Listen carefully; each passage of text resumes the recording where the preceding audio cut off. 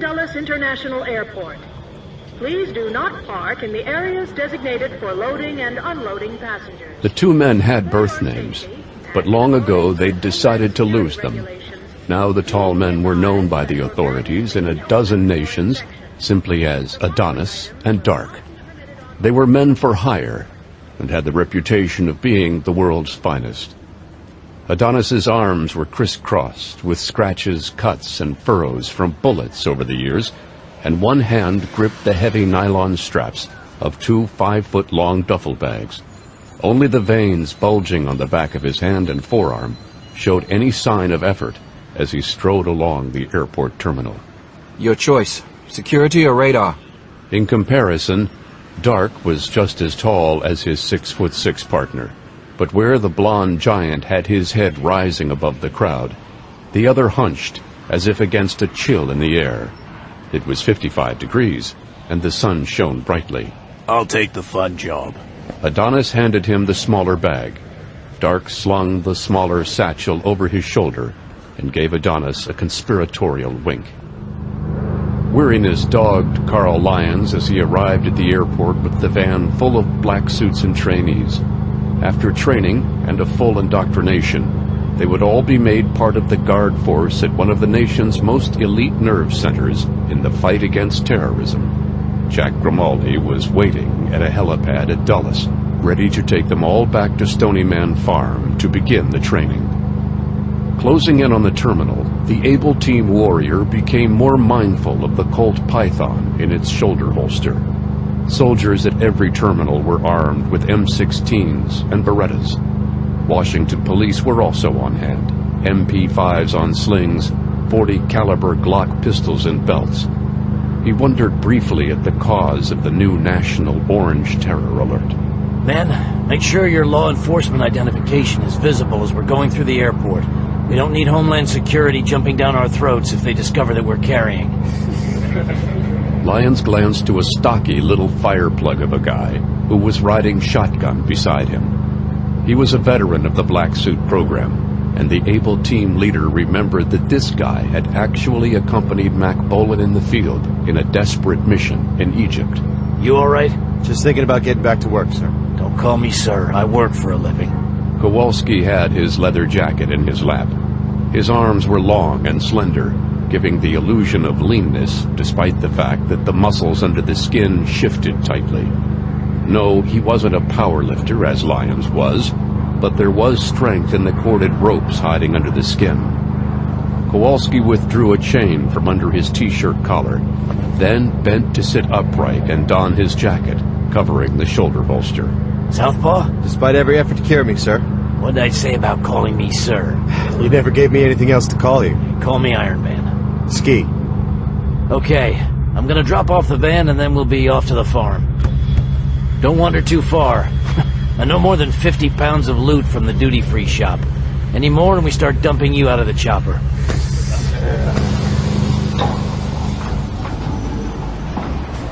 Adonis paused as he watched the group of men getting out of the van. They all had the look of hardened professionals, well-trained police or military men, and he didn't doubt that they were together for a reason. Adonis continued along, carrying his gear. The new missile systems were supposed to be man-portable, but the launcher and its 4 rocket shells still strained against the 250-pound test nylon on the duffel straps. He made his way through the terminal lobby, relatively invisible for the sheer fact that his t-shirt and bags sported the emblems of the Washington Redskins. A couple of green and brown camouflaged young men walked toward him, and he smirked. Who could believe in a government that issued woodland camouflage to people patrolling an airport? If it was to make them more visible, he would have to think that a military uniform and an M16 rifle were about as blatantly obvious a sign that they were armed forces personnel as was needed. Sir. Adonis kept walking, ignoring him. The other one stepped in front of him. Adonis smiled, continuing to walk, bumping the man aside. It was only then that he stopped and looked at the wide-eyed youngster. We'd like to take a look inside your bags. Adonis shrugged and smiled. Go right ahead. The guardsmen bent to pick up the bags and found themselves pulled off balance by the sheer weight. Adonis sighed at their relatively poor physical condition before he looked at his palms, rubbed red and raw by the nylon straps, despite the heavy calluses put on them by his long career. What do you have in these things? Missile launchers. Shit. Adonis was in motion. His legs swept up in an arc, the toe crushing the throat of the man kneeling over the open duffel. The guardsman's head snapped up and back, blood erupting from his lips. The giant professional didn't need any more evaluation to know the man was dead. The other guardsman was frantically clawing for his rifle. One of Adonis's massive paws closed over his face, the other hand chopping down hard on the guardsman's forearm. A pistoning fist flashed up and into the ribcage. I'll be merciful. He brought up his other hand, wrapped it around the guardsman's head, and gave a savage twist. Adonis calmly picked up both bags, continuing on to his destination on the tarmac. It was up to Dark to provide the distraction he'd need to get out there. Dark walked with a purpose, dangling the satchel at his side with playful glee. Passing between the glass doors of the terminal, he paused and hung the strap of his bag around his neck. Ladies and gentlemen! The crowd slowed, looking at him. Out of the corner of one eye, the camouflaged shapes of National Guardsmen shifted. May I have your undivided attention for a moment? He plunged both his hands into his bag and withdrew two guns that looked as if they belonged in a science fiction movie. They were Coleco 950 submachine guns, sleek, angled weapons with long helical magazines that could fit 50 or 100 rounds in a tube magazine across the back. Dark had had his Colecos fitted with 100-round magazines, extras securely strapped down just past the mouth of the open bag. One National Guardsman, a young black woman, spotted the weapons first and started to go for the Beretta on her hip. Gun! Blood exploded from the woman's shoulder and face, her body spinning to the ground. Dark pivoted in a half-turn and punching his right Coleco toward them. Dark leaped from his vantage point, his long coat flowing behind him. People were running, scrambling to get away from the figure in black that had just exploded into a fit of murder right before their eyes. He crouched deeply to take advantage of running bodies as a shield against more oncoming soldiers and security people, then held down the triggers on both Colecos. Pivoting and firing, he swept the crowd, dozens of rounds flying uncontrollably in a wild storm of destruction. Bodies slammed into the ground, some struck by bullets, others thrown down by the panicking crowd that stampeded and trampled over them. Dark never could get over his giddy surprise at how easy it was to turn a crowded public venue into a charnel house simply by inciting a little panic. He figured there were 20 to 30 of them, all motionless, only a few of them people he'd actually slain with a bullet. The rest crushed underfoot by squealing, terrified, so-called innocent bystanders. He moved out of the center of the walkway, hitting a shoulder roll over a ticket counter. A blonde ticket woman went white-faced at the sight of him landing almost on top of her. Clear blue eyes regarded him with abject horror, and she curled even tighter into a ball. Please, please don't hurt me. Hush. He put down his gun. She seemed to relax from a state of paralyzed panic, looking back into his face. She thought he was going to take her hostage. Dark instead stiffened his hand and sliced it hard into her exposed throat. She gave a small kick, her head striking the counter, throat folding and collapsing over his hand. Blood began to seep from the corner of her mouth and her nostrils, her gem-like eyes still staring at him. Dark closed them with a two-fingered caress, then dug into his bag with his free hand. He withdrew a canister and thumbed out a ringed pin. The ruthless, black-clad murderer casually flipped the canister out and over the counter and equalized the pressure inside and outside of his skull by screaming. He scooped up the other Coleco and rose swiftly. He felt the concussion rolling off the stun grenade's detonation. Looking over the counter, he saw a hallway full of staggered security officers and National Guardsmen. With a single bound, Dart reached the counter, his trench coat billowing around him, obscuring his body, and making him that much harder of a target to hit. More bodies jerked under multiple impacts as the long legs of the trench coat-clad gunman drove him across the terminal's hallway, stopping just as he spotted a knot of frightened travelers. Spinning, Dart fired the way he had come, then hit the ground, sliding on the slick tiles as return fire chased after him, bullets sweeping and punching into the crowd of civilians.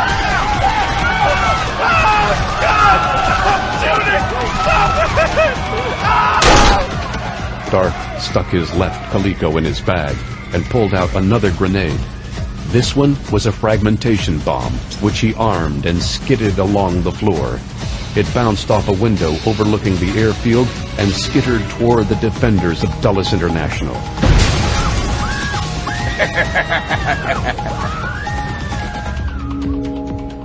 David Kowalski spun in surprise.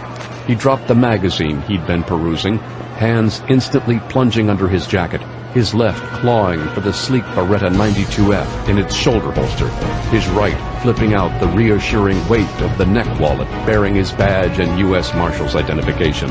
He spun, looking to Carl Stone, the alias used by Carl Lyons, who was just approaching the front of the duty-free shop and had turned in response to the sound. The clerk at the counter dove under the counter at the sight of firepower filling their hands. Get on the phone to security. Tell them they got a dozen ASLET conference attendees moving to help back them up. ASLET? We're feds going for special training. Call! He spun and was heading in the direction of the gunfire when the first grenade rumbled in the distance. His thick legs pistoned faster. Soon he was past several of the black suits and hot on the heels of Carl Lyons. What took you so long? Got the clerk to call security. Don't need the situation confused. Quick thinking. Lyons looked up to see a knot of airport security men suddenly blown off their feet by a billowing cloud. Ski, you help with first aid and triage. Kowalski paused, looking out the window. Someone's outside. Lyons turned his head, spotting the figure walking across the tarmac toward the taxiing airplanes, carrying two massive duffel bags in his hands. Behind him lay the crumpled form of a single man in the blue and black uniform of an airport security officer. He's gonna fire missiles at the jets moving to take off. If he hits them in the right spot, that aviation fuel is gonna light them up. Fielding! Jacobs, you've got EMT training. Help these guys. He looked back to Lyons, who nodded in grim approval. All right. Ski, you take Newport, Roberts, and Pullman and stop that big bastard on the field. The rest of you, grab a long arm and on me. Lyons scooped up an M16 and a couple of magazines and tossed them to Kowalski. The stocky black suit raced toward the window, aiming his M16 ahead of him. With a running leap, he was through the broken window, legs pumping the air as he realized that bullets were shearing the space behind him. Roberts tumbled in a shredded stump of gory flesh from the second-story window to the tarmac. Newport and Pullman made the jump too. Pullman landed hard and twisted his ankle. Kowalski didn't fare much better, his knees aching from taking the impact of a 12-foot drop with very little flex. The pain would really kick in later when his adrenaline high wore off. Freeze! Federal officer! He didn't expect the mysterious giant with the duffel bags to stop, but he hoped at least to catch the guy's attention. His finger pulled through the two-stage trigger brake in anticipation of a better torso shot. The big man danced effortlessly out of the path of Kowalski's first fusillade of auto-fire.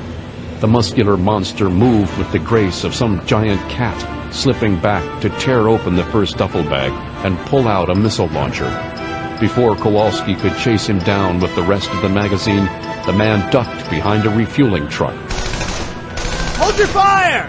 Newport held his fire, and Kowalski looked back to Pullman. The injured black suit wasn't getting up from where he'd collapsed on his injured leg, but he was positioned in a classic seated rifleman pose, the sling of his M16 wrapped tight around his offhand forearm. Even in the face of personal injury, Pullman wasn't giving up. Pullman, get prone!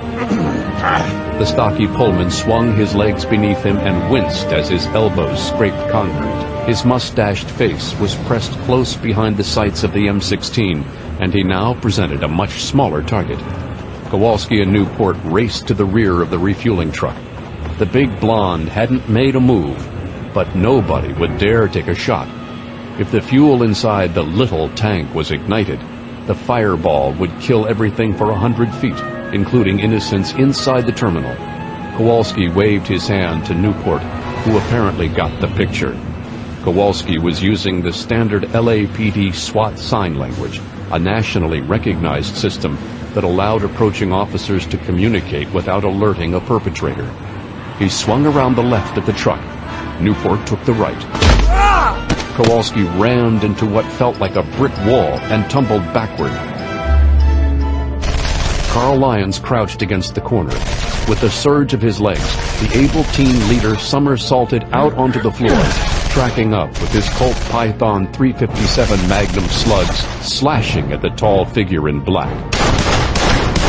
Whoever this big guy was, he walked like a miniature version of Godzilla, wading through the boot-deep dead and injured as if they were rubble. Lyons didn't waste time with a warning. Instead, his first action was to open fire. The man in black leather seemed to ignore the 2 solid hits that Lyons placed on target, and the Iron Man knew it had to be body armor.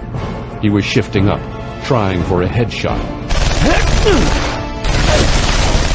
Lyons rolled as twin lines of impact snarled past him, floor tiles erupting like countless small volcanoes. A pair of slugs managed to knife across Lyons' forearm, wide strips torn from his heavily muscled limb.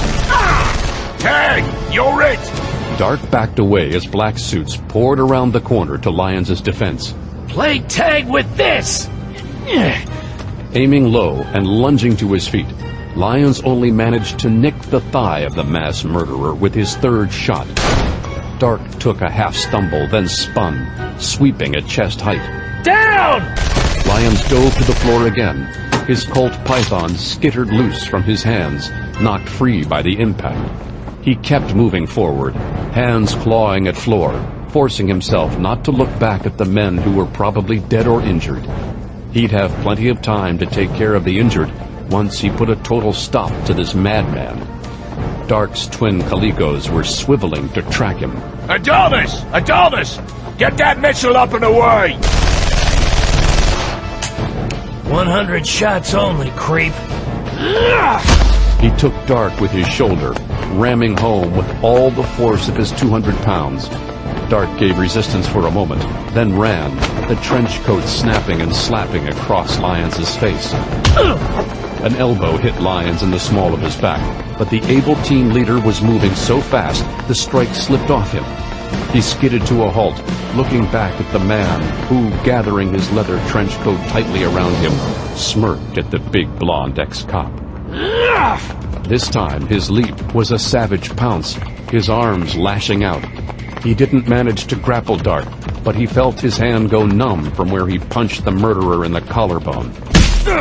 The tall pillar of black leather and attitude spun, bringing a forearm up into Lyons' ribs. Lyons slapped face first into the ground. Lyons pushed himself off his belly, curling up and rolling to one side. Lyons slashed upward, snapping a kick into Dark's midsection, blowing him off his heels, making him scramble backward. Lyons was up again in a moment, bringing up his forearms as Dark waded in with Shuto palm strikes and Kenpo knuckle punches.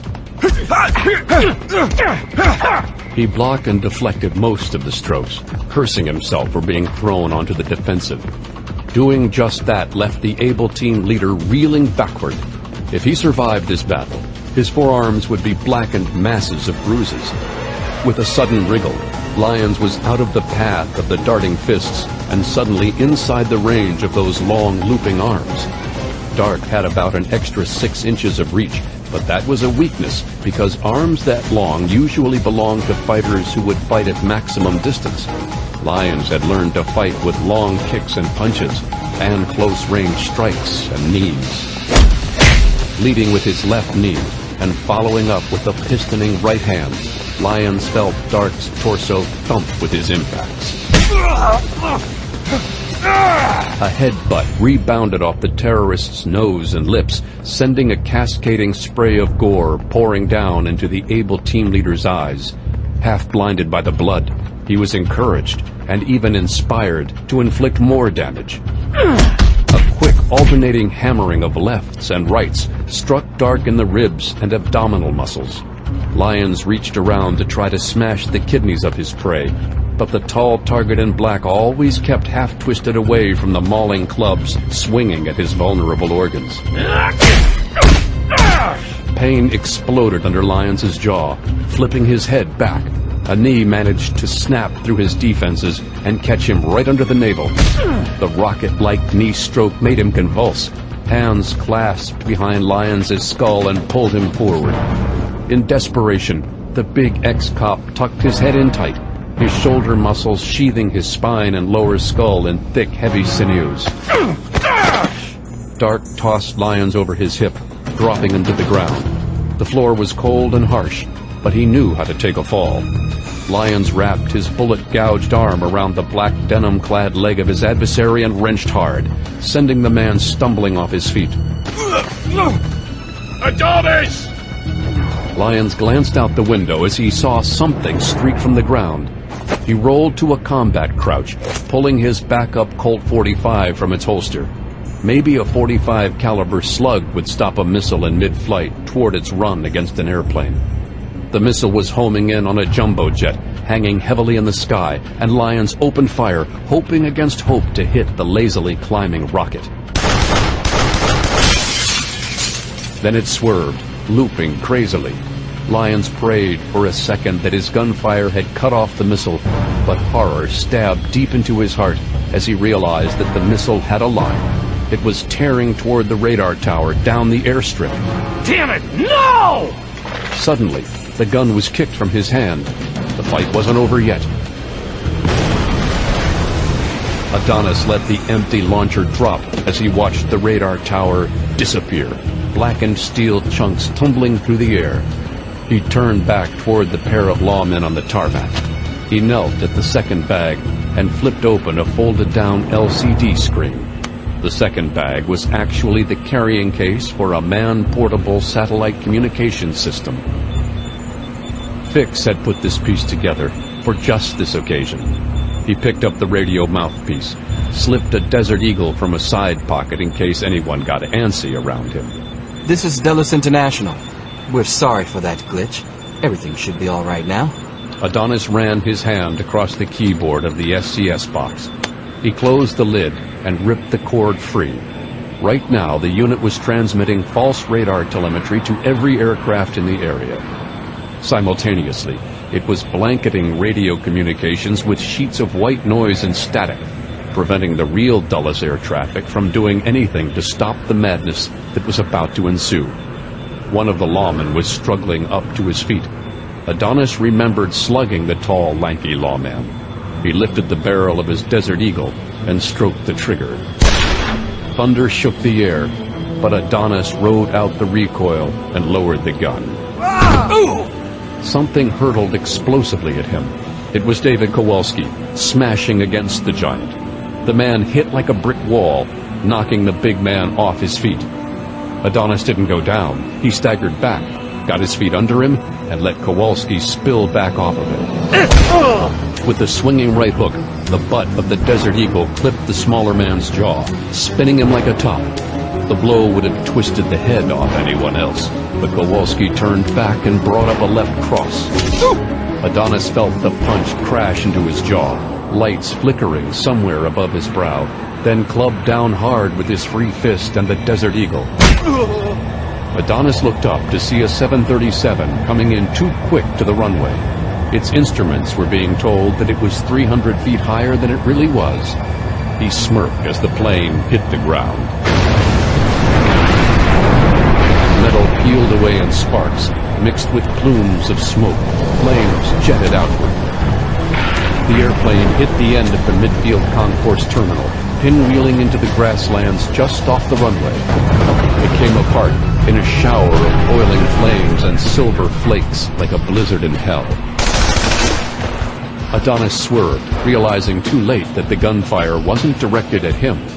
Adonis brought up his Desert Eagle, swinging around the front fender of the fuel truck, seeing a stocky, mustached man firing at the SCS bag. Coleman's shoulder joint was gouged out by a .50 caliber hollow point. Bones splintered and flesh spewed across the pavement. Fortunately, it wasn't the arm with the trigger finger. Acrid smoke rose to meet his nostrils as Adonis fired off 2 more shots. Distracted by the destruction of the satellite communication system, his 2 rounds merely took Pullman in his right bicep, shattering the humerus bone completely. Adonis stood and pulled up his shirt, revealing a belt full of grenade pouches hidden by the loose hang of the tank top. He plucked a grenade free and lobbed it atop the SCS. Sorry, Fix. He turned and started away when a pair of arms wrapped around his ankles. The giant tripped, hands flying out to catch himself. Adonis twisted, prying his feet from the vice grip of the stocky Dave Kowalski. Kowalski's arms clawed and groped, trying to keep the blonde giant from crawling to freedom. Though blood poured from bashed lips and flames burned on his pants, the lawman was still fighting. The blonde mass murderer bent double, bringing down one massive clubbing fist hard into the side of Kowalski's head, making it roll on its shoulders, but he held on like a pit bull despite the laceration down his temple. As blood flowed, the big man fought harder, like a shark smelling blood in the water. This time, Kowalski's arms went loose, and the golden-haired titan scrambled free. He looked around for his Desert Eagle to finish off the little freak when he spotted the sleek, bug-like form of the Black Hawk skimming across the airfield. Adonis bent and gave the bloodied face of Dave Kowalski a gentle, almost grandmotherly squeeze. Don't forget me, little man. We're still going to have fun. Jack Grimaldi was apoplectic. Gunfire was raging at the main terminal M gates, and there was someone popping off a missile from near midfield Concourse B. A passenger jet had come screaming out of the sky, turning into a fireball from which no one would emerge. Stony Man, do you read me? This is an open line, G-Force. Too freaking bad. Dulles is being turned into a hell zone. Someone took out air traffic control here. We already have a passenger jet full of casualties. Barbara Price, the Stony Man mission controller, went from angry to all business in a heartbeat. We're running a fast diagnostic through Dulles right now. Keep under control. What do Dragon Slayer's systems say? Radar just went from haywire to a semblance of normal. There might have been on-the-ground jamming causing... Grimaldi looked up through the bubble windshield of the high-tech helicopter. 2 planes, not quite overhead, had clipped each other. One wobbled and managed to keep on a straight path. The other wasn't so lucky. Chunks were torn from the tail. Damn it! Jack, get it together. I'm fast dumping the readout from my systems. Flight recorder data being received. Grimaldi was watching the damaged airplane, trying to hold itself straight. His forearm muscles flexed in sympathy, fighting against the movements of the plane with an imaginary joystick. Come on. His throat went tight and constricted. One of the wings suddenly disintegrated, not in a flash of spraying volcanic jet fuel, but in a shower of metallic flakes tumbling off the side of the jet. No! Grimaldi watched helplessly as the aircraft suddenly did a savage flip, nose diving into a clot of trees beyond the second runway. He wanted to look away, but he watched the blossoming of a new flower. Carl Lyons gave a vicious back fist across Dart's jaw, flesh bruising and tearing on his knuckles and the terrorist's face. The 2 men were engaged in savage combat. Again and again, the able team commander was bringing his ham-sized fists flashing and darting, impacting against the deadly agent. Lyons, if he was paying attention, didn't care that most of his blows were being deflected with effortless speed. Dart was weaving and dodging, blocking and blunting the lightning-fast Shotokan strikes Lyons was firing out, realizing the pattern. In a moment, he danced lazily backward like a ballerina exiting the stage, rebounding off one of the metal ribs holding the angled windows of the M terminal in place. Lyons kept the chase. Dark leaped forward, charging as he was charged, bringing a steel-toed boot into contact with Lyons' upper chest. Bones snapped, and the ex-cop spit up blood. It didn't slow him. Lyons pivoted and spun, bringing the lithe, tall murderer to the ground with a spine-jarring impact. Had not Dark flattened out, tucking his chin into his throat, his skull and spine would have been smashed to pieces. He snapped his heel up and into Lyons' face. The able team leader staggered backward, brain jolted by the sudden impact. Rivulets of blood flowed from his nose and the corner of his mouth. Dark noticed that the feral rage in the cold blue eyes of the lawman was losing its focus. If pressed, this dumb bastard would fight to the point of brain death and keep going like something out of a zombie movie. A savage punch lashed out, and Dark grabbed the wrist, swinging his elbow up and over, bringing it down hard on the joint. Dark felt himself lifted up as if he weighed less than a feather, tossed nearly 20 feet down the hall. The terrorist landed, rolling with the impact before he skidded hard against a service counter.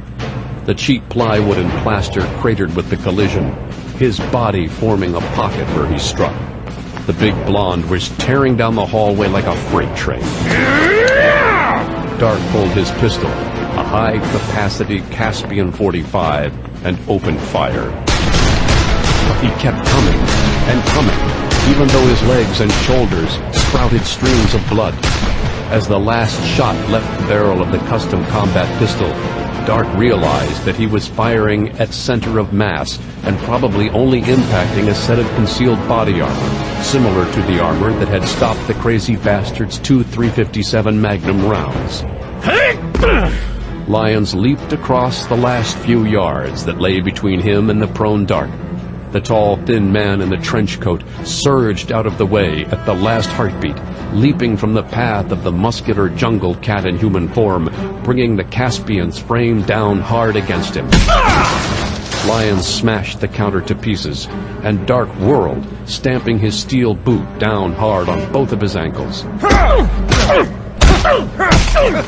Dark straddled the downed able team commando and used his empty pistol as a hammer, bringing it down again and again, savagely pummeling until his own hands were drenched with blood.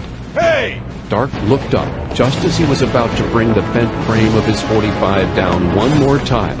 There were a dozen armed men racing up the hall, and he was fresh out of ammo or guns. Scooping up what was left of Lyons, he used the half-conscious Stony Man warrior as a shield. Slugs chopped into unarmored arms and legs, as well as his Kevlar-protected torso. The body jerked against him, and Dark managed to drag the limp figure of Carl Lyons to the hole someone had made to go after Adonis. Get down here!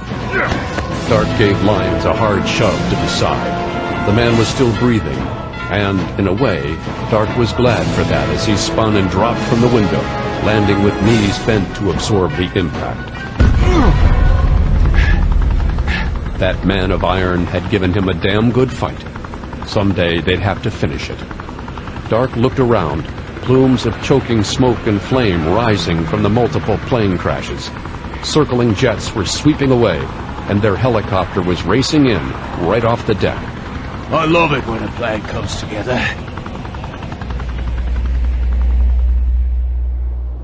Bolan headed the vanguard through the hospital halls, his face drawn with the news of that afternoon's mayhem.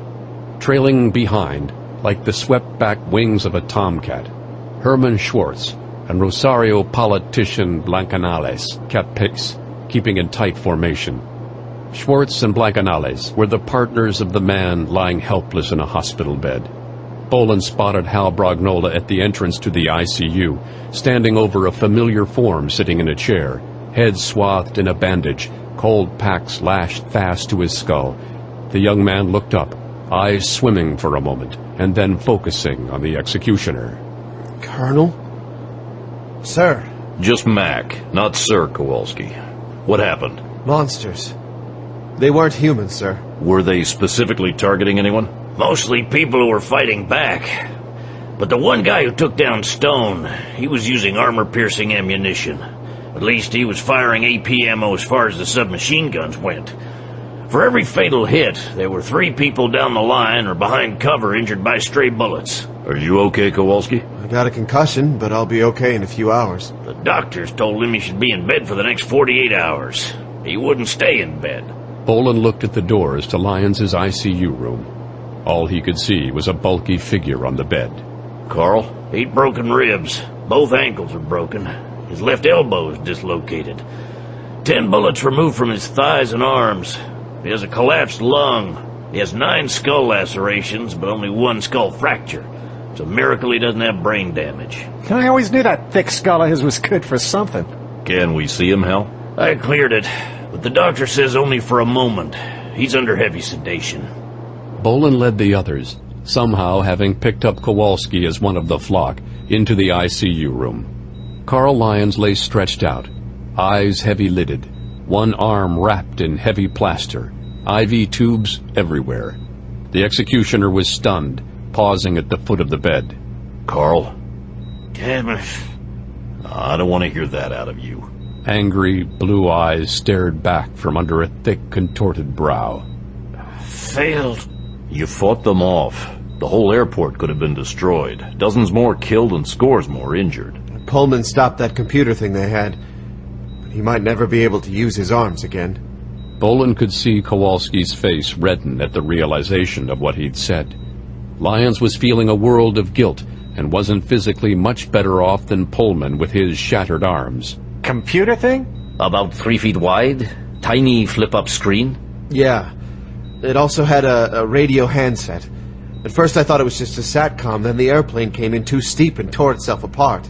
Bolan put a hand on the man's rock-tense shoulder. You did what you could. What I could? Look at Mr. Stone. He's wrapped up like a fucking mummy and has more tubes and wires sticking out of him than my fucking DVD player. Take it easy, kid. Just because you didn't get as banged up as Iron Man doesn't mean you didn't try. You're supposed to be in a hospital bed yourself. I can walk. I like this guy. He's like Iron Man, only smaller. Kowalski looked between Blancanales and Schwartz, then to Bolan. Sorry. I'd feel just like you do. You weren't prepared for what happened. Nobody was. We did receive some warning. The sky will fall when we cut down the radome. What was that? A message received at both CIA and FBI headquarters a half hour before the assault began. It was signed the Righteous International Nihilism Group. The Ring. Bolan put it together. A bitter taste filled his mouth. Bolan, Schwartz, and Blancanales had been briefed about the madmen who called themselves the Ring. Who are they?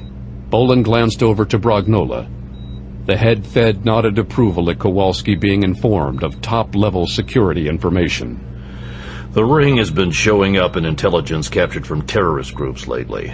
I found a couple of references to them in Egypt. An able team picked up a reference to them when they raided a violent militia group a few weeks back. Terry Nichols and Timothy McVeigh did hire out their expertise to instruct the Abu Sayyaf group on the construction of explosive devices. And the Abu Sayyaf group receives much of its funding and organization from Al-Qaeda. Christian identity nutbags and Islamic Jihad crazies in bed together to attack the U.S. government?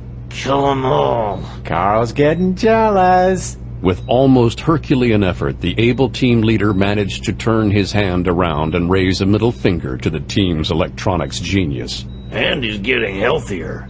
The big Fed leaned over Lyons to emphasize his point. But you'll be benched for a while. Lyons pointed to Kowalski. Him. Everyone looked over to the U.S. Marshal. Not under strength. Bolan knew that Iron Man wasn't going to let Able Team enter the fray without its full complement of 3 warriors. The blonde ex-cop also knew that Bolan couldn't fill that role because his part of the investigation might go elsewhere. I'll do my best. Watch my partners. With that, Lyons' eyelids drooped down. the fallen warrior slipping into half-consciousness.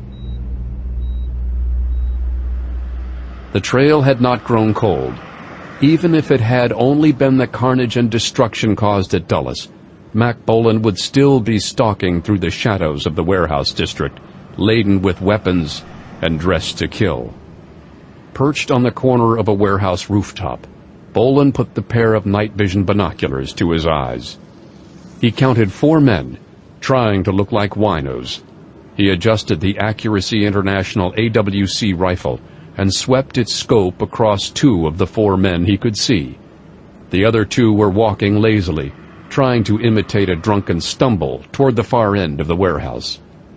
Through the magic of optics, Bolan could make out the boxy frame of a Mac-10 or an Uzi under the folds of one of the many layers of abused shirts on the fake winos. Bolan swept up the scope and looked over the man's face. It was too clean-shaven and not wrinkled enough to be that of a man condemned to the streets. The eyes, though, were the biggest giveaway. The typical wino had eyes that looked around in terror at a world that had proved too big, too terrible for them to deal with. The man whose eyes Bolan looked into from a distance had a look that was sharp and alert. He lay in wait, a harmless log to trip over, just a piece of human driftwood, until you stumbled too close, and then the strike came. Bolan slung the AWC over his shoulder and reached down for his crossbow.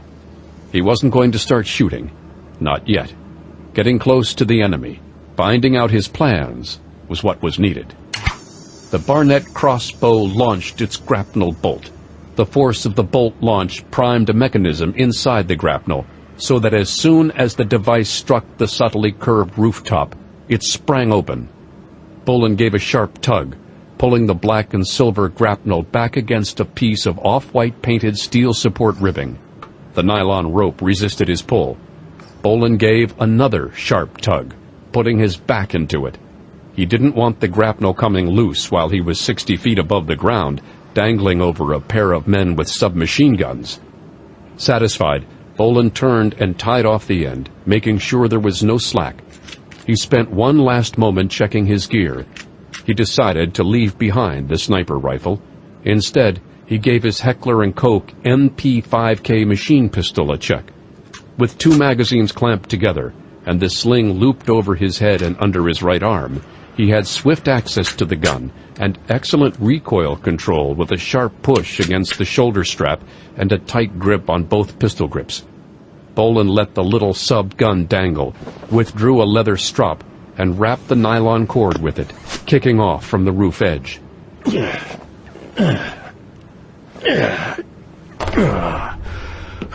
The warehouse roof was a little treacherous, slick from evening mist, but the treaded black rubber soles of Bolan's combat boots helped him find traction on the curved surface, while his hands were chewed on by rusted-out metal and paint.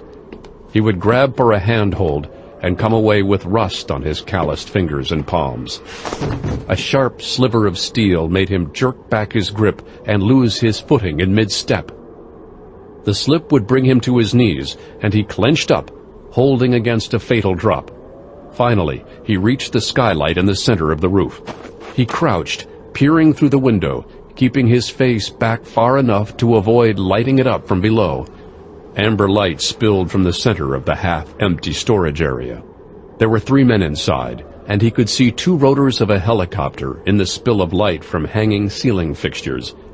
Bolan recognized the Black Hawk UH-60. While there were plenty of places in Washington, D.C. where military equipment was kept, this wasn't on the official rolls. This wasn't even a part of the Black Operations rolls, according to Aaron Kurtzman and the cyber crew back at Stonyman Farm. A helicopter, seen picking up the 2 instigators of the Dulles massacre, was spotted setting down in this area. Only by the grace of Hal Brognola's stalling and Kurtzman's lightning-fast research abilities were they able to pin down the helicopter's likely location. It had taken an hour of searching the warehouse district to get the exact location and another half hour of climbing and crawling, but Bolan was now within striking distance. He took a loop of duct tape and ran it along one of the panes in the skylight, quickly fashioning a handle. With his free hand, he pulled a glass cutter from his battle harness and carved free a rough half-circle, tall and wide enough for his 6'3", 203-pound frame. Slithering, Bolan braced himself on the window ledge with his thighs until his arms stretched to the catwalk below. Firmly grabbing the rail, he was able to pull himself forward, slinking down onto the catwalk gently and under control. One hand braced on the rail, the other gripped the catwalk's grill for support. One knee came down, while his other foot stayed hooked in the window pane. Finally, he brought the rest of his weight down slowly and silently. The men below didn't even notice. Bolan fisted the little MP5K, crouching and keeping watch on the half-empty warehouse. The Black Hawk was in the process of being spray-painted, new stencils giving tail markings. There were no numbers identified on the black chopper at Dulles, and as far as Bolan could see on this setup, black numbers were being painted onto the now red and white helicopter. It took a few seconds for the executioner to recognize it as a Coast Guard look-alike. A short, lithe woman walked briskly out of an office. She had dark black hair and tanned skin, but with her aviator glasses, Bolan couldn't make out her nationality. Not at that distance. The woman stopped about 10 feet from the helicopter. What's keeping you so long? We ran out of paint, ma'am. Did you send someone for more? Bad enough I had to lay up here. At least no one would notice a Coast Guard chopper flying along the Potomac. Right away, that is. But Harpy... But what? She took a fistful of coveralls in her hand, and Bolan could almost smell the fear coming off the poor guy. I'll get someone on it. Harpy. Bolan couldn't place the name right off the top of his head, but it seemed familiar. He watched as she let the worker go and fished out a cell phone from her pocket, flipping it open. Bolan quickly took an opportunity. He reached into his battle harness and pulled out an unformatted cell phone set up by gadgets. He turned it on. A quick tap of a few keys, and the phone began searching, its internal processor invisibly and silently humming to capture and clone the signal of Harpy's phone. Bolan pocketed the phone and pulled out his ranged microphone, aiming it toward the pilot as she spoke. The mini-mic would only be able to pick up her half of the conversation, but it was better than nothing. Plus, he would be able to record that half of the conversation on the MP3 iPod in his harness's belt pouch. What kind of operation did you leave me with here, Dee Dee? Bolan noted the name. These rotten-brained idiots don't even have enough paint for the helicopter. Did you not tell them I was coming? Ugh. Harpy untensed, letting her head roll back. She turned, aviator glasses hiding her eyes behind ribbons of distorted reflection. I know these are just local help you got, but come on, Harpy turned a moment, and she slowly began to move in a circle. Bolan felt a chill go through him. He checked the cell phone from his pocket, shifting his gaze between the little phone and the black-haired pilot. The cell had completed the cloning process, and he flipped it open, listening in. Wait a minute, shut up. Someone has broken in on the line. Your signal's been cloned. Harpy snapped her telephone shut and started for the office. Bolan stuffed the microphone and the cell into his cargo pants pocket and swept up the MP5K. He held his fire, presuming that he could avoid the firefight for a few minutes. He needed more hard intel. We've got an intruder! Forget the paint! Damn. Bolan started back toward the skylight. He reached for his throat mic to transmit to Able Team.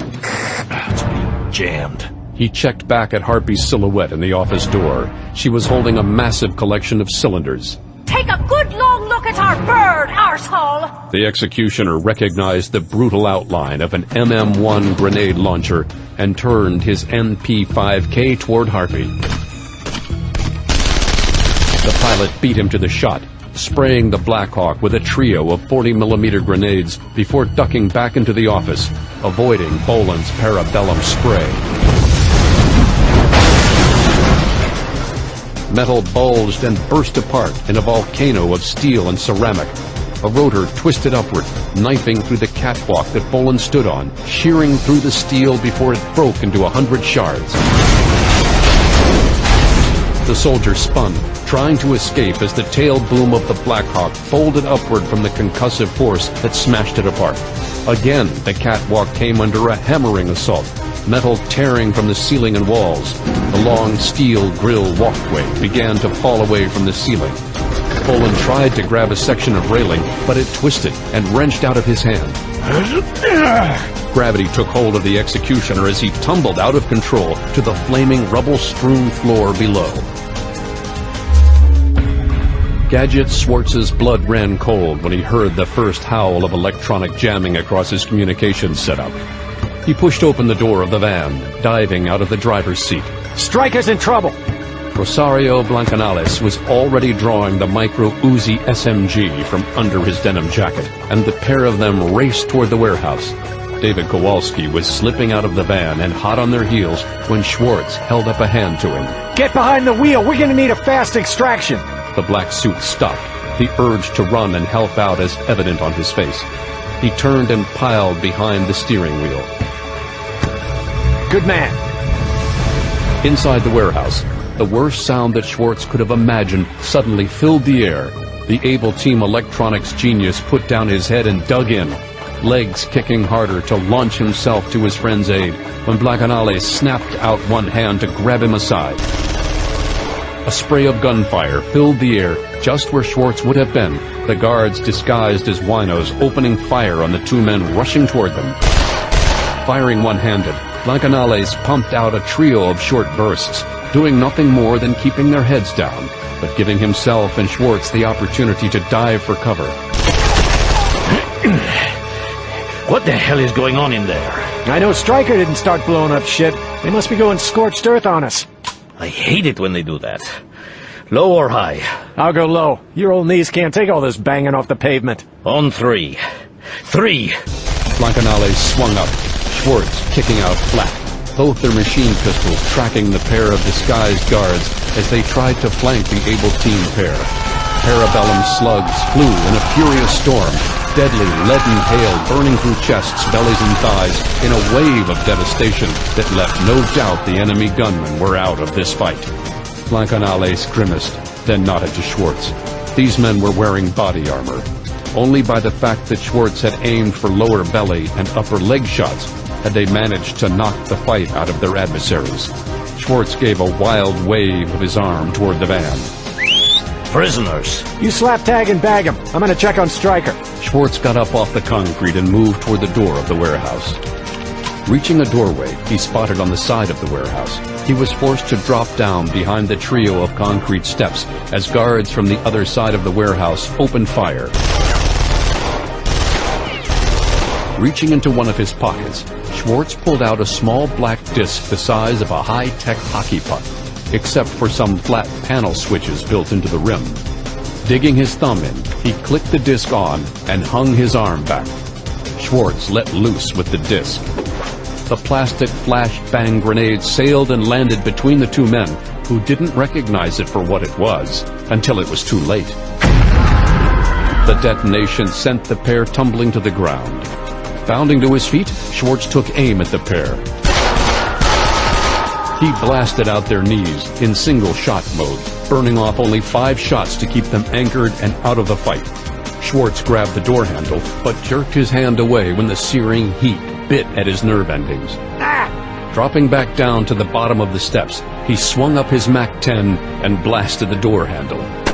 Chunks of metal spilled to the ground, and he turned, firing at the thick hinges, blasting them apart with his second magazine, then stepped out of the way of the falling door. The hot breath of a hellish inferno washed over Schwartz.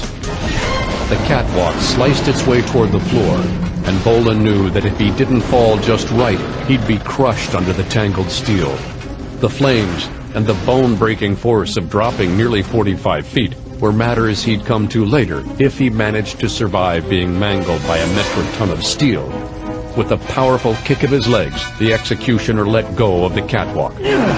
He threw his arms out ahead of him, hands flat as knives to cut down the resistance of his forward motion, while making himself as wide and glider-like as possible to catch the air. It was a trick he'd learned in parachute school. It was negligible lift, but he sailed at least 15 feet from the catwalk when he tucked himself in tight and hit the ground shoulders first, rolling onto his back. The impact with the concrete floor was body-jarring, shaking him to the core. He was alive, though, and his spine was in one piece. Bolan could feel the hot liquid flame burning at his cargo pants and the wicked cut from a piece of twisted metal on his leg. The executioner hauled himself to his feet, looking at the office where Harpy had disappeared. She was busy cutting out through the opposite entrance. Bolan swung up his machine pistol and fired off a short burst through the window, smashing it apart before the weapon choked. Bolan looked down and saw that the magazine tube had been dented on impact with the floor. Ripping the magazine free, Bolan fed the other side-saddle-clipped magazine into the well. He vaulted through the blasted-out window and dropped to the ground as pistol fire cracked and bucked. Bolan scanned around and saw that empty paint canisters and spilled paint were burning. He caught something out of the corner of his eye. A 5-foot-tall, 12-foot-long yellow cylinder stood to one side of the wreckage of the helicopter. The word flammable was stenciled in foot-high letters on the side. Bolan realized that he was staring at hundreds of gallons of aviation fuel. Striker to Able. Striker to Able. Do you copy? The executioner looked back and realized that there was a possibility that his Stony Man partners would come charging in at any moment to give him backup. If the jamming would only stop, he could dissuade his friends from coming inside. A door suddenly opened across the way, a hot wind stirring up as the overheated air finally had some place to escape. A shadow in the doorway had ducked free of the initial flaming release. Bolan opened fire, stitching the door jamb with precision, looking to make his allies and Able team pull back. He knew, though, that the Stony Man warriors wouldn't be held at bay by mere gunfire for long. He wished he could get his message out. He noticed the desktop, a pen and paper, and a rubber band. As Schwartz started through the doorway, machine gun fire chopped into the door jamb. Reflex tugged him out of the way just in time. Ducking, he brought up his MAC-10 and glanced over his shoulder. The heat from the doorway was making his covered skin drenched and his exposed face prickle as it dried out. He crouched in a half-retreat, looking back as Blancanales hung off the side of the Able team van driven by Kowalski.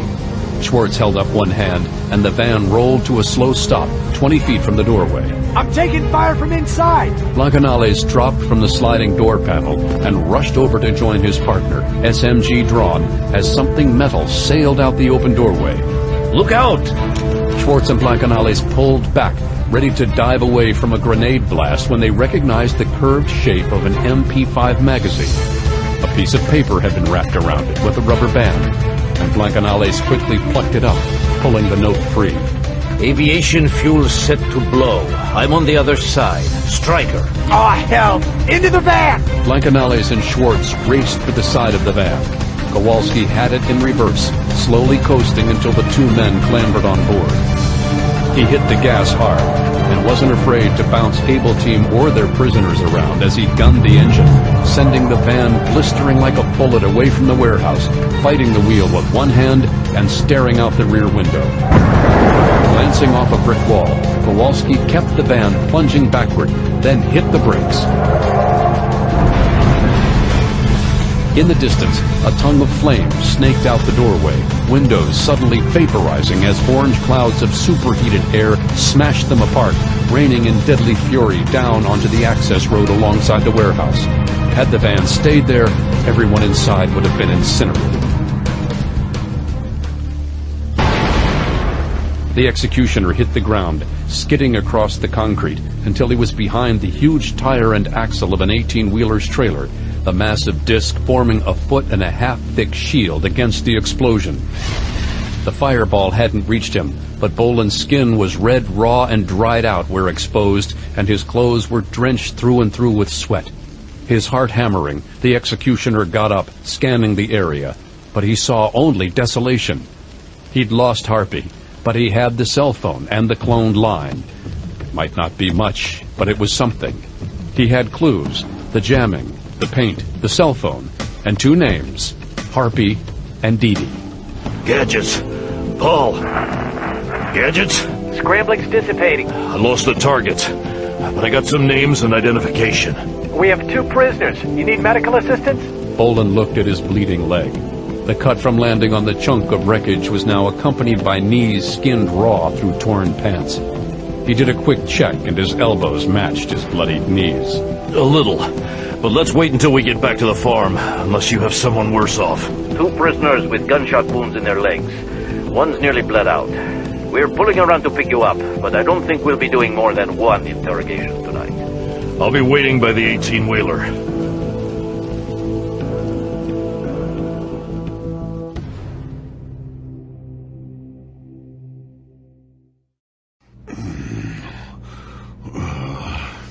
Burton Gross's eyes opened gummily. His head felt like it was full of cotton wool and his legs were numb. He tried to wipe the crust from his eyes, but then stopped sharply and suddenly. He recognized the familiar grip of handcuffs and blinked away his grogginess. The room was dark. So dark he could make out only vague details around him, such as the fact that there were 4 men standing around him and another figure in a chair next to him. That's when Burton realized he was seated. The back of a chair pressed against his forearms, his legs entwined around the legs of the same chair. Looking down into his lap, he saw that his legs were bound in silver duct tape, red-soaked gauze poking out around the sides of improvised bandages. He realized why his head felt so full of cotton. He was under sedatives or painkillers. Were he without drugs, he'd be screaming in agony. You were shot in the legs. Burton glanced up at the tallest man he'd ever seen. His lower face was obscured by a black scarf, nose and jaw completely hidden behind dark silk. The only features he could make out were dark hair and 2 icy jewel eyes that stared through him with merciless regard. I'm a prisoner of war. I demand proper medical attention. Blood loss was making him slur his speech, and he fought to raise his indignation up to be strong enough. The cold, icy eyes regarded him in silence. I said, I'm a prisoner. The chair was kicked out from under him. Shut the fuck up! Fuck your medical attention! Burton twisted, seeing 2 other men wearing similar scarves wrestling a 4th man.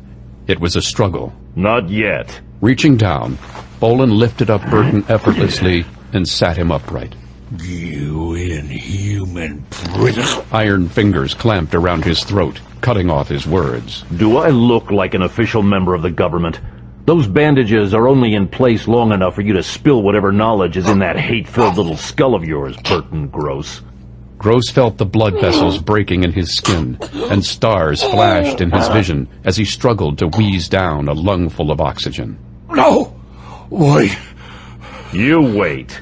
Those icy eyes burned now with a hatred that Gross shrank from. His wrists strained against the handcuffs, blood pouring down his fingers as he fought to pry himself free. Even his eyelids failed him, peeled wide open in abject horror.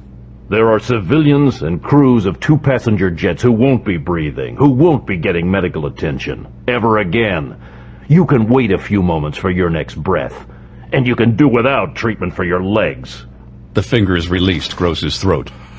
Mucus filled his throat, and he spit it up into his own lap, not caring about the mess, only sucking in sweet, fresh oxygen. I'm a true Christian soldier in the... Gross's head suddenly bounced, and it was only a moment after he was in mid-fall that he realized something had struck him in the head with the force of a sledgehammer. Restrain yourself or leave the room, Ski. Just let me start cutting pieces off this sick, baby-murdering fuck! Gross could see the strain on the other 2 men's faces. He couldn't be sure if it was a ploy, but they struggled to hold back the enraged man. Muscles bulged, and veins rose on taut arms as they gripped him. The army of the Antichrist, our Lord, doesn't believe in abortion. Kowalski got one arm loose, popping free. Schwartz literally leaped to bring the fist back in line before it smashed Gross's face into a smeary pulp. 14 children died on those planes, and another 3 died in the airport, asshole! That's enough. Paul, watch this man. Bolan moved over to Kowalski and Schwartz, and the 3 people disappeared through a doorway. Blancanales stepped around to a table and poured a glass of water for Gross, putting it to his trembling lips. A lot of the cold water splashed down his neck, chilling him, but he savored the long drags of cool liquid down his throat. You've got a break. I wasn't behind this. They only told me to watch over the warehouse. I know. But I was only following orders. Doesn't satisfy some people. He pointed toward a shadow off to Burton's right. We got as much as we could out of him. Gross glanced over to see Jacob Kelly and winced, turning away to avoid looking at the horribly butchered corpse. Jesus God! God isn't here for you, Burton. And the Colonel, he hates men who take God's name in vain. But we don't... You don't get it. You believe in your God. He believes in his God. Trouble is, he slaughters punks like you for breakfast, lunch, dinner, and a late-night snack. You're with the army of the Hand of Christ. He's the incarnation of the Fist of God. And whatever made you think we have anything to do with the government? Do they do that? Gross went pale as Blancanales forced him to look at Kelly. His eyes accustomed to the half-light, he saw the man's lap strewed with messy, rubbery loops. Please. Please. I can try to make it merciful on you. A quick bullet to the head and it'll be over. No torture. No being thrown into the lie pit with Jacob. I'll tell you anything, just make it quick. Not like Jacob. Do you know the woman who was in the warehouse? Only by the name Harpy. She looked Asian. What were you doing with one of those people? We couldn't really tell. The army, we were just getting money from her people. She was flashing it around. The bitch wasn't treating us much better than shit on her boots. And what were you paid to do? To bait a helicopter. Trouble is, I think Martin spent half the money for the paint. Martin Sellers? You know all this? Enough. We just want to confirm what Jacob told us before he died. He was a good man. He believed in God and his country. Not the way these politicians are tearing down our freedoms and liberties. You're a man outside. You know what I'm talking about. Blancanales shook his head. The guy had lost it. You didn't have to destroy him like that. He had a family. He has a mother and a sister. And 2 beautiful nephews. Nothing more of use was going to come out of Burton Gross. He turned Gross to look at Kelly and thumbed the horrifically hollowed eye socket. Clay crumbled free. It was maroon-colored Fuller's Earth. The intestines are just sausage casings. Jacob bled to death on the way here, and we got most of our information about you from your fingerprints. The captive militiaman looked over, tears flowing down his cheeks. And me? We're leaving you for the cops. And an ambulance. You're not worth the bullets it takes to kill a sellout like you. He pulled a syringe with 200 milligrams of thorazine and injected it into Burton's pinned arm. Sleep claimed him in moments. The flame blazed with almost blue heat before Dee Dee Thunder pressed her cigarette into the lighter. 2 puffs, and already the smoke seared into her lungs.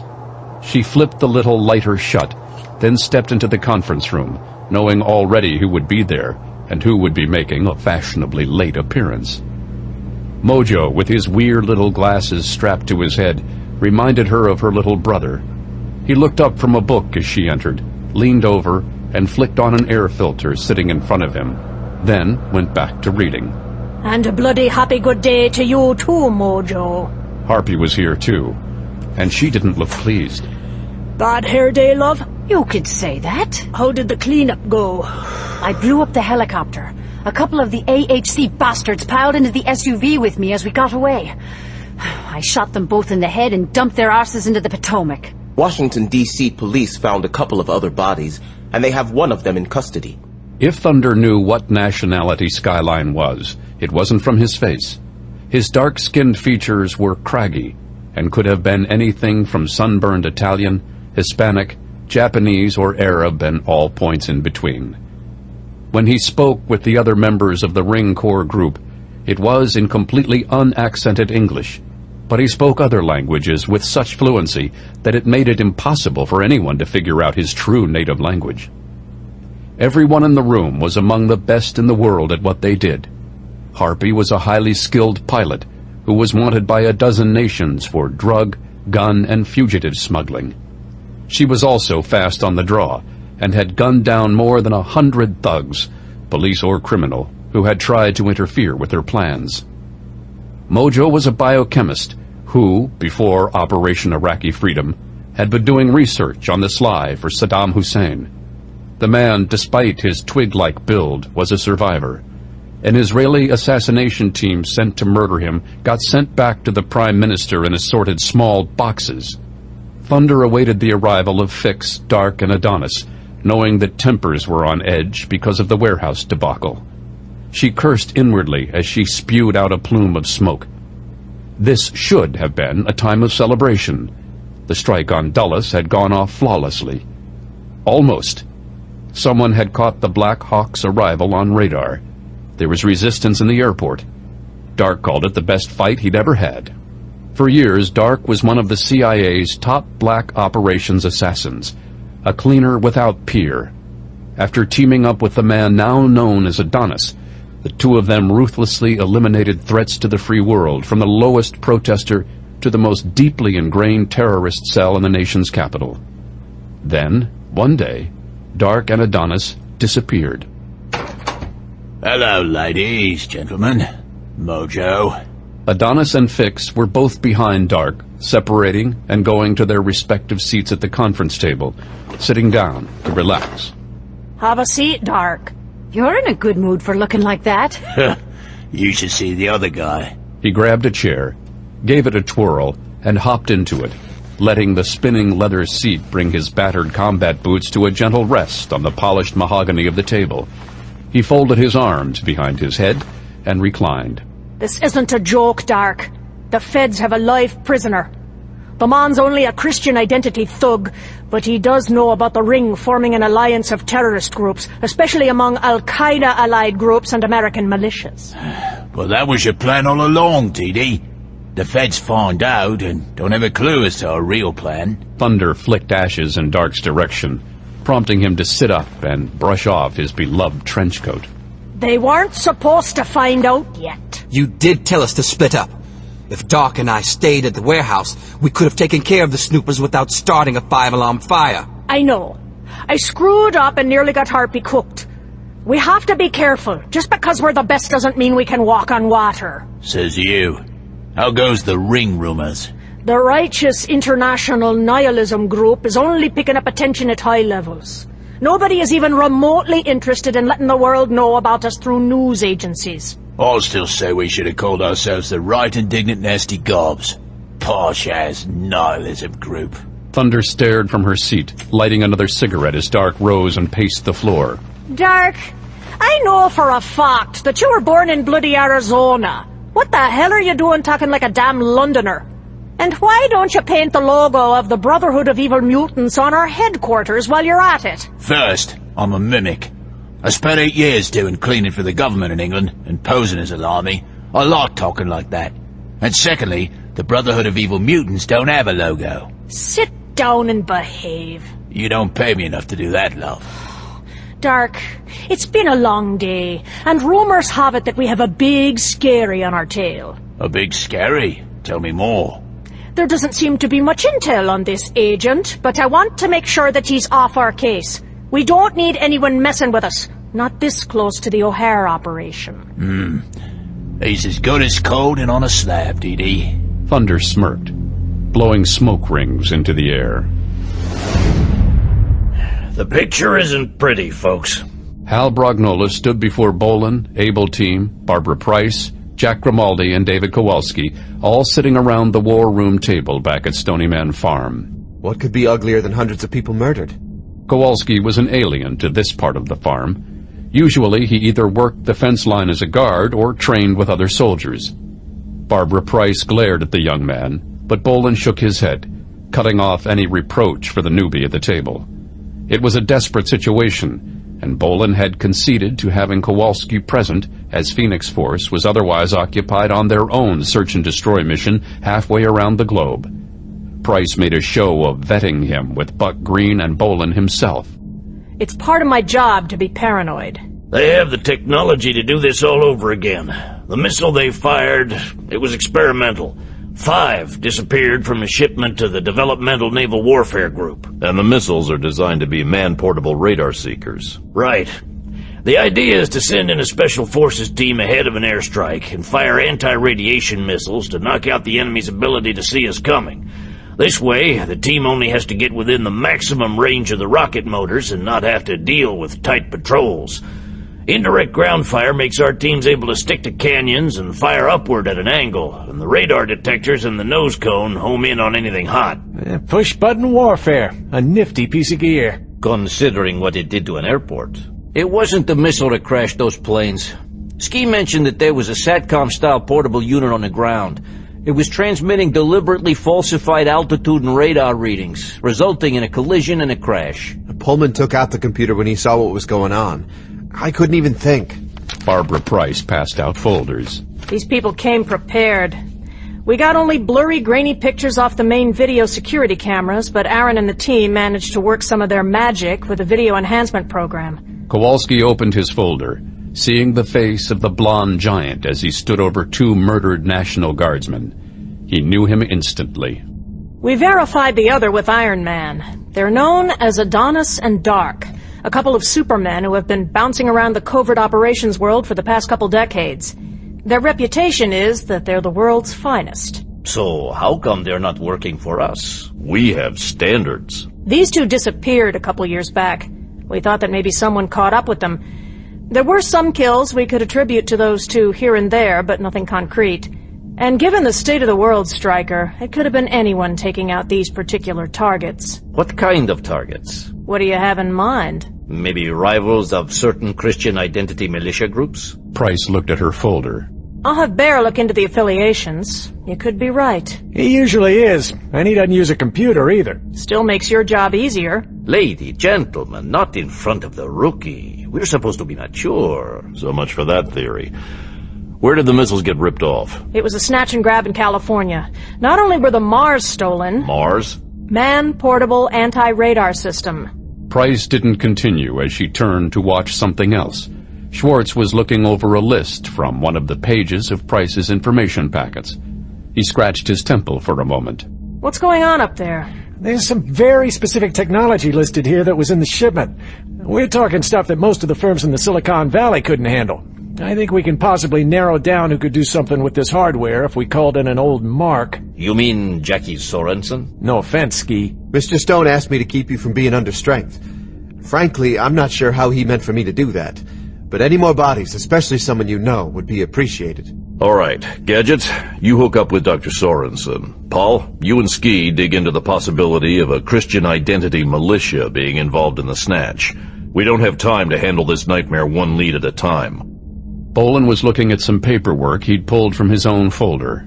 I'm going to be elsewhere. TaranTech in suburban Chicago. Those are the people who developed the Mars? Mm-hmm. I know you're not in the same league as Gadgets, but you do know your way around military applications of technology. I'm Colonel Brandon Stone, U.S. Army Special Forces. Retired this time.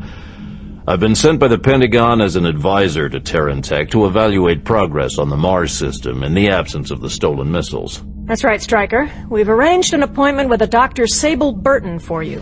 Bolan plucked the photograph from the file, studying it for a moment. We're not going to have forever on this. Get moving.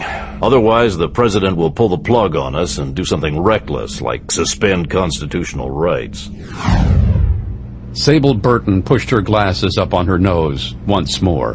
Why don't you get contacts? Gina Larkin brushed her tangle of long, rusty curls from under the strap of her ID badge. Because they make my eyes hurt too much. Sable lied. In truth, she had a phobia about putting things into her eyes. Well, you'd think after all the work you put into this project, you could try something like laser surgery. I work with lasers for a living, Gina. Lasers and radar and electronics. I don't want those things poking around in my eyes. She ran her ID card through the scanner, and the steel door in front of her shrugged out of the way. Larkin followed right on her heels, prompting a figure in a gray jumpsuit and a gun belt to stomp into their path. Miss Larkin, you know the rules. And what about me? I'm gonna be late. The big, smug guard gave her a smirk. You shouldn't have let her through on your keycard swipe. I didn't. What's the problem? Burton turned and saw a man in a ribbed black commando sweater and matching cargo pants. It took a moment for her to take in the whole effect of the man. Except for his face and hands, he seemed carved by a classic Greek sculptor, a warrior's ideal. Burton felt her heart skip at the sight of him, then turned away, back to the security guard, hoping no one noticed her. And you are, sir? Colonel Brandon Stone, U.S. Army, retired. The guard looked at his clipboard. Sorry for the delay. I swiped my access card. The woman ahead of me swiped her access card. And you obviously know this woman. What's the purpose of holding up this line with that weapon out? The security guard seemed to stiffen for a moment, as if he wanted to go head-to-head with the tall stranger. However, the air went out of the guard's sails. He slid his nightstick back in place. Miss Larkin, just swipe your card and don't be so lazy. Burton tossed Larkin a quick glance and saw that her friend had already sized him up and was grinning from ear to ear. Larkin moved back to the entrance, slowly, brushing against Bolan's body in the narrow hallway. Burton blushed with embarrassment. If Larkin, tall, willowy, with great breasts and barely concealing her sexuality underneath a thin, filmy spring dress, couldn't get a rise out of that stoic, broad-shouldered man, what chance did she have? She was shorter, only a shade over 5 feet tall, with long brown tresses that hung a few inches past her shoulders. She was still wearing a lumpy sweater and jeans under her lab coat, fending off the recently faded Chicago winter. I'm here to be briefed by Dr. Burton. She pushed her glasses up on the bridge of her nose again and smiled. Pleasure to meet you, Colonel Stone. She offered up a hand, and Bolan took it in his, surprised at how small it was in comparison. Same here, Doctor. Professor Sable Burton was a woman who could help him understand, perhaps, just how the terrorists who'd hospitalized Carl Lyons and killed hundreds of innocents at Dulles International Airport could get their hands on top-secret weaponry. How much do you have to be briefed on, Colonel? Burton walked behind her desk and sat down. Bolan scanned her office. It was a little larger than an office cubicle, and bookshelves were stuffed with paperwork and reference materials. She barely had room for personal touches, the most prominent of them being a battered old stuffed black dragon with a purple belly, its eyes droopy and crossed, head tilted. I just need a refresher. How much proprietary technology is needed to complete the radar-seeking warhead? You mean stuff only we could produce? That was the point. We were trying to make it fast and easy for the Army to keep in production. You'd still need our technicians to put it all together, but it's supposed to be a cheap and easy weapon. It's basically just fire and forget. Set it off, and the soldiers can move to a safer place even before the rocket exhaust clears. With a proper sample, someone could reproduce this? Was it our missile used in the Dulles incident, Colonel Stone? It's too much of a coincidence for someone like you to start poking around just after... You're right. Do you know any details about the stolen shipment? I'm a physicist, not a sales clerk. Who would be in charge of getting the missiles out for field testing? You'd have to talk to Hector Taran. He's the president and lead developer. Could you take me to meet him? He went on an extended weekend. He'll be back tomorrow. Until then, would you want to look around the facility? To kill time? That sounds like a good plan. Wearing the darkness like an old friend, the executioner paid a visit to Hector Taran's estate in Oak Park. He wasn't convinced that Taran was guilty of wrongdoing because he took a trip on the same weekend the infamous missiles were used to commit mass slaughter. It wasn't guilt that the soldier smelled, though. Bolan had stopped off at his hotel and changed to his black suit. He put on a pair of loose jeans and a jacket, making it look as though he was just walking around casually, the high-tech skin-tight garment just another tight black T-shirt. The black suit had evolved over the years from a simple cat burglar-style jumpsuit to an environmentally adapting suit that would keep him either cool or warm under the appropriate conditions, and was resistant to cuts and tears. If anything, Bolan recognized that Dark had no style at all with his hand-to-hand combat. Men like that were the most dangerous, because someone with a definitive fighting form could be anticipated. Tonight, however, he was hoping to avoid a shooting match with Hector Taran's guards. Judging by the kind of security in place at TaranTech's headquarters, It would be a step above the usual collection of rental cops. But without a determination of guilt, Bolan couldn't bring himself to kill a man doing his job for a simple paycheck.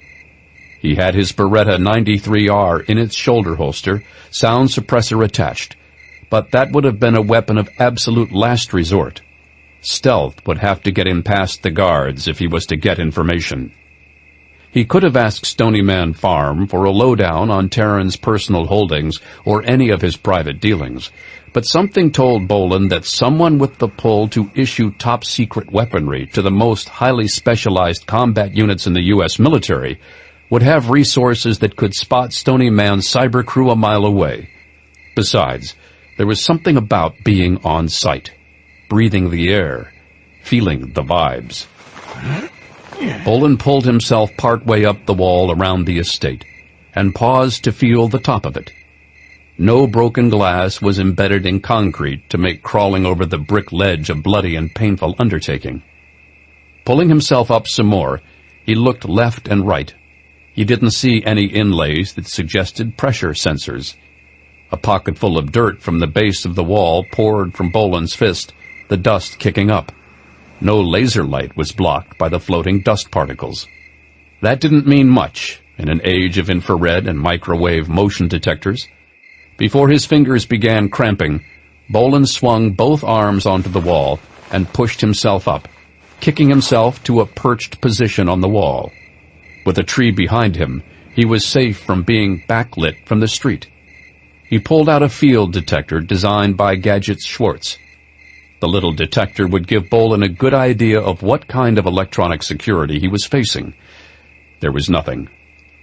The executioner's instincts went into overdrive as he looked at the lit household. There was always a chance that Taran's suburban home wasn't protected by state-of-the-art electronics. Still, his eyes were adjusted to the dark, and he could tell that nobody was moving around outside, not even a guard dog. With a single step, Bolan dropped from the top of the 10-foot wall, landing in a crouch. He ate the distance to the closest window, crouching beneath it. The estate itself was a corner lot, with a small bit of land around it and a small security wall. The house itself was on a built-up hill, grass rolling down to disappear behind decorative stone and iron railings. The home was 3 stories, with castle-like turrets at each of the corners. The front door was under the balconies and surrounded by the stone pillars that held them aloft.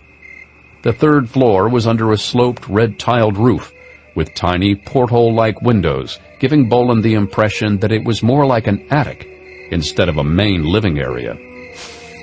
Crouched in the shadow of a tree and under a windowsill, Bolan could hear through the partially cracked window the sound of recorded music.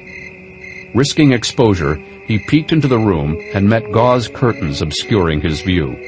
He didn't hear any movement, and no shadows made their way into the room. Taking a risk, Bolan pushed the window, a pivoting design, instead of a usual sliding style, inward, and hefted himself through the opening. His boots landed on carpeting, and he sidestepped behind the heavier curtains, listening for any reaction. On one wall, in an ornate oak cabinet, a CD player was playing. The speakers spread around the room to provide a surround sound experience. He moved over to the player itself and discovered that it was playing on repeat. There was no telling how long it had been on, but some coagulated droplets were sticking to the top of it. The $15,000 system had somehow been spattered with blood. He looked around the room. The dark carpeting had hidden the bloodstains from his notice until now. Bolan filled his hand with the Beretta and continued to stalk the house. He didn't bother shutting off the CD player. The sudden lack of sound might alert anyone else in the house. He also didn't need the hassle of fingerprints all over a crime scene that Hal Brognola would have to cover up.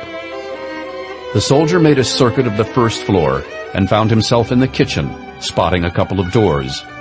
He tested one, a pantry, then the other, a doorway to a cellar. Bolan gave the stairwell down a cursory glance, then carefully closed the door. The basement would be saved for last, in case there were people on the upper levels. For all he knew, the blood droplets could have been from a cut caused by a wine glass, but he hadn't seen any broken shards anywhere. Just to be safe, he looked in the sink and found only a couple intact mugs. He checked the trash. There was nothing broken there either. He checked the first-floor bathroom, and it was there that he noticed a towel with blood on it. He checked it and saw the familiar knife-edged pattern, painting the hand towel with crimson streaks. Bolan set down the towel and looked for a knife. Whoever made the kill had made a relatively bloodless incision. He figured it was a stab wound either to the kidney, which caused instant renal shock, or a stab through the base of the skull. Exiting the bathroom, Bolan swung around and up the stairs, Beretta leading the way. He crouched deeper as he reached the top of the stairs and looked down the hallway in both directions of the T formed between the stairway and the hall. He took the right turn first and found himself checking on the second-floor bath and shower and a master bedroom. The drawers in the master bedroom had been tossed. Sloppy work, Bolan figured. Downstairs was fairly pristine, while up here was a shambles. The closet was thrown open, and entire racks of men's and women's clothing had been tossed across the carpet. Boxes were dumped. Then it came to him. The trashing of the master bedroom was supposed to make it look like a robbery, maybe a robbery-homicide. Someone else was stalking Hector Taran.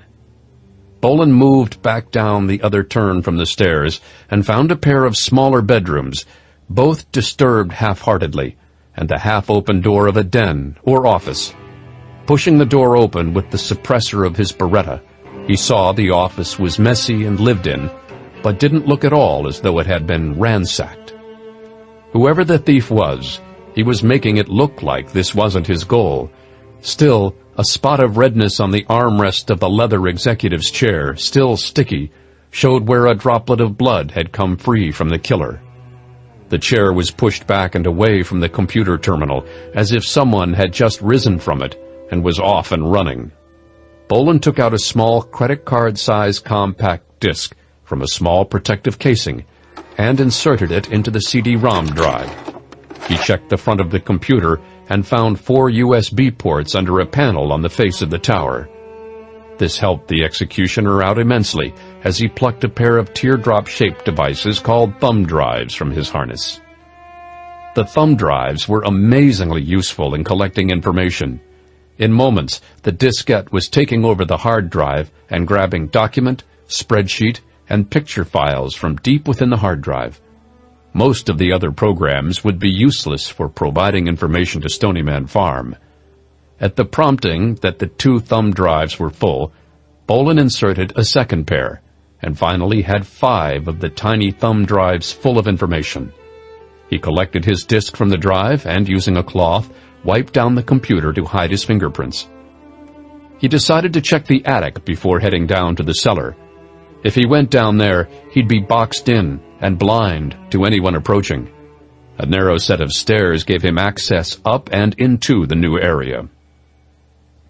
The attic was lighted only from spills from street lamps that painted various surfaces in blue highlights. Bolan pulled a pocket flash from his harness and snapped a red lens cap over the light. The crimson wavelengths wouldn't travel as far or be as noticeable as white light, especially from the street, yet at cross-room angles it gave the executioner plenty of light to see by. He could smell no trace of a corpse, nor hear anyone in hiding. There was only old furniture covered by drop cloths, and wardrobes full of plastic bagged clothing abounded as well as assorted stored collectibles. Every instinct told him that there was a dead body on the premises and a killer getting farther away by the moment. Bolan turned and left the attic, knowing he didn't have the time to toss the attic for clues or hidden files stored in any of the covered furniture. Time was short. He went back to the cellar entrance and moved slowly down the stairs. The stench in the cellar was unmistakable. He found the body. It was lying on a clear plastic tarpaulin, coagulated blood surrounding a brutal puncture at the base of its skull.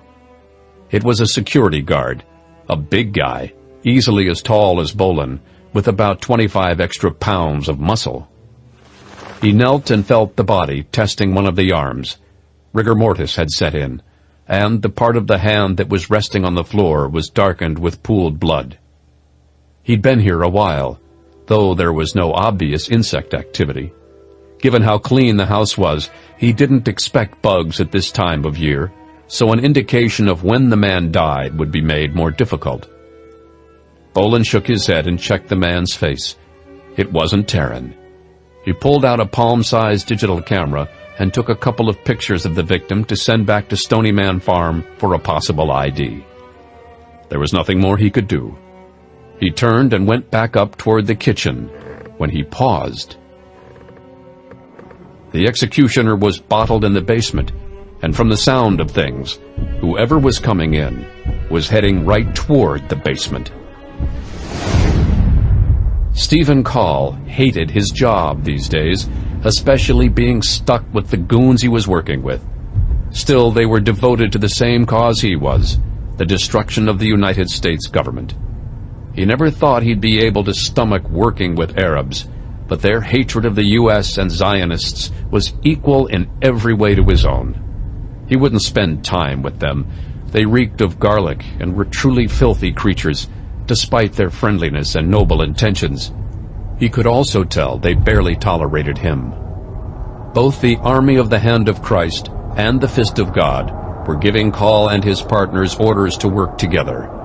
United, they could accomplish what neither group could ever hope to do separately. Call, Davison, and the two Arabs got out of the SUV and walked through the front door.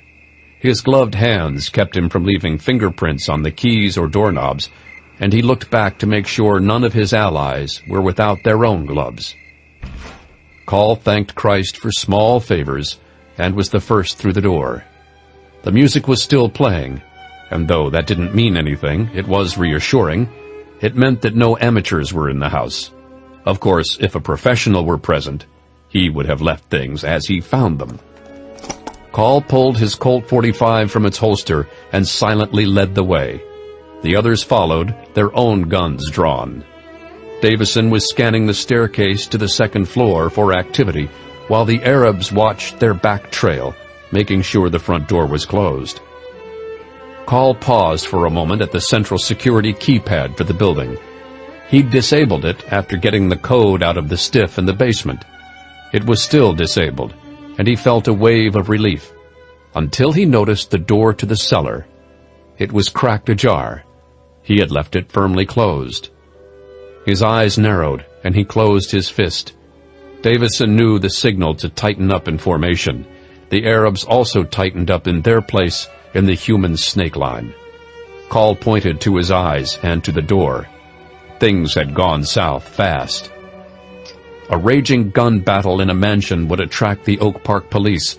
While they were a smaller department than the neighboring Chicago cops, they were still well armed and organized.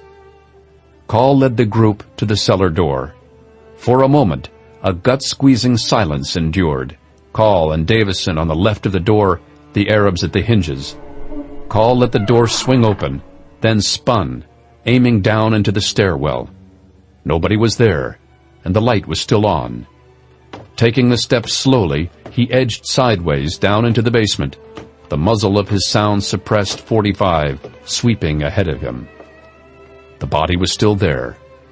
Call waved Davison down to him, then they separated, checking the improvised rec room in the cellar. There were few places anyone could hide, but the two AHC warriors checked them. In the meantime, the Arabs had made their way down and were moving to the next room.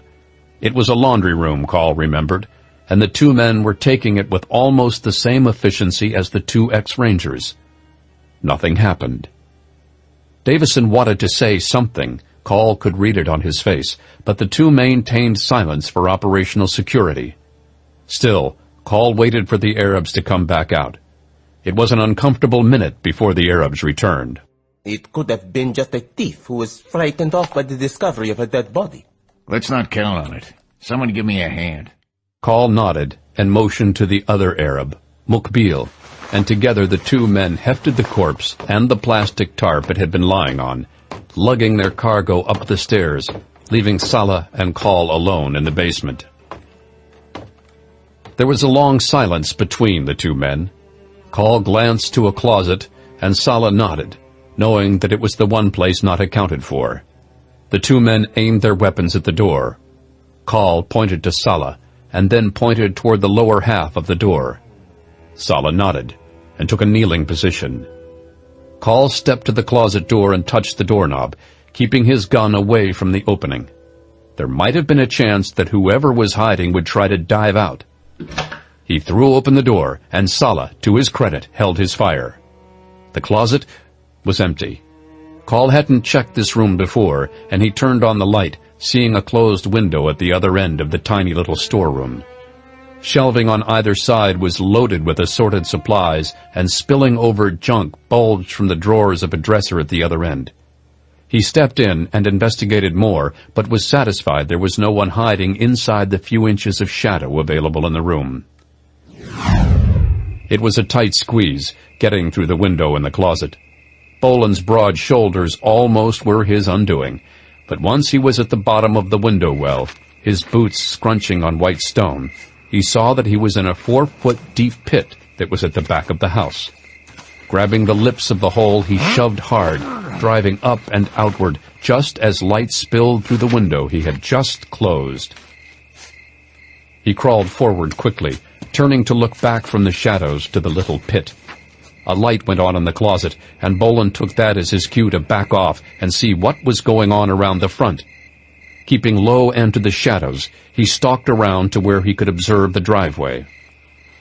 Two men were carrying the plastic-wrapped body and stuffing it into the back of the SUV.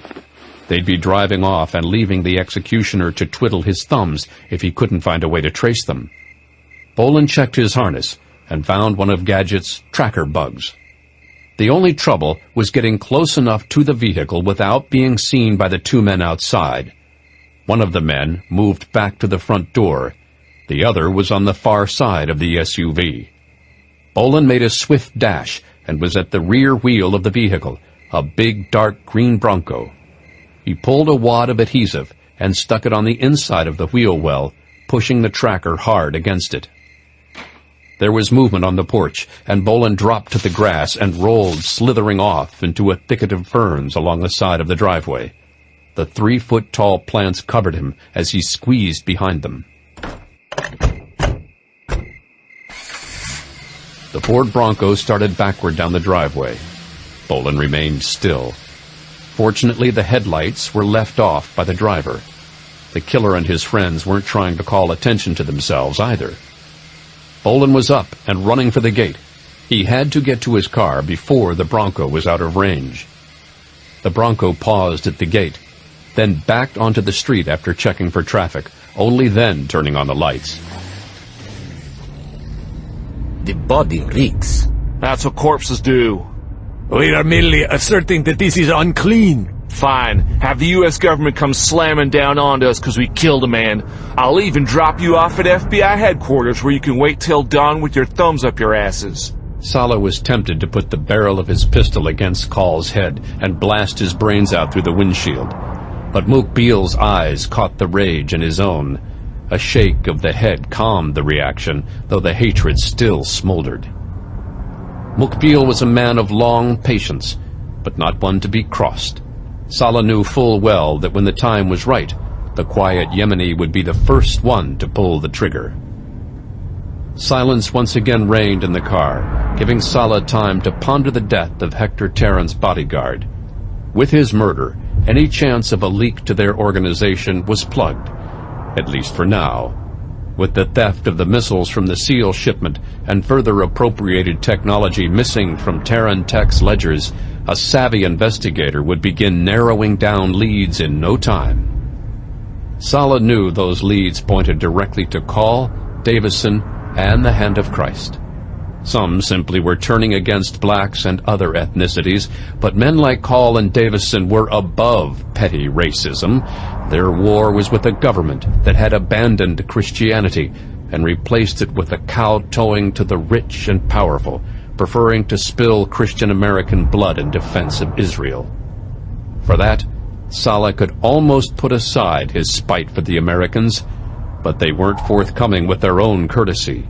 It was only the juicy prize of destroying the United States government and their lapdogs in Jordan, Yemen, and Saudi Arabia. Yo, we're here. Saleh looked at the restaurant and began getting out of the SUV. He paused halfway out the door, seeing a Honda Accord drive by behind them. The driver didn't pause or make eye contact. Instead, the Honda drove along and turned the corner, disappearing from view. You think we're being followed? Mack Bolan avoided eye contact, except to make a peripheral vision check on the SUV and confirm their destination. After 5 blocks, Bolan couldn't find a parking space, none that wouldn't get ticketed or towed. With the car and registry to Colonel Brandon Stone and a few thousand rounds of spare ammunition, grenades, and a small arsenal of automatic weapons in the trunk, the Chicago police would begin asking uncomfortable questions about him should they begin snooping after hauling the car off. Bolan found a good hideout after making a 5-block circuit around the restaurant. It was a street with several cars parked along both curbs, reducing the drivable portion of the avenue to 1 lane. Bolan edged the Honda to the curb. He spent the next several minutes rummaging through the trunk, deciding what he'd need if the soft probe went hard. He strapped on his Desert Eagle to balance out the silenced Beretta, and backed that up with a modified for silence Cobra submachine gun. The Cobra was a modernization of the old Mac-10, a simple box-shaped autoweapon. If anything, the Cobra was more accurate than the gunfight in a phone booth Mac-10 because of the improved stock sights and rate of fire. He slipped the submachine gun and several magazines into a smaller version of his war bag and clipped several smoke and concussion grenades to his harness. He contemplated something more lethal in the form of explosives, but knew that fragmentation grenades and the middle of a city were 2 things that didn't go well together.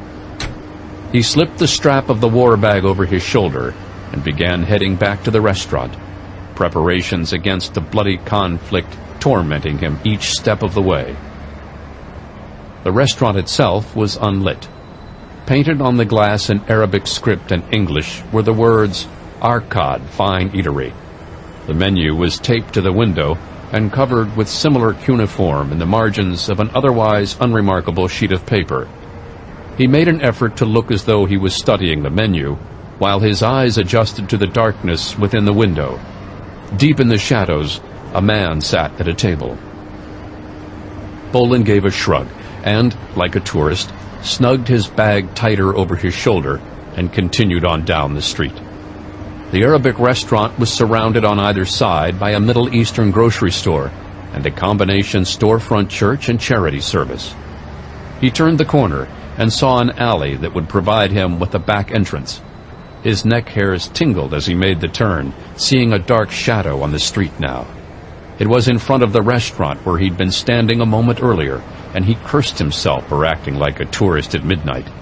He'd hoped his appearance would have labeled him as nothing more than a wanderer. It didn't work. Whoever had been in the restaurant was spooked by his presence, spooked enough to leave his guard post.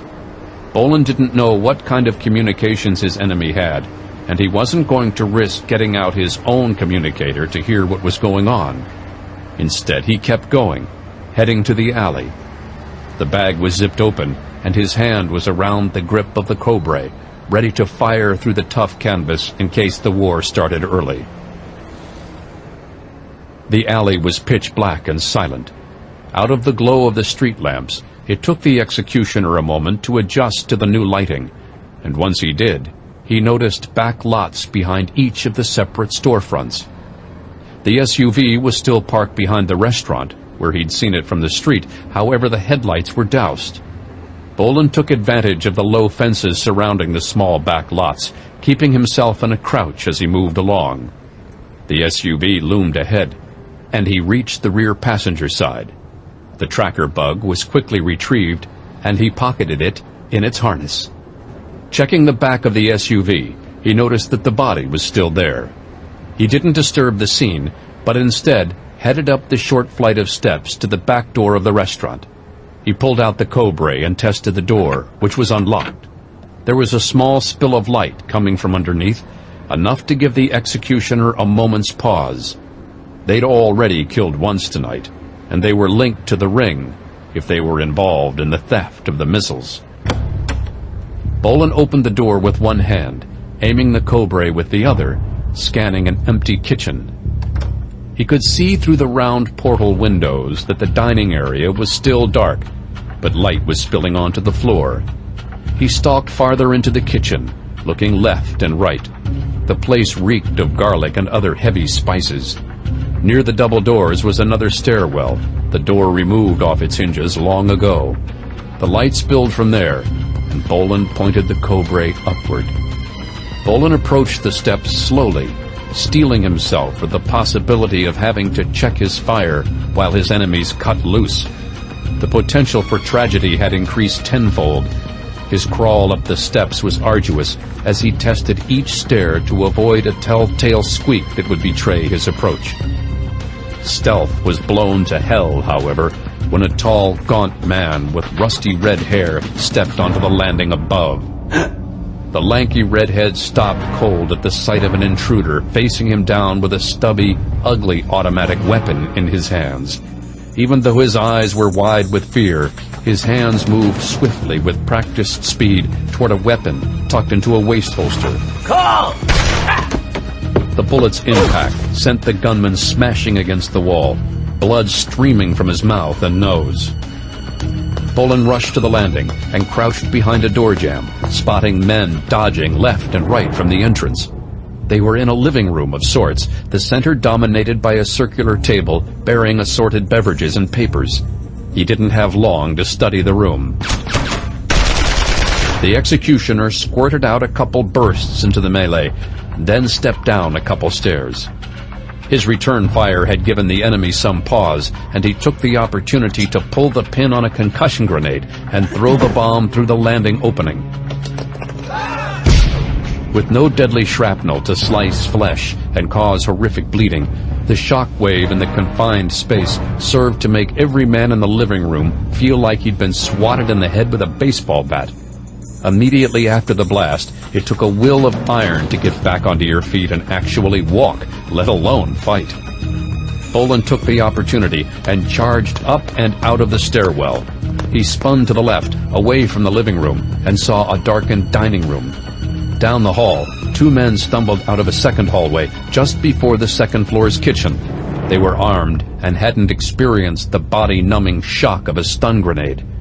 Raising their pistols, they took aim at Bolan, who dropped to the ground, landing on his chest and elbows, firing. Bullets ripped across the distance between him and his adversaries. Chunks of flesh and bone blasted from thighs, knees, and shins. One still tried to shoot at the executioner, his bullets tracking high, but getting closer with every squeeze of the trigger. Lining up the Cobra, Bolan ripped a burst into his face. His partner tried to claw himself away from the slaughter, but the executioner spared another blast to swiftly put the crippled terrorist down and out of his misery. The three men in the living room hadn't recovered from their painful encounter with his grenade, and Bolan disarmed each of them, tossing their handguns onto the table. One of the Arabs was holding his bloodied arm, and after close inspection, he realized that even concussion grenades had a piece of shrapnel. The 3-ounce cylindrical detonator had been launched by the blast right into the shoulder of the terrorist, smashing bone and pulping flesh. Bolan gave the wounded guy a hard right to the jaw. He got up and turned just in time to see the man he assumed was Call rise and swap the executioner's Cobra into his ribs with jarring force. Bolan staggered back and found his head grabbed on both sides by clawing hands. He released the weapon and brought his hands up and around Call's wrists, pinning them against the sides of his head. Still, the man's nails dug hard into Bolan's scalp, and his powerful, lean body hauled the executioner's taller frame off balance. Bolan rolled onto all fours. The Christian Identity soldier also got up quickly. Despite his eardrums being hammered by the concussion grenade, the man maintained an incredible level of balance. That's when the executioner noticed the crazed fury in the man's eyes. He had gone beyond brutal concussive trauma into madness. Bolan surged forward, lacing both of his hands together into a hammer fist that he swung up under Call's jaw. The man stayed upright. A heavy combat boot shot toward the executioner's groin and barely missed, striking his thigh. The blow was enough to slow him down, giving Call a chance to reach out and try to grab Bolan again. This time, the executioner was ready. He grabbed Call's right wrist and spun, pulling the man's arm up tight under Bolan's armpit. He didn't stop his pivot, using every ounce of his weight to yank the arm out of its socket and flip the terrorist up and over. Bolan drove his elbow down hard into Call's breastbone. He followed the hit with a hard punch to the temple. His adversary finally went limp, and Bolan rose upright on rubbery legs.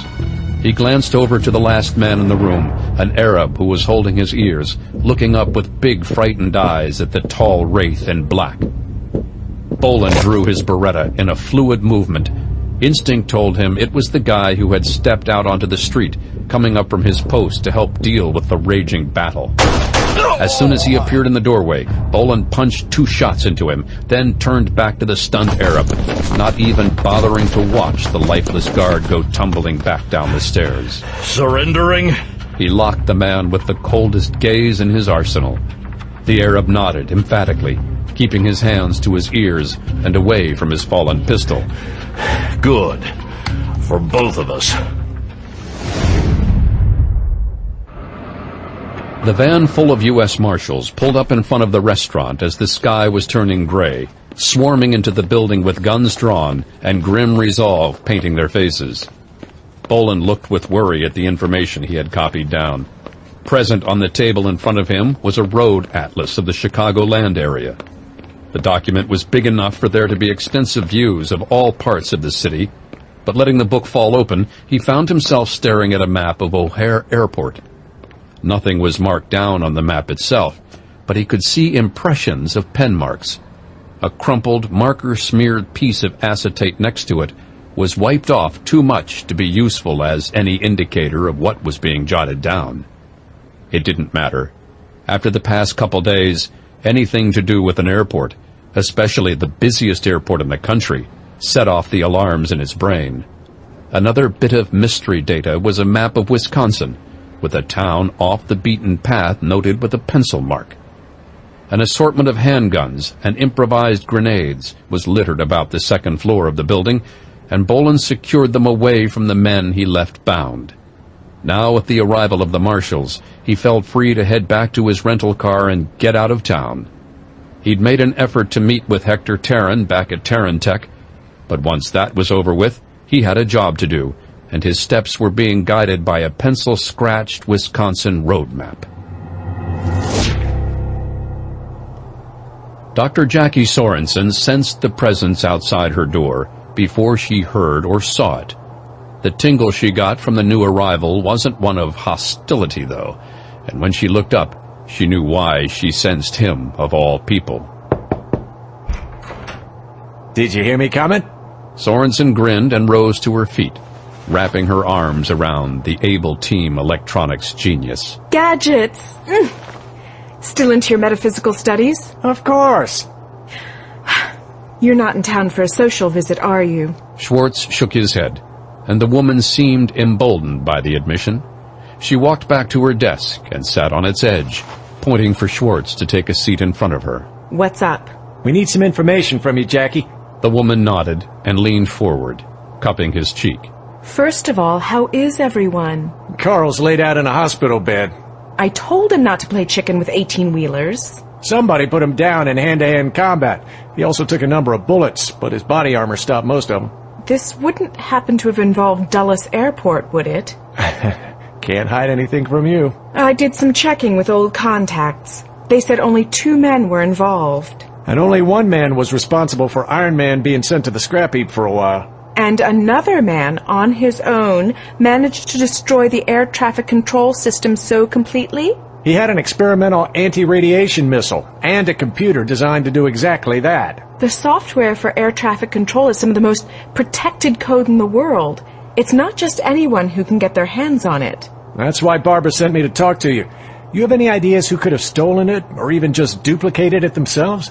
Sorensen slid off the edge of the desk and walked toward her bookshelf. You think I might be involved in watching out for cyber criminals' gadgets? You'd have to be listening in at the farm to know about it just being 2 guys who wrecked Dulles. Does Aaron know? He subcontracts out to me. Uh-huh. So what do you have for me? Nothing off the top of my head, but we can look. David Kowalski looked over to Blancanales. He could tell the veteran able team member wasn't pleased with the turn of events. No matter how good a role player you are, you're not going to hide your Hispanic features. He pressed the throat mic, covered with a surgical adhesive, to a spot just below his clavicle. Testing. I read you. He handed over a dusty, sweaty-looking baseball cap. On the outside, it was nothing special. On the inside, however, the U.S. Marshal knew there were a couple $1,000s of miniaturized electronics. He accepted the hat, which bore a John Deere logo on the front. No Chicago Cubs? I wouldn't press your luck at being a Chicagoan around these chumps. Southern Illinois it is. Ain't nearly so many Spics and Jews around them parts. You almost sounded like the real thing. God, just wash my mouth out with soap when this is over. Kowalski got out of the car. According to Blancanales, Able Team had been working undercover, trying to root out the sources of automatic weapons and explosives that the Hand of Christ Army were employing in bank robberies and armored car thefts. So far, they'd managed a couple confrontations with splinter cells in 3 California cities, but there was nothing that allowed them to cripple the organization. They'd managed to trace AHC activity to the combination gun shop and range. Kowalski was a certified trainer in weapons handling, and he genuinely liked guns the same way other people liked Corvettes or Mustangs. In his perfect world, though, all he'd ever have to do was put bullet holes in sheets of fancy paper. He entered the shop, and, as one, a dozen heads turned to look at him. There was a clerk at the counter, jawing with a couple good old boys, and a couple of tables full of men sitting and chatting up over assorted sporting magazines and mugs of beverages. He gave them all a smile and strolled over to the counter, looking at the handguns on display. What you looking for? There was a hint of accusation in his voice, an unspoken request for him to find what he was looking for and get the hell out, so that everyone could get back to what they were doing. I'm looking for a government that isn't standing on my neck, denying me the rights I fought in the Gulf to protect. But for now, looking for a nice American-built .45 with a lefty for southpaws. That's big talk. Why? You don't like left-handed people? Talking trash against this nation's government. I can't believe you. What are you, ATF, trying to see if I'm selling magazines that hold too many bullets? No, I want a .45. If you want me to get real specific, fine. I've been dying to pick up a Kimber Pro carry, but any 4-inch barrel .45 with an ambidextrous safety, Novak sights, and Wilson magazine and complete reliability will be fine. You know your guns. Told you, I'm a soldier, a Marine. So you could go to any gun store around? Yeah, but I'm moving into town. I'll be here in a couple of days, just enough for one of them stupid waiting periods to go by. Where are you moving from? Southern Illinois, Metropolis. Metropolis? Yeah, home of truth, justice, and the American way. There is such a town. Took my kid to one of their Superman celebrations. They have them every summer, bring in guest stars. They have a Superman museum, too. There's that. Trouble is, I just haven't been feeling the love back home. I wanted to look for someplace that appealed to me. Why California? It's more liberal here in Illinois. It's closer to some old military contacts of mine. I was thinking of starting a security business. You look kind of young to be starting your own security firm. I'm a hands-on kind of man. I figure by the time I get tired of doing my own work, I'll be old enough to sit behind the desk and get attention from an intern like B.J. Bill. You don't want that right now? I could chase tail on my own. When I get that old, I'd be glad to have it delivered. You're crazy. Here. I did this myself. It's a classic Colt Commander, and it's done up with all the Marine Expeditionary Unit Special Operations customization. I presume that's what you were looking for? Kowalski took the gun, checked that the chamber and mag well were clear by touch and sight, then checked the balance. Got a mag full of dummy rounds? I really want to check the balance. The clerk looked at him a moment, then nodded in approval, tossing him a magazine. Kowalski checked the top round on the clip, seeing the bright orange rubber bullet poking out. Even if he chambered the round, a pull of the trigger would only result in a dull click. He took aim at a section of wall, covered with a Heckler & Koch products poster, thumbed off the safety and pulled the trigger with a resounding click. He handed the gun back to the clerk. I'll buy it. Trigger's just right. Bit heavy, but no mush on the pull. Not gonna ask the price? $1,500? 13, actually. Not as much demand for the middle-sized 45s. Everybody either wants a short officers or a full-length government model. Shame, too. Kowalski produced his credit card, or rather, the one provided to him by Stony Man Farm, under the name of Peter Steele. Officers' models end up choking a lot, and the government model's too big for warm weather. Besides, the Commander has the best balance of all three versions. Sign here. You sure know what you want, kid. Kowalski looked around the room, saw eyes still warily watching him, then smiled. Seize the day. He signed his receipt. The clerk put one copy in the register and handed him the customer copy. 15 days. If you want, you can come by sooner to the range and target practice with it. Kowalski pretended to think about it for a moment. I don't have to head back for about 4 days. Maybe I'll be back around if business lets me. The clerk eyed him for a moment, then shook his hand. Come back any time. We'll be waiting for you. Kowalski returned the handshake, not voicing that he'd return, but they wouldn't be expecting him at all.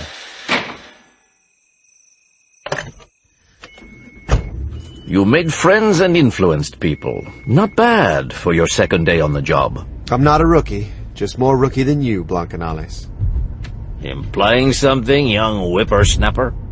Nothing a bottle of hair dye couldn't fix. The able team veteran looked into the rearview mirror.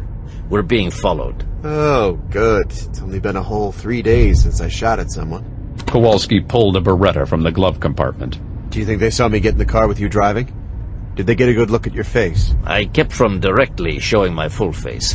A tan and gray hair could belong to a Caucasian man, too. Rosario checked the presence of his Kissinger-tuned Colt government model, then continued to concentrate on driving. I'm not going to make any effort to lose them.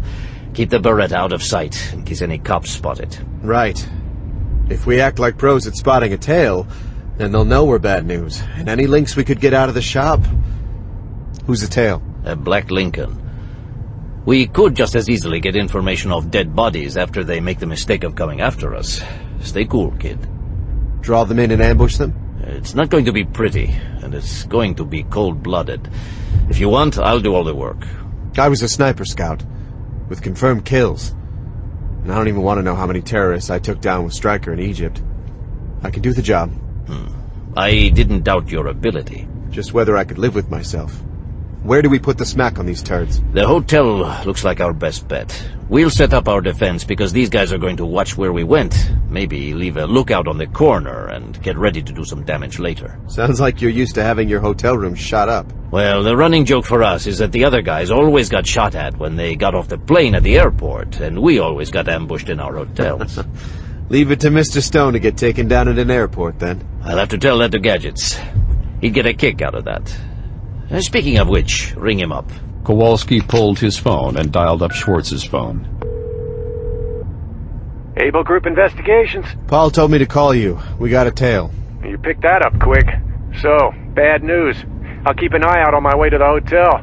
You might get there first, so no blowing me off the doorstep with a limpet charge. We promise. He looked to Blancanales. Well, he knows. What's the status on our shadow? Still there.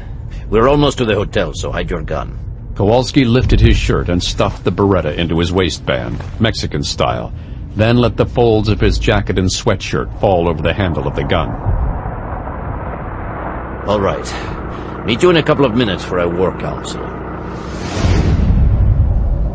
As much as the executioner wanted to get on the road to Wisconsin, he still had work to do at TaranTech and a cover to maintain.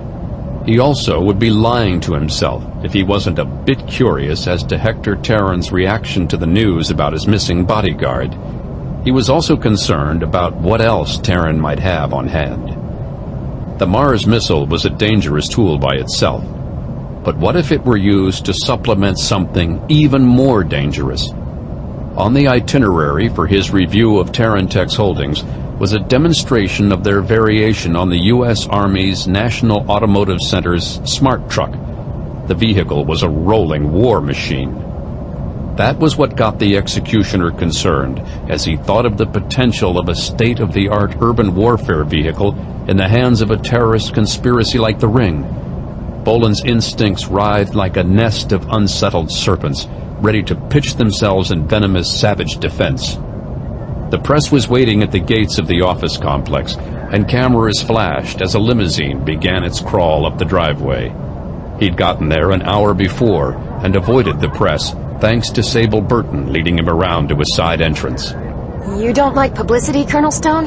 It'd be bad for my business to be seen on the evening news. I don't like the spotlight. I can understand that. Not really, but I appreciate the sentiment. Burton gave him a lingering glance, then looked back as the limo finally cleared the crowd of reporters and cameramen. It's terrible about Shep. Shep? Bolan didn't like lying about the fact that Aaron Kurtzman had identified the dead man thanks to digital photos taken from the crime scene. He also didn't have the heart to tell her that he was the one who had discovered him dead, not the way she talked about him. So he played dumb. Glenn Shepard. He was one of Taran's top bodyguards. He was found early this morning near Greektown. Didn't you hear the news? I didn't associate it with Taran. He was stuffed in the back of an SUV. And the building the car was parked behind was filled with dead and wounded terrorists, according to reports. Someone went in and performed like the wrath of God on them.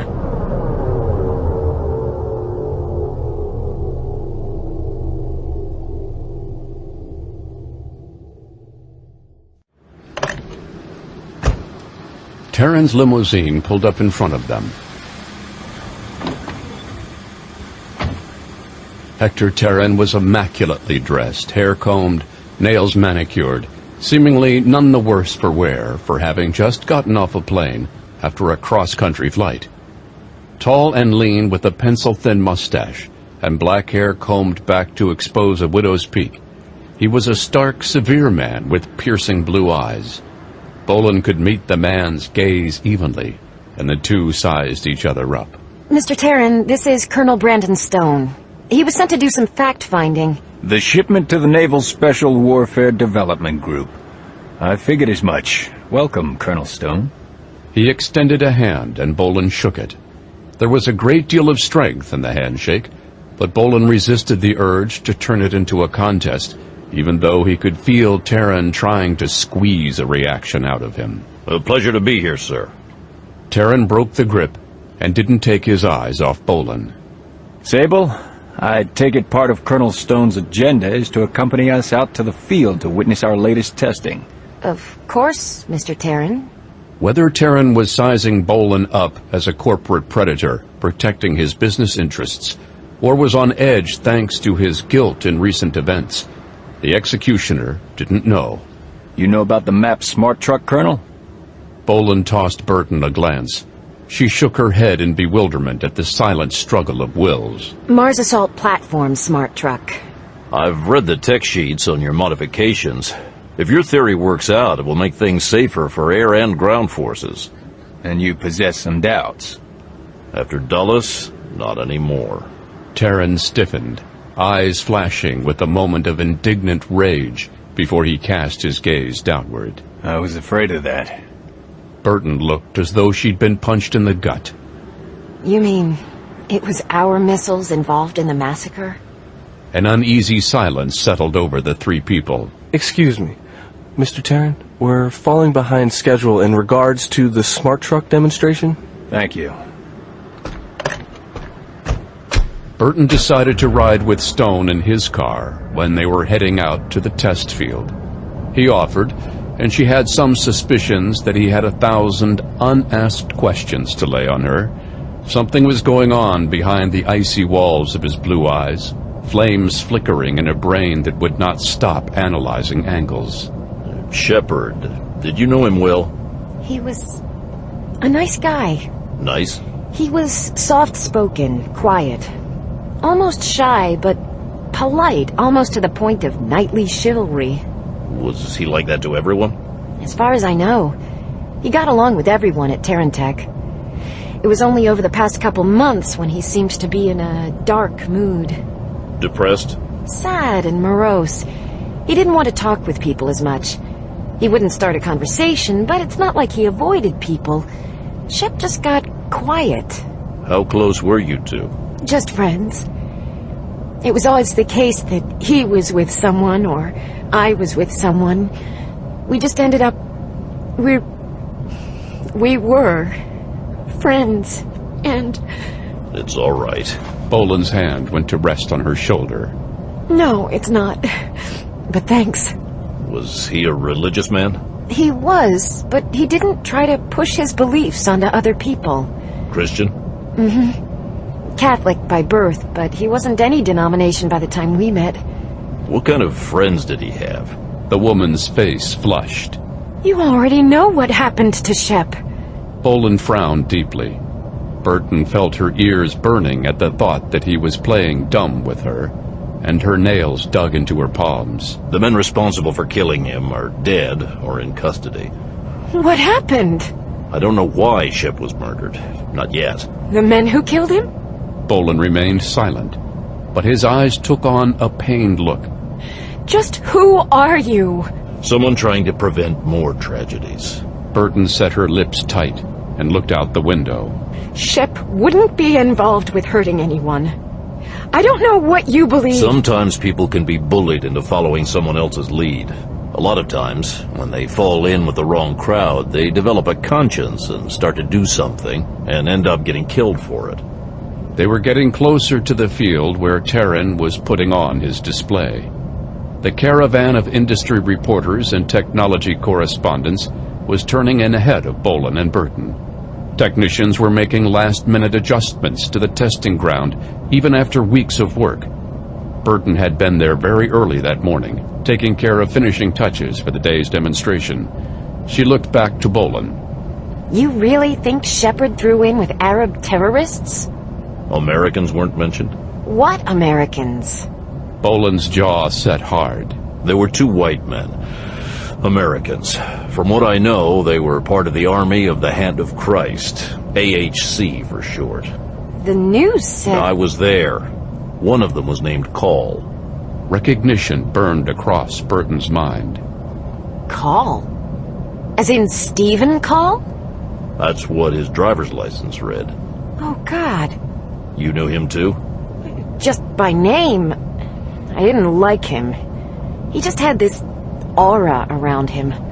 I wanted to hit him with a 2x4. Is he dead or alive?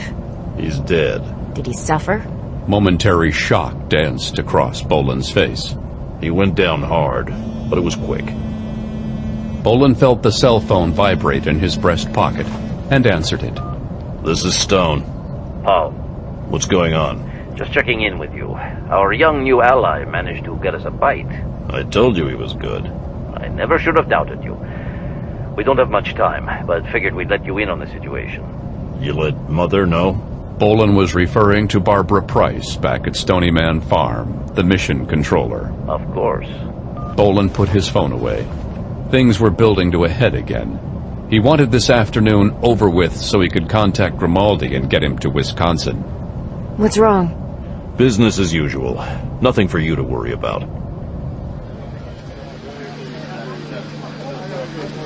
A truck was being rolled onto the field, a lump of machinery in the back covered in a canvas tarpaulin that seemed to have the tech press all aflutter with anticipation and glee, like children on Christmas morning. Bolan, being more direct, just turned to his companion. That's the smart truck under the tarp? That's for me to know and you to find out. Her irritation wasn't completely scrubbed free by the slight smile on her face, but Bolan was glad to see a change in her mood. Ooh, irony. I don't encounter that too much. Mostly it's snide arrogance and political double talk. Last time I encountered irony, I think bell-bottoms were in style. You can be funny, Colonel Stone. Call me Brandon. Bolan lowered his head. Something was wrong. Something had drawn his attention. It had raised the hairs on the back of his neck, and it was something he'd heard, something crawling under the sound of scripted podium speech and inquiries from the crowd. The vibration rose to his ears over the sound of people still talking and asking questions of Taran, who had taken up a position next to the truck. As soon as it was audible at the lowest level, he knew what it was. He turned, scanning the sky, trying to focus on the incoming chopper with the help of his hearing. What's wrong? Incoming choppers. We have security. So did Dulles. Burton paled, then put her hand to her mouth. Are you armed? Not with anything that could hold off a platoon coming off a helicopter. And nothing that could knock a chopper out of the sky. By the time I got anything out of the trunk, the assault would be underway, and even then, I start pulling out an M16, Taran's security would start chopping me down. Oh, hell. Bolan started toward Taran, with Burton in pursuit. What were you going to do in the demonstration today? Show off the firepower of the smart truck. Bolan knew the specifics of the vehicle. The heavy-shelled off-road vehicle had enough armor to ignore most battlefield threats, and could return fire with a rack of specialized grenades and a turreted experimental laser. The TaranTech version had, in addition to standard SATCOM communications, an electronic countermeasure suite that could choke an armored division. It could also umbrella an entire armored convoy against aerial strikes, denying enemy pilots radar or laser locks for their smart bombs. Plus, it was designed with the Mars system in mind. Of course, the original smart truck wasn't our design, and we decided to go with a laser-guided 25mm cannon and a shelf for Mars missiles. No live ammo or warheads, just blanks and guided drones. Doesn't matter. The people coming already have their own Mars missiles, and perhaps everything they need to mass produce them. He knifed through the crowd, reporters reluctantly moving aside, until the first Black Hawk slashed overhead, rotor wash blowing like a hurricane among them. The crowd loosened, confused by the new arrivals, allowing Bolan and Burton to push through the throng to the end. Mass-produced? Bolan reached Taran. You have to get your people out of here. Those helicopters aren't part of your demonstration, and I think they're going to make a snatch. The businessman darted a glance at Bolan, then followed the helicopters racing back in an orbit toward the field. Streaming canisters spewed smoke hissed out the sides of the low-slung aircrafts. At this point, the reporters were taking off. Technicians were looking around in confusion, wondering whether to stay and hold their ground or to run. Tear gas added into the mix only broke their will to stand and fight, and they raced off toward the road or plunged into whatever cover they could find. Who would dare? You tell me. I'm betting it's the people who had your bodyguard murdered last night. There wasn't even a flinch from the businessman. Security guards were pushing the crowd aside. One of the bodyguards grabbed Taran by the arm and dragged him back to his limousine. Get the truck out of here! Everybody else get out of here! Bolan turned and took out his car keys, tossing them to Burton. Take my car and get out of here. Where are you going? With the smart truck. I thought you said you weren't armed. I'll improvise. Go! Dark hung in the door of the helicopter, the straps of his Coleco 950 SMGs keeping them from bouncing around on his chest as the Black Hawk sliced through the sky under Harpy's skillful hands. Adonis was at his back, as were the hand-picked soldiers of the Army of the Hand of Christ and Fist of God organizations. He wasn't sure if they would be returning, and there were more such heavily trained troops back at the base. But it would be inconvenient to lose 20 men after weeks of indoctrination and teaching. Doc, check it out! Someone just jumped onto the target truck. It looks like everybody's moving out. Dark had to squint to see who Adonis was talking about. There were times when Dark could swear the big blonde giant had binoculars for eyes. Everything about him was extra muscled and strong. He noticed a tall, slender figure in black crawling into the back of the truck next to their target. This must be the big scurry that Dee was talking about. He moves well. Dark pulled a pair of binoculars from his pocket and trained them on the truck when he saw something flash in the stranger's hand. The helicopter jerked. A 9mm bullet glanced off the stock of one of his Colicos, shattering the grip, and another round sparked near where his hand clutched the door frame. Damn it! He's shooting at us! And here you thought there wasn't going to be any challenge today.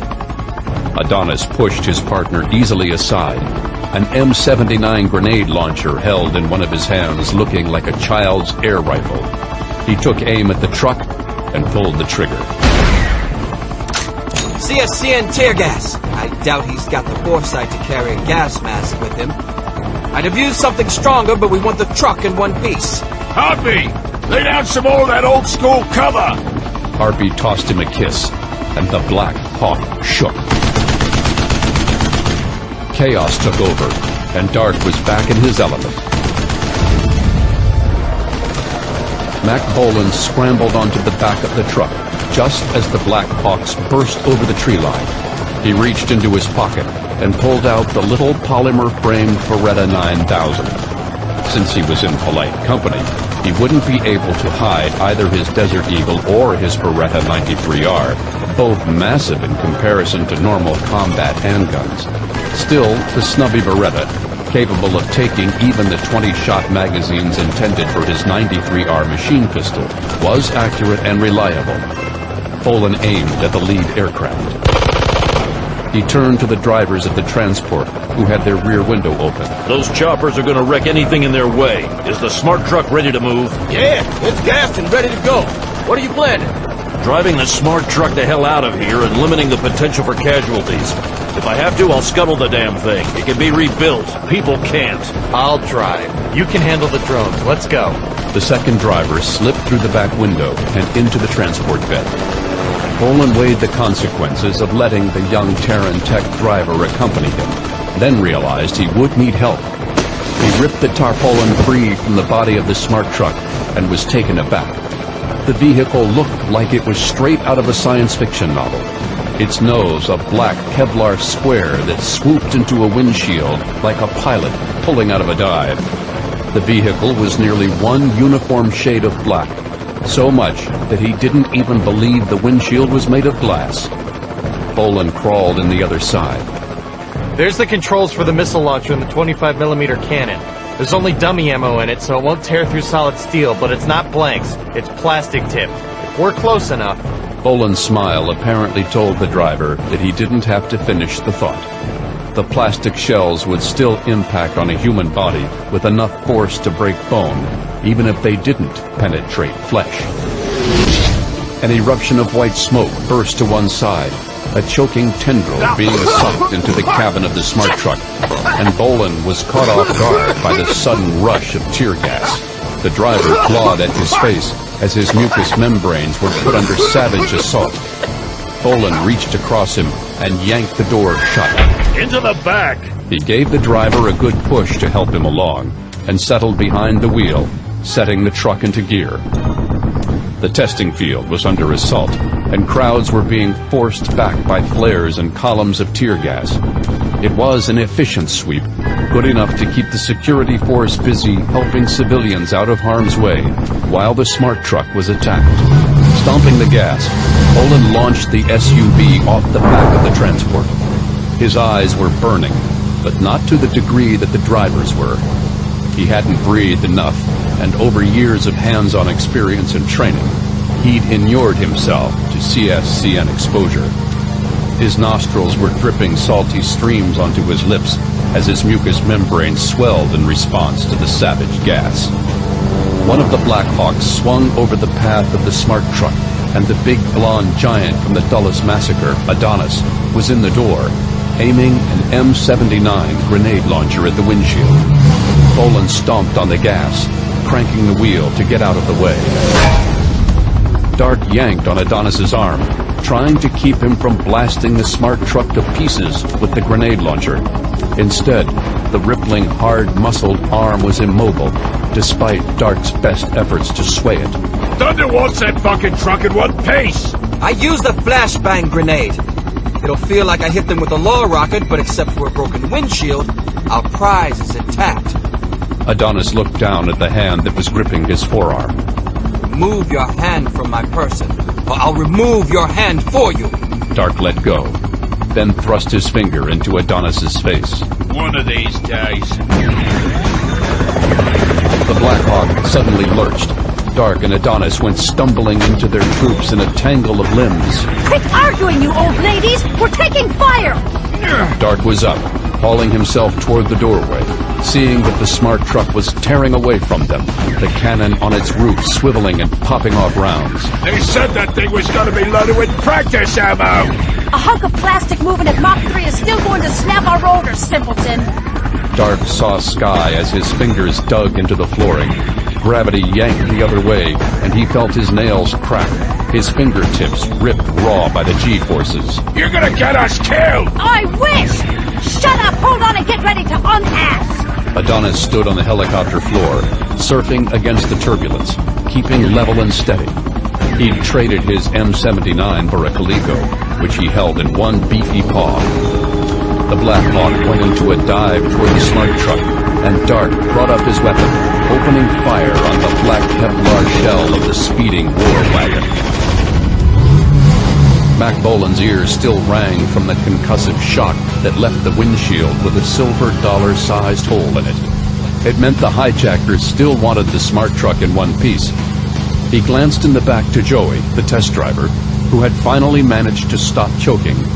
His eyes were still raw and red as he gave Bolan a thumbs up. The soldier let go of the joystick from where he was firing blindly into the sky. Normally, the executioner would have made more certain of his backstop when firing off any weapon. But in this case, with ammunition that was designed to flutter harmlessly to the ground after a certain distance, he grabbed the stick, held down the firing stud, and threw panic at his enemies. It wasn't much, but it was enough to give him breathing room. He was tromping the gas and blazing toward the tree line where the Black Hawks would be forced to work for their prey. He glanced back. When we get to the forest, get out of the truck and run for cover. Joey nodded, mopping his tear-stained cheeks with his sleeve, wincing at each touch to his tenderized eyes. Bolan swerved as the ground erupted in front of him. Another concussion grenade landed on the roof. The gunners were firing 9mm submachine guns, and the whole effect wasn't to stop the SUV with any damaging hits, but to steer the vehicle by panicking the driver. Unfortunately for them, Bolan knew he was driving a tank and wasn't going to be fooled. He shot a glance at the driver's side mirror. Sable Burton was plowing the rental car through the grass, keeping pace, but staying away from close proximity to the smart truck. Burton dealt herself into this battle after he'd specifically told her to get the hell out of the way. Still, he tallied the arsenal in his war bag, resting in the trunk of the rental car. Anything would be better than plastic 25mm shells and his short-barreled Beretta pocket gun. The executioner hit the parking brake, and the smart truck swerved hard, performing a 180-degree turn, mud and grass flying in rooster tails from the spinning rear wheels. The Black Hawk was lunging up on him, and Bolan flipped the controls for the SUV's dazzle lights. Even in bright day, the headlights of the smart truck were designed to produce a blinding, painful burst that could stun and disorient enemy troops. The lamps flared, and the first Black Hawk swerved hard again, spiraling higher, while the second Black Hawk swerved wildly toward a copse of trees to one side. The second helicopter wasn't recovering from its terrifying plummet, and it crumpled into the ground. Bolan looked around for Burton and saw that she was still driving the rental toward the tree line. She may have chosen to get in over her head, but she wasn't stupid about it. She was sticking with Bolan's original plan, and he wouldn't mind having the option of a smaller set of wheels than the bulky smart truck to drive out of the forest. The first Black Hawk flew back, and gunfire slashed at the back fender and tires of the Honda. Burton managed to swing the nimble little car between two trees and get out of sight. Bolan was confident she wasn't hurt. He reached for the stick again, but Joey cut across him and slipped into the shotgun seat. He settled in, swinging the coaxial camera to focus on the Black Hawk. Nailed them? Cut loose. I'm gonna be rolling for the trees again. Once I get the camera locked, you could flip this thing upside down and the cannon wouldn't miss. Let's not test that. The Black Hawk took a torrent of hits and literally leaped out of the way before too many impacts skewered it out of the sky. The pilot impressed Bolan. Bolan jerked in conditioned reflex. Damn! They've knocked out the coaxial targeting camera. I can't see the chopper to hit it. Bolan aimed for where Burton had plowed the Honda into the forest. What about the Mars? The chips are live, right? Yeah, we've set up a dummy radar target. The drones would be launched, home in on it, pow! You think that Black Hawk's operating with radar systems? They have the radome on the nose. Fire at will. Bolan spun the smart truck out to run down the Black Hawk. Joey flipped the missile controls, and the smart truck gave a hydraulic grunt. Two square launchers pumping themselves loose from the sides of the vehicle. Bolan swung the smart truck around, keeping the missile launchers pointed in the general direction of the Black Hawk. Locked? Got it! The first Mars missile barely missed the enemy Black Hawk. The pilot was exceedingly good, and the unarmed drone slashed into the sky, curving around and seeking out the radar pulses from the nose dome, like a hungry shark seeking blood. Even without enough explosives in the tip to blow a radar installation to smithereens, the rocketing drone would hit a flying helicopter fast enough to shred steel and knock it out of the sky. The Black Hawk poured on the speed toward the smart truck, the Mars channeling in full throttle behind it. The helicopter was moving at mere feet off the ground, and if the pilot didn't move, Bolan would have to hit the brakes or swerve hard to avoid smashing both vehicles into tons of flaming wreckage. Suddenly, the helicopter popped up, gaining 100 feet in a single bound. But the Mars was still on its original course, right down Bolan's throat. Sable Burton got out of the Accord and looked back into the field where the smart truck and the Black Hawk were staging their desperate battle. She didn't dare step closer to the tree line, as the rattle and hammer of automatic fire was almost deafening. She glanced toward the rear of the car. The fender was chewed to ribbons, and the trunk was half popped open. She looked back at the smart truck, then reached for the trunk, wrestling to pull it open the rest of the way. It took 2 tugs, but she was strong enough to pop the broken mechanism. Colonel Stone had mentioned that he didn't have anything on him, but she knew a man like him wouldn't be too far from his weapon. Burton was betting on the fact that there would be something in the trunk that would help out. The lid swung up, and a canvas bag lay in the middle. She opened the bag to find a neatly arranged selection of handguns and rifles. Her heart skipped a beat. She grabbed one weapon, the largest she could find, and studied it. It was an M16, she knew that much. She'd seen it used by guards at TaranTech and in countless movies. Her hands searched for the cocking knob and located it, but she stopped herself, checking to see if there was even a magazine in place. She found a big curved box that looked as though it would fit. The T-shaped prong slid back along the butt of the rifle, and when she couldn't pull it farther, she pushed it back into place, unsure if letting it go would damage the mechanism. She remembered from a cable television program that the mechanisms were damaged by rough handling in Vietnam. She swung the rifle around and took aim at the helicopter, pulling the trigger. Nothing. Panic filled her. Then she looked along the side of the rifle. Above the trigger was a lever pointing to the word SAFE in raised metal letters. Safety lever slid into play. She shouldered the rifle again and saw the Black Hawk diving at the smart truck. She wasn't sure if she'd hit anything, but something big and explosive smashed into the ground just off to the side of the hard-swerving smart truck, vomiting sod and grass into the air. The contrail of a jet engine spewed from the impact site, and Sable trembled with shock. It had to have been a 1 in a million shot. She'd downed a missile in flight. She almost let the rifle drop, but held on to it, turning back to the Honda to get another magazine out of the bag. She stopped. The smart truck was barreling through the trees, the front fender taking dents that quickly popped out, leaving nothing more than scuffs on the flexible, resilient nose. She recognized Joey Lambert coming out of the driver's side door, his face red and swollen, but otherwise none the worse for wear. Colonel Brandon Stone was coming out the other side, and a wave of relief came over her. A momentary smile on his face told her he had the same sentiments. You got the trunk open? Enough to get one of the rifles out, but I closed it again in all the excitement. Bolan frowned, then lifted one boot, stomping the jammed lock mechanism. He reached in for his war bag. I don't have much time. Joey, Sable, I'll need your help. He looked up, face growing grimmer. Dark hung on, glaring out the side of the Black Hawk. Mr. Big and Scary had to have thought that the trees would provide some protection. He sneered and aimed into the canopy. Stop wasting ammo!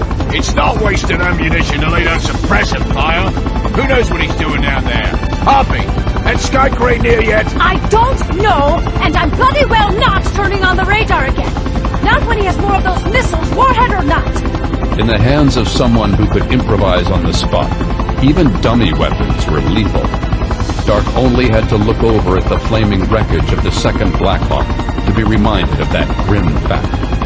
Hard-trained men and one of Harpy's own black leather-clad lady sky pirates were roasting their way to hell down there. The man their informant had identified as Colonel Brandon Stone was going to need to pay. Dark knew that Harpy already despised the mysterious soldier for nearly getting caught in the backwash of her own inferno. Sparks danced along the side of the Black Hawk, and Dark ducked, Adonis only moments behind. Bullets sliced into the cabin of the speeding helicopter. Men behind Dark screamed in agony as they were riddled with bullets. Dark looked back, seeing one man trying to hold his eyeball into his face. Dark ended the pain with a point-blank bullet to the forehead, then dumped the corpse out the side of the chopper. The mission was a first-class goat screw anyhow, and one more corpse wouldn't make any difference. He looked back to see a figure standing at the tree line, nestled against the trunk of a sturdy cedar. Another wave of sparks rang along the tail boom, but Harpy was already out of the path. We have machine guns! Shoot that asshole! Oh, I love it when she talks dirty. Dark poked his Colicos out. Adonis at his back merely grunted and lunged to the grips of the door-mounted M60. The crowd, to Dark's disappointment, had stayed out of the way. Thick fingers curled around the twin D-shaped handles, and the M60D erupted.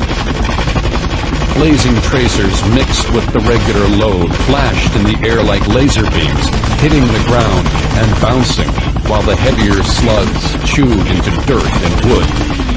Bolan beat a retreat from the tree line, but Adonis's stream of relentless auto-fire was still whipping through the forest, chopping through slender saplings and tearing chunks out of older, thicker barks. Brass tumbled from the side of the snarling machine gun, and the blond giant kept up the heat, his long hair whipping in the wind.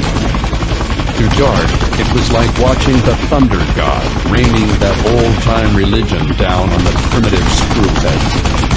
Lit by the lightning of the flickering muzzle flash, Adonis milked the paddle trigger for another long burst, his arms bulging and rippling. But Adonis's chiseled, clean-shaven, perfect features broke into an angry rictus teeth bared in fury. He's gone! I missed him! How can you miss? He disappeared! He's gone! When the belt ran dry, Adonis finally lost it, and with one heart-stopping roar, twisted the weapon off its mount. Adonis hefted the M60 in one hand and sent it flying. Mack Bolan had to admit that whoever the M60 gunner was up there, he was skilled and determined. If he hadn't been running in a serpentine pattern, using every single bit of cover between himself and the squat black helicopter above, he'd have been sliced to ribbons. Instead, he was making his way back toward the smart truck and the Accord, hopping over downed saplings as he looped back to where he'd started his run, expecting the aerial gunner not to hose down an area he'd targeted before. That's when the M60 slammed into the ground, barrel first, like a spear from heaven. Metal warped under the collision with the ground, but the barrel kept the thing sticking straight up. It landed only 10 feet away from him, and in a rare moment of shock, he wondered if the thrown machine gun had actually been aimed at him. Keeping to the canopy of a tree, he looked up, and the Black Hawk passed by, sweeping the edge of the forest. In the air, another ugly bug-like craft was zipping along, this one far more spindly and dragonfly-shaped. It only took a moment for Bolan to recognize the workhorse Sikorsky C-64 Sky Crane. The helicopter had been in operation, constantly evolving over the past 40 years, performing amazing feats of cargo transportation, rescue, and firefighting. Only the UH-1 Huey utility helicopter had proved more enduring and versatile over the decades. Its presence here meant that the Ring's lapdogs were on a schedule. He couldn't imagine that the Blackhawks believed that they were anywhere close to being able to snatch the truck. Not yet. Bolan turned and continued his dash back to the Accord and the smart truck. Sable Burton and Joey Lambert had finished planting the cakes of C4 against the trunks of trees around the truck. I didn't sign on to wreck this baby on one of its first trips out. This won't damage it too much, and it can be recovered later. But they're here with the hardware to take this baby. Lambert only had to listen carefully for a moment. Sky Crane? Good ears. Into the Accord. We're going to cut through the woods as much as we can until we reach the road. I'm pulling you two out of the way of a war. If it was just me, I'd do my best to wear these guys down by attrition. I don't have the freedom to do that with 2 civilians in tow. In now! Lambert took the wheel. He started up the Accord, Bolan piling himself into the back seat, and Burton taking shotgun position. The executioner took the stock of his M44 and smashed out the rear window, cubes of plastic sheet-covered safety glass dropping with the first 2 impacts like diamonds raining from the sky. Go! Bolan flipped open the safety cover on his radio detonator. He thumbed the switch, and half a dozen cakes of C4 going off at once swept through the forest in a concentric circle.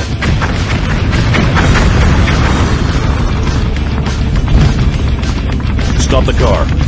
Joey, get this thing out of here. Don't stop until you get back to TaranTech. He grabbed the straps of the war bag and bailed out of the rental. I'm not gonna leave you... It's an order. This isn't up for a vote. He slung the duffel's straps over his shoulders, fisted the rifle in both hands, and disappeared into the forest. He wasn't going to leave anything to chance.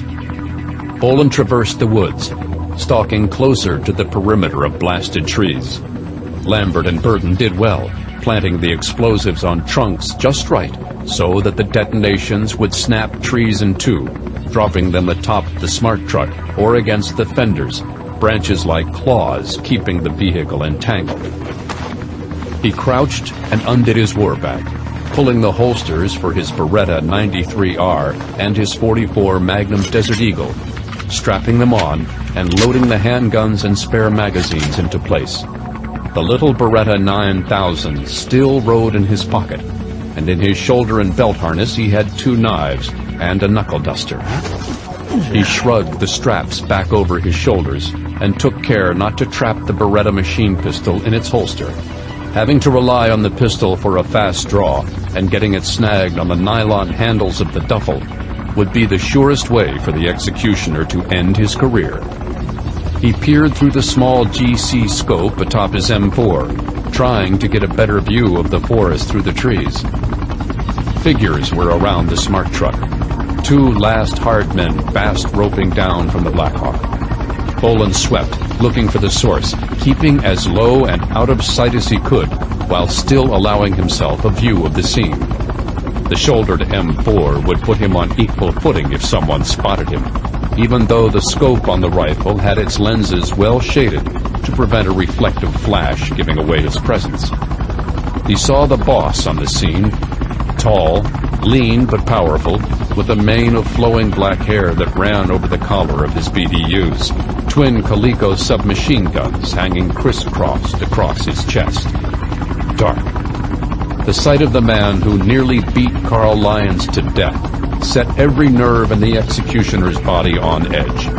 One tap of the trigger, and the murderer would be flushed off the planet.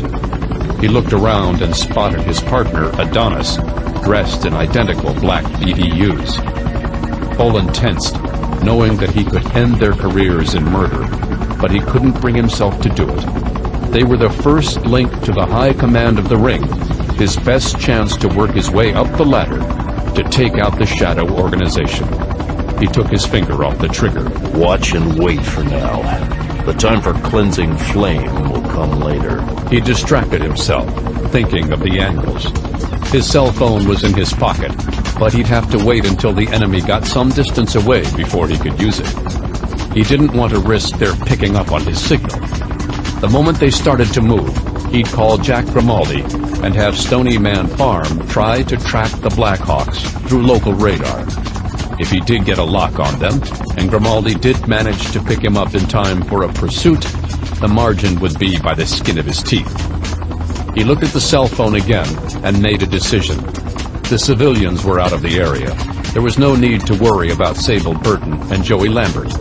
If the enemy detected him, then he was the only one at risk. This is Stryker. I have bad news. The local 911 dispatch suddenly got hit with 40 calls. 3 helicopters, now 2, are making a grab for TaranTech's update on the smart truck. I dropped a couple of trees on it to make it hard for them. I'd like Jack on the scene with something big, fast, and heavily armed. I'm getting him on the hotlink right now. We can't get an armed chopper up in anything less than an hour. He has an Air National Guard Kiowa, but there's only a locker full of supplies for you on it. All right. Stryker out. He flipped the tiny cell phone closed and stuffed it back into his pocket. There was no indication from above that the Black Hawk had picked up anything on its electronics. The men on the ground were grunting and wrestling with trees instead of looking for a mysterious phone caller. Except the Honda Accord was pulling into the field, and Dark and Adonis were going to meet it. Damn it! Bolan started for the clearing. Sable Burton looked out the back window as Joey Lambert wove the Honda Accord through the trees.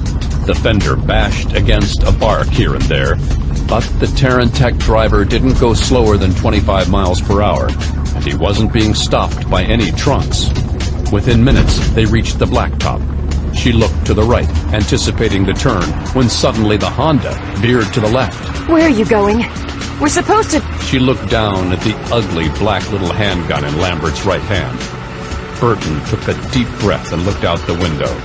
How many of you got jobs at TaranTech? I told you I'd have to kill you, Professor Burton. The woman frowned, fighting off her response. She wasn't going to provoke the man with a gun aimed at her belly. She'd sit and bide her time. Lambert deftly handled the car with one hand on the wheel and one aiming the pistol at her, steering them back toward the proving ground. I was supposed to deliver the truck to them, but I figured you'd be a nice bonus. Burton kept her mouth shut. She wasn't going to let Lambert give the enemy anything more to manipulate her with. Then there's the fact that your friend Stone is running around with a bag full of guns and a hard-on to go against these guys. That'd be worth even more brownie points, don't you think, Four Eyes? For emphasis, he tapped the muzzle of the gun against her glasses, knocking them askew. Burton wrestled down the temptation to grab his arm to try to chew off his hand. Instead, she resettled the glasses on her nose, tucked them tighter behind her ears, and kept looking ahead. You're a nice cold little bitch, aren't you? Too bad I won't have the time to warm you up some. I bet... Lambert rolled down the window. What's this, Lambert? This is one of the chief technicians involved with the project. Figured maybe you could get something out of her. And what was the deal with not putting a bullet into that madman you were hanging out with? Lambert tensed up, as if the man's very words were a death sentence. He was behind the wheel. I shoot him and the truck would have gone out of control. And this lady? Oh, yeah. Professor Sable Burton. Physicist. Applied laser dynamics. Pretty good catch. And you have the smart truck, too. Yup. No thanks to you. Burton didn't see anything more than a bright flash of yellow before her glasses were smeared with blood and gore, sticky, salty fluid stinging into her eyes. The gunshot in the enclosed space left her head throbbing, ears ringing. Could you please stop that noise? Burton swallowed hard. breaking the cry, and she fought with her glasses, trying to wipe the dripping blood from her eyes. A 16-ton weight parked on her chest and blocked her breathing. But other than that, she realized she was all right, but she was now in the hands of a man who had just casually blown another human being's brains out. Thank you. Sable finally cleared her eyes, but her glasses were caked with gore. All she saw was the blurry features of Dark. Need help with your glasses, ma'am? Yes. She turned and looked at the mass that produced the sound. It filled the entire window. Her eyes focused as well as they could, and at nose-to-nose range she was looking at the chiseled, beautiful features of a man with flowing golden hair. My name's Adonis. He reached in and plucked the glasses from her fingers. Burton lowered her head, then touched her hair. Her ponytail had come loose in her earlier struggle to open the trunk. Now her hair was wet and sticking to her neck. She reached up and ran her fingers through it, but she touched chunks of bone and squishy flesh. She shivered all the way down her spine and squeezed her eyes even tighter. Maybe it's better I don't see right now. Too late, miss. All right, you big Boy Scout. We better get moving. Burton was pulled from the car, the big hand rough on her forearm, but gentle as she could feel muscles strong enough to yank her arm from its socket, tugged her to her feet. A hand went over her eyes, and she flinched for a moment. Then her vision cleared somewhat, her smeared glasses back on her face. Streaks still made her vision blurry in spots, but at least she had the ability to see farther than a foot in front of her nose. Nothing to say? Thank you. Dark appeared, as sudden as a heart attack, and twice as jolting. No righteous struggle, no indignation. I'm not going to provoke you. So you'll tell us everything we need to know. She looked up at the blonde titan, her lips pressed tight. She glanced back at the Accord, Lambert's cored skull visible through the open window. Burton felt her chin and cheeks squeezed between strong, merciless fingers. You're mine now, and you will be for the rest of your life. But that won't be too long, darling. Mack Bolan saw Lambert drive right up to Dark and Adonis, and after a brief exchange, the driver was dead, and Sable Burton was in the hands of the two murderers. They were too close to her for him to be able to do anything with the M4, not when he had another group at his side. His fingers worked at the side pocket of his duffel. By touch, he recognized the stun shock grenade and pulled it free of its anchor straps. Bolan's thumb found the pull ring and snapped it out with one hard yank. The grenade continued on, a perfect sidearm pitch right toward the rental car, where Dark, Adonis, and Burton were standing. All three went to the ground. M4 out front, he rushed toward the Accord. The car would be his way out of here, with Burton in tow. A gunshot sounded behind him, dirt kicking up over his heels. Bolan reached down and grabbed up Burton by her arm when something sliced around, ramming into the back of one of his knees. The executioner stumbled. M4 knocked from his grasp. He'd concentrated so much on making sure that she got to safety that he hadn't taken the chance to immobilize Adonis or Dark. Bolan bumped against the side of the Honda, grabbing the roof for balance.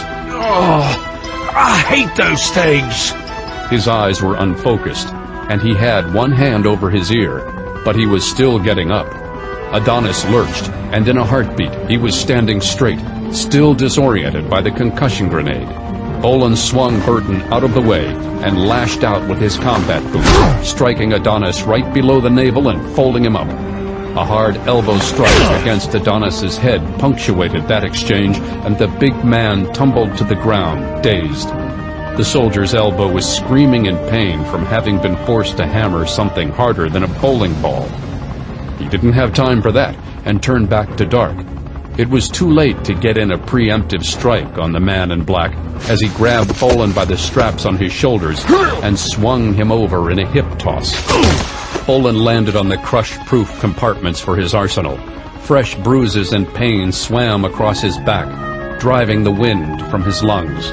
He still brought up his leg hard into Dark's midsection. The knee lifted the black-haired soldier, and a pistoning fist caught him in the face while he was still off balance. Bolan rolled out from under Dark, who was trying to gather his wits.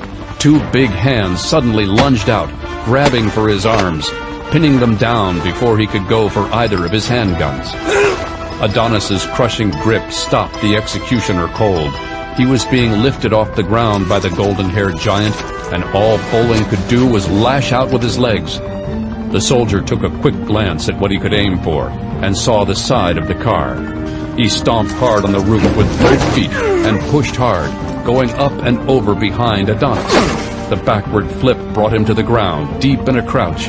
The big man was half-turned, already reacting to the executioner's maneuver, when Bolan snapped his legs straight, rocketing himself hard into Adonis's waist and lifting him off the ground.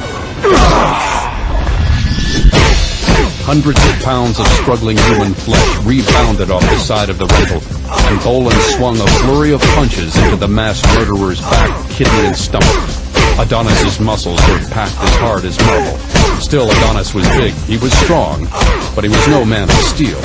He felt pain like any other man, and could succumb to injury. Adonis pushed Bolan away, fist coming down, but only glancing off his shoulder. The executioner hooked his foot behind the Titan's ankle and punched hard, directly into his enemy's solar plexus. Adonis completed his backward tumble, bouncing off the fender of the Honda, leaving a dent in it. Dark was up again, dazed, blood trickling over his chin. A Coleco machine pistol was leveled right at Bolan's gut. No! Fuck! Burton, battered and bloody, stood sneering, holding the broken antenna of the rental car. She held it in one hand, like a fencer's foil, and she lunged again, slicing the wicked length of metal across Dark's arm. Bolan took the opportunity to swing up his boot and kick Dark hard in the gut. The man went down from the combined assault, and the executioner's hand went for the Desert Eagle in its holster. The only link to the ring be damned. I'll find another way to get at them. The .44 Magnum leveled at Dark's head when gunfire crackled from the tree line. The Black Hawk was swinging around overhead. We have to get out of here! Bolan returned fire on the gunners in the distance, engaging the worst threat first. Get the body out of the car, hurry! As the executioner laid down cover fire with the .44 Magnum pistol, Burton opened the car door and dumped the half-decapitated turncoat out of the driver's seat. Her initial panic over his death had gone. Now, her survival instincts were kicking in. With a single bound, Bolan was across the hood of the Honda and in the shotgun seat. Burton was slamming the car in reverse before Bolan's feet even left the ground. The executioner's main worry was the helicopter overhead and the quickly recovering Dark as Adonis. The pair was firing at the car from closer range, and only Burton's instinct to keep low kept her alive. Bolan swept the pair with his Beretta, but the killers were quicker than Bolan could aim. Across the test field, the Accord was bouncing too much for anything resembling marksmanship. He pulled back into the car and stuffed the barrels of both guns between his thighs. Sable cranked on the emergency brake, spinning the Honda into a 180-degree turn. Bolan felt himself crushed against the door of the car, but held onto his guns, watching the world spinning around him. The spunky little engineer got the car in drive, cut the emergency brake, and tore off toward the road. But as long as the enemy had the Black Hawk, there was no escape. The cuts on Dark's back and arms stung deeply, but they were nothing that couldn't be fixed with a few sutures, a good hearty meal, and a blood transfusion. Dark shielded his face from the winds whipped up by the helicopter's whirling rotors as it descended. Get in! They're getting away! The Black Hawk rose, and Dark hung on to the back of Harpy's seat, looking out the windshield. He couldn't believe it then when he saw them turning away from the road. What are you doing? He's running for cover! Skyline just told me that half the police in 3 counties are on their way here. He also told me a military chopper just took off like a bat out of hell from O'Hare, coming right for us! Damnation! The crew got the smart truck hooked up to the sky crane anyway. We don't have to hang around this hole. No, the whole bunch of cops on the way here.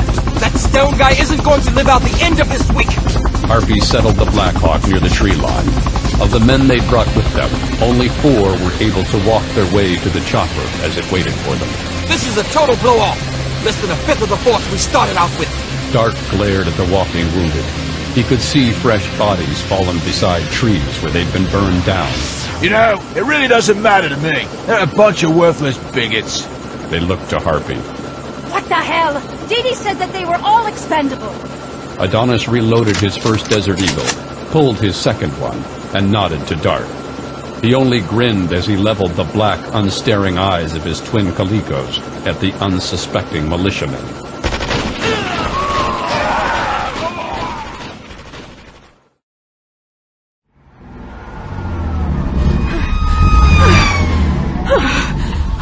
Sable Burton pulled off the road as the fleet of wailing and flashing sheriffs and police vehicles ripped up the road.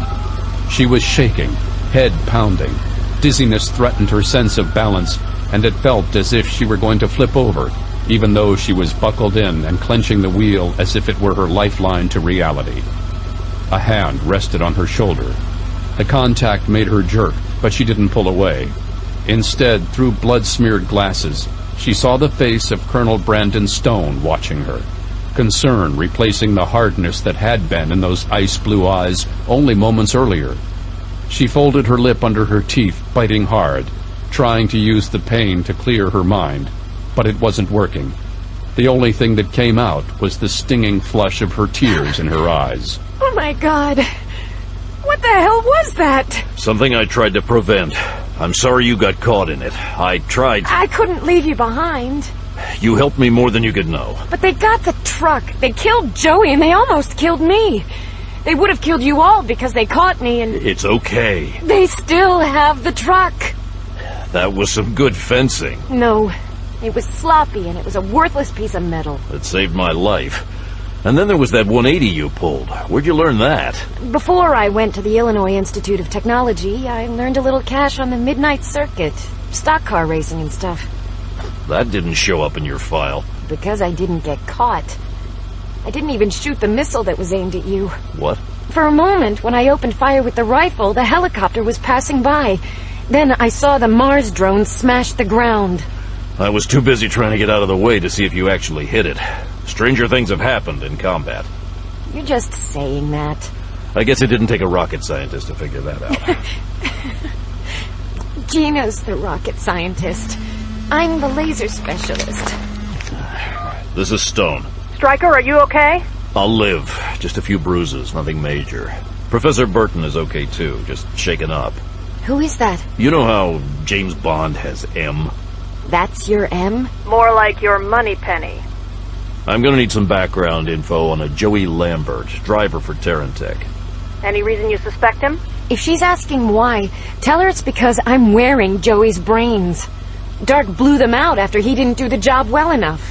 Jack's on his way to you. We're triangulating your position. What about the Black Hawk and the Sky Crane? They've been operating under radar.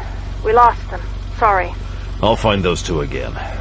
Those two, Dark and Adonis? And maybe Harpy. The police are reporting that there are 10 dead bodies left all over the testing field. They must have cut their losses because everyone looked shot to hell. I hate to sound like it was a schoolyard brawl, but they started it. No one's blaming you for starting this, Stryker. No, but you know who to blame if this doesn't get finished. The executioner hung up the phone, just in time for Grimaldi's Kiowa to appear. David Kowalski was caught by surprise. He sized up the 3 burly men who rushed into his hotel room, deciding that if they had been let through this far, then it was time for him to play along with the game Able Team had planned after Rosario Blancanales dropped him off at his hotel room. Apparently unarmed, they were here to take him captive, or to bully him into a position where he could be convinced to join their cause. In that case, Blancanales and Schwartz agreed that it was best for him to follow along and learn what he could. The trio paused as they saw him, clad in a soaking towel, hair damp and matted to his head. Kowalski wasn't going to let their intrusion continue without a reaction. He lunged at them, snapping one fist hard like a battering ram. The other 2 were knocked off balance, and Kowalski decided that if they wanted to take him, they might as well get a look at all the goods. He grabbed his towel, and with a twist of his wrist, whipped it hard at the face of the man on his left. Kowalski spun and brought both fists together across the jaw of the third man, launching him backward across an easy chair by the window.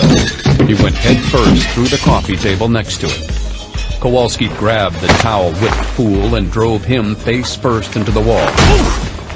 Kowalski wasn't done with him, as he followed up with a pistoning knee that blew into the AHC man's belly. He sent the would-be kidnapper sailing across the room, landing atop his friend in the pile of shattered furniture.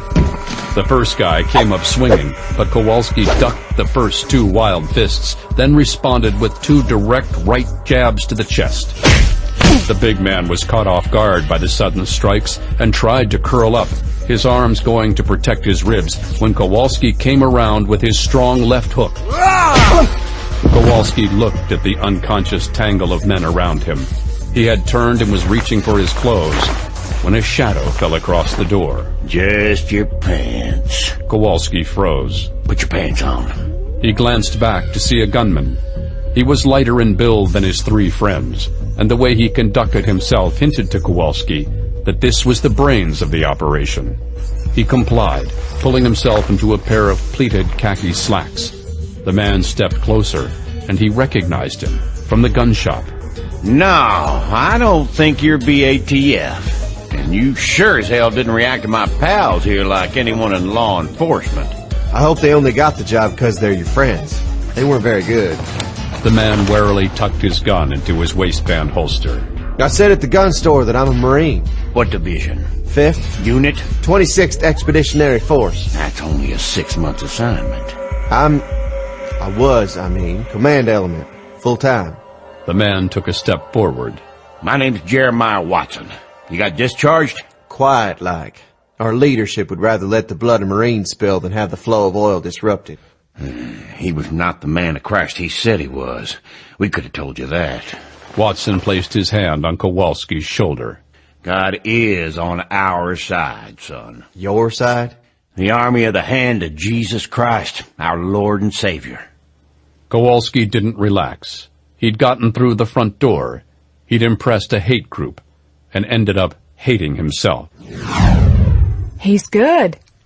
He stuck with the script. Dr. Jackie Sorensen slid the headphones down past her silken blonde hair.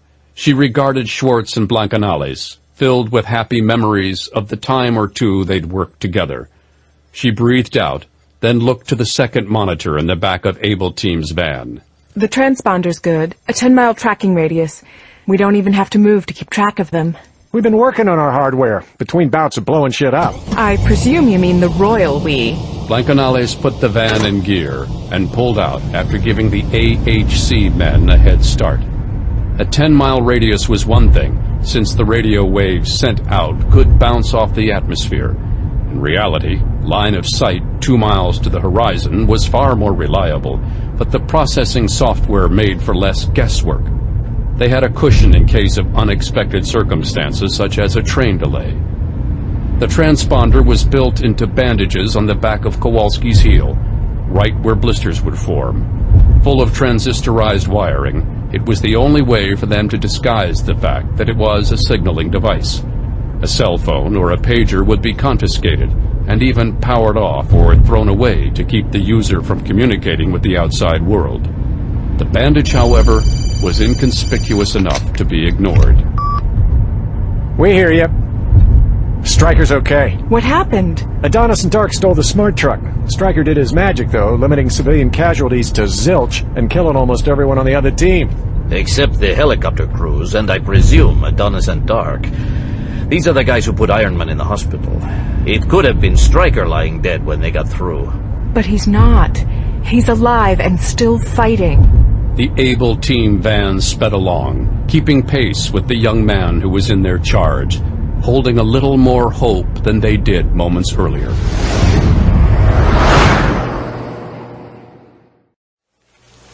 Sable Burton felt the water slosh down over her, and she prayed for it to sweep away the caked mess that was on her body. She ran her fingers through her hair, trying to separate strands that were glued together by dried blood, leaving it with the consistency of straw even while under the assault of the shower nozzle. She pulled hard, feeling the strands pull free from her scalp, and she whimpered. But after an eternity of lather and hot water, she started feeling free of the hardened muck in her hair. She didn't want to look at the drain, her stomach twisting at the mere thought. Instead, she threw open the shower curtain and grabbed for a towel. She blotted her eyes, and then saw Bolan cleaning out the scratches on his face with iodine. Oh! Your virtue is safe with me. Burton tucked the towel under her armpits, covering herself as best she could. The drain's all filled with bloody hair. I'll clean the drain. Burton rushed past him and out into the next room. The locker room was part of the Illinois Air National Guard, O'Hare International Airport Air Reserve Station. Once the home of the 126th Air Refueling Wing, the facilities had been emptied out in 1999 as part of the shutdowns implemented by the Base Realignment and Closure Commission.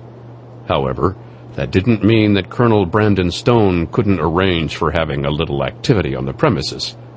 The facilities were capable of providing residence for 100 men. Most of the time, the station was used by DEA and Border Patrol agents for the sake of interdicting smugglers trying to bring in narcotics across Lake Michigan. But for now, the place was empty, except for her, Stone, and his mysterious pilot, Jack. She saw a packet resting on one of the benches. Jack Grimaldi was off to one side, trying to look everywhere but at the short, half-naked woman in front of him. Fresh clothes for you. I was showering long enough for you to go shopping? She opened the package and saw a Chicago White Sox sweatsuit, black with white silkscreen lettering. The souvenir shop.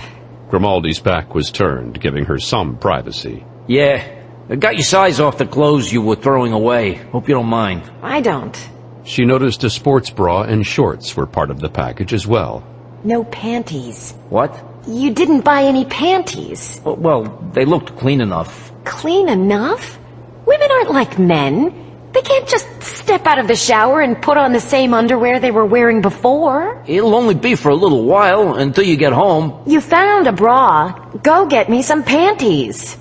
We don't exactly have time for that. Burton's shoes, only slightly spattered with droplets of blood, were resting on the floor under the bench. She quickly got into the clothes and sat to put on her shoes. You all right with me coming out now? Yeah, I'm as clean as I can be, wearing yesterday's underwear. Excuse me? He came out, face covered with a couple of puffy new scratches, but otherwise still looking as rugged and handsome as the first day she'd seen him.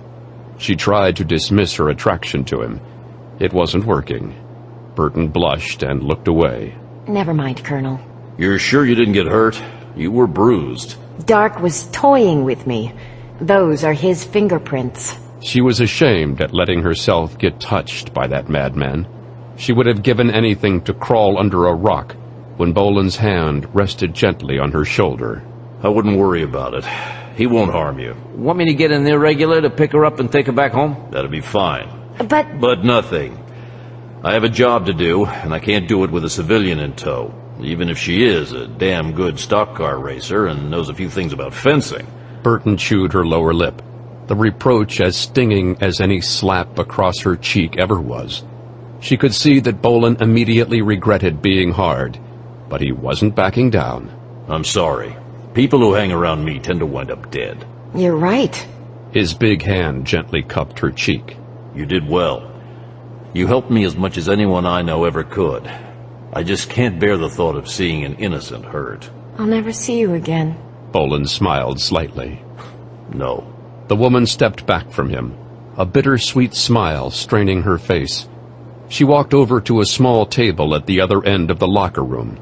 She looked at a thermos of coffee next to a pile of papers. She bent to get herself a cup when she saw the map of Wisconsin. The town of Sparta had been circled in pencil. She froze, as if she were looking at a viper. Sable, is something wrong? You're going to Sparta? Bolan stepped up to the table. Yeah.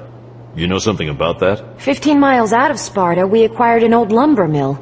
It's where I worked on perfecting the Smart Truck's offensive laser. But the truck only had a 25mm cannon. The laser's perfected, but we're not showing the U.S. Army until we get more money. Terran's dangling the Mars before them as bait for us to get the contracts for improving the vehicle, and then we'll take the job for the laser to ensure renewal of development on the truck. In any case, the laser is ready, and we even field tested it. In Wisconsin? There were tons of logs, the weather conditions were crap, and we tested year-round. The summers were as dry as most deserts, the winters were wet, soggy, and foggy. We were able to make sure the laser worked in every condition. I personally poured bags of imported Arabian sand into the electronics to make sure it wouldn't clog up. Were the Mars tested there too? At a quarry 2 miles up the road. It's an active quarry, but Taran paid the owner to let us use high explosives on the site. Bolan looked at the map, grim determination etching his features. I'm still not bringing you with me. Do you know what to look for? I know how to scout a hard site. But you wouldn't know what, if any, high-tech weaponry they had on site. I know the laser, divided up into its primary components, looks like the leftovers of a microwave oven or a VCR. Bolan looked at Grimaldi. So, do I put the irregular on hold? You're supposed to back me up in keeping bystanders out of my fights. She's the rocket scientist. That's the point. She's a rocket scientist, not a commando. I only dabble in rocket science. I am a professor of quantum electronics and laser physics. And I'm not asking to be given an M16 and go blazing into action. But I do know what the Mars components look like. Radar is emitted electromagnetic energy. The Mars is sensitive to those emissions, right, Professor? Then it reinforces that lock with a standard laser targeting system, like on the Maverick and Paveway 2 air-to-ground missiles. Redundant systems. You'll do what I say. Girl Scout's honor. I read your file. You were no Girl Scout. That's kind of creepy that you know about me and I know nothing about you. I'm Dark's flip side. The only difference is I don't believe there are acceptable civilian casualties. In other words, you're going to remind me every step I take that I am in danger and I have to follow your lead. Precisely. So when are we flying out to Sparta? Let's at least get you a jumpsuit. Jack? Already calling for an irregular to get some proper clothing. We'll be off the ground in an hour. Looks like I'm going shopping for panties anyhow. Here. They sat in the back of the Chevy Suburban as it wound along the road. Sunset was quickly approaching. The skies splashed crimson. Kowalski found himself wondering if it were a portent of blood yet to be spilled. He looked down and saw the butt of a handgun being offered to him. A gun? You bought and paid for it. The U.S. Marshal accepted the pistol, the exact one he'd picked out at the gun shop. He felt the balance of it, then smirked, stuffing it into his waistband. He let his shirt drape over it. It's not loaded. Put it away so nobody looking in the car window would see me waving a gun around. Want to pull over at the nearest AT&T store so I can buy you a fucking clue phone? I don't appreciate that language. And I don't appreciate amateur hour. Pull this heap over. You think we're gonna let you go like that? Ah! Kowalski leaned forward and grabbed the chin of the man sitting across from him. It was the guy who'd had his face ground against the wall. He screamed as tender, torn flesh was squeezed hard, blood still soaking a handkerchief he was pressing to the slashed wounds. What a reminder of what I'm capable of? You think you can stop me with this penny-ante bullshit? They're chump change, and I'm a solid gold $20 piece. He slapped the man on his ravaged cheek and leaned back, stuffing his finger into Watson's face. You got something to impress me? Show it. Up till now, though, I haven't seen anything other than a bunch of jerk-offs who probably masturbate to shooting at pictures of racial stereotypes. I will not be taunted in this. An iron grip was on Watson's throat, and the hate in his eyes was replaced by terror as he saw his reflection in the shiny metallic box magazines Kowalski withdrew from the militiaman's pocket. With one hand, the ex-Marine fed one of the magazines into the butt of the .45, while the other still held Watson's windpipe. Kowalski's pistol came up, and only then did the stranglehold disappear. Now, if anyone starts shooting, everyone dies. He leveled the barrel at Watson's nose so he could see right down into its depths at the round tip of the 230-grain hardball round. Only the sound of the safety clicking on brought even a shiver of a reaction from the militiaman. Pathetic. He stuffed the .45 back into his waistband, Reclining, he let his eyes close. Let me know when we get where we're going or someone wants to explain something to me, whichever comes first. Watson began to reach for the weapon under his jacket. His lips were smashed and shredded across broken teeth by the impact of stainless steel pistol across flesh. Eyes still closed, Kowalski relaxed and slouched. The rest of the SUV ride went quietly. After Jack Grimaldi brought Mack Bolan and Sable Burton into Sparta Municipal Airport, the soldier wasted no time getting him and his companion a rental car. Burton looked at the vehicle, a Chevy Impala, her face covered in doubt. What's wrong? Another rental car? I can't carry one in my pocket, at least not big enough to drive around with. I do have a question about the people you work for. Nothing that could threaten national security, but something that's been eating at me. What's that? You get shot at a lot, right? And your rental cars, they really take a beating, don't they? More than I'd like to admit. How can you keep renting cars? I mean, the insurance alone on wrecked cars must run into thousands. Bolan turned onto the road, looking at the map. His cheek tugged involuntarily into a smile. It's pretty high. I don't keep track. Millions? Maybe. And the insurance companies don't think anything of all these wrecked cars charged to Colonel Brandon Stone? My people are good at erasing computer records. There's still people at the counter. So some information gets around. I handle everything through some very special authority, and I have some good people to clean up my messes. Like witnesses? I would have never started an operation like that. Burton watched as Bolan opened his windbreaker, the extended magazine of his pistol poking out like an ugly metallic tumor under his armpit. She noticed his eyes glancing between the driver's side mirror and the rear-view mirror. Is there trouble? We're being followed. Burton slouched deeper in her seat, unsettled. What are we going to do? Keep driving. Can you take the wheel? Yes. What will you be doing? I might end up going EVA, extravehicular activity. There's going to be more shooting. Any idea who they are? Army of the Hand of Christ, Fist of God, possibly a combination. Fist of God. I remember a security alert at TaranTech. They're a Middle Eastern terror group. Let's switch. I'll climb into your lap, then you slide into the shotgun seat. You can handle it? I'm not the rail I was when I was a teenager, but we can do the switch. She crawled across the parking brake.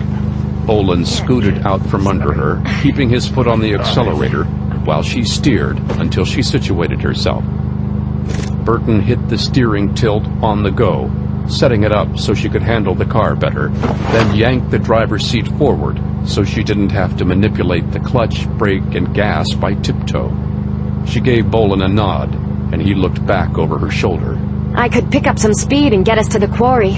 I know a way around the old lumber mill. They'd probably have fewer people at the quarry than at the mill, if any. Want me to take it easy, or do you want me to give them a show? Bolan looked back. Give them a show. Sable grinned, popped the clutch, and threw the gear shift into fourth. Harpy wiped her sweaty brow on her bare forearm, looking back at the others as they spent time dragging the chassis of the smart truck onto a rolling pallet. The truck was far too tangled into the trees to get out easily, so Adonis laid some charges. The tires and axles were wrecked, but the trees were cleared. It hardly looked like anything worth stealing anymore, but the Kevlar shell and the wheels, even the engine, were all superfluous to the electronics built into the vehicle. She returned her attention to the helicopter. Dents from gunfire covered it, and she could see where the strain of evasive action made a hydraulic line loose. But nothing a little bit of work couldn't fix. It was flyable. They wouldn't have been able to dash up to the Spartan Lumber Company mill otherwise.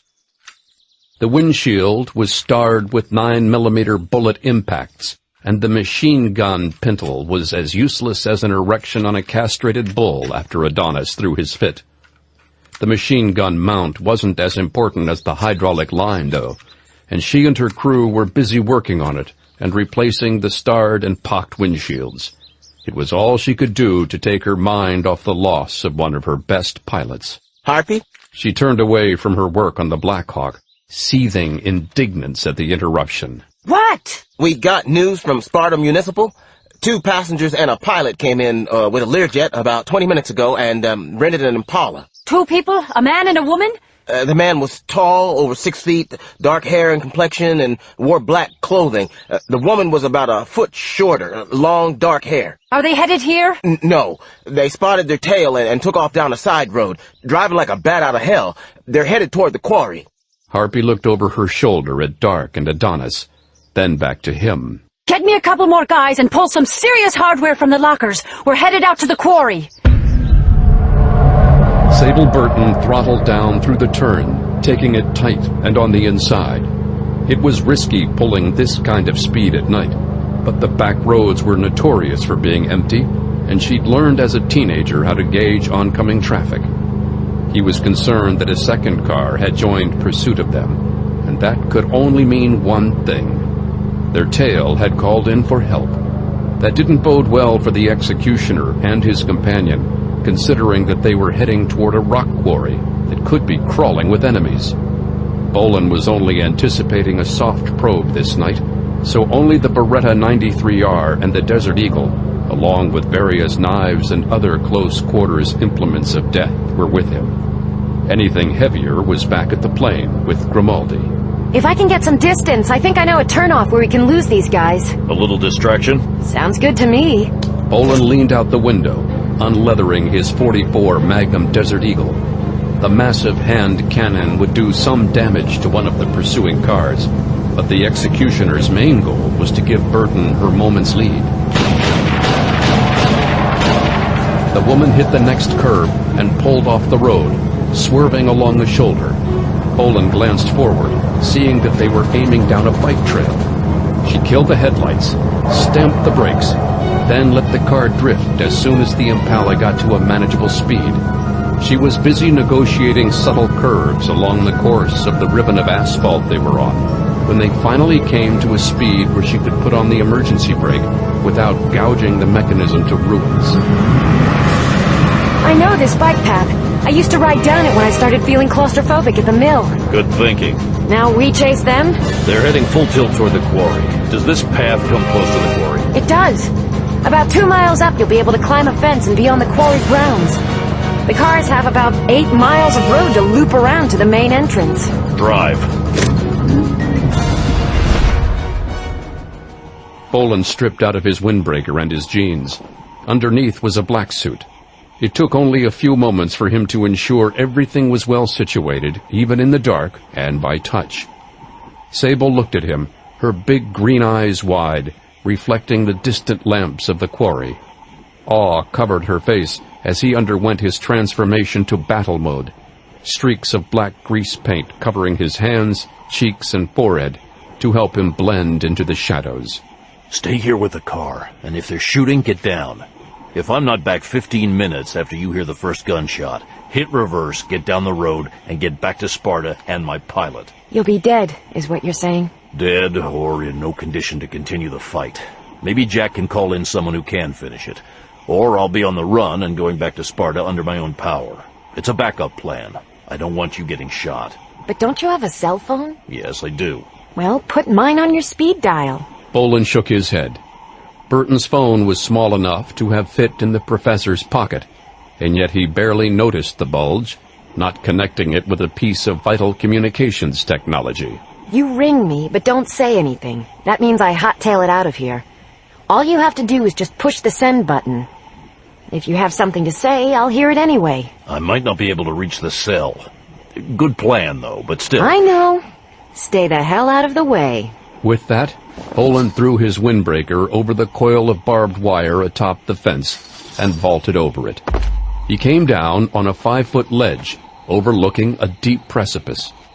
Despite the lights across the quarry, on the landing, shadows still wrapped around him, and taking long, loping strides, he made his way toward the collection of trailers and sheds that made up an improvised work area.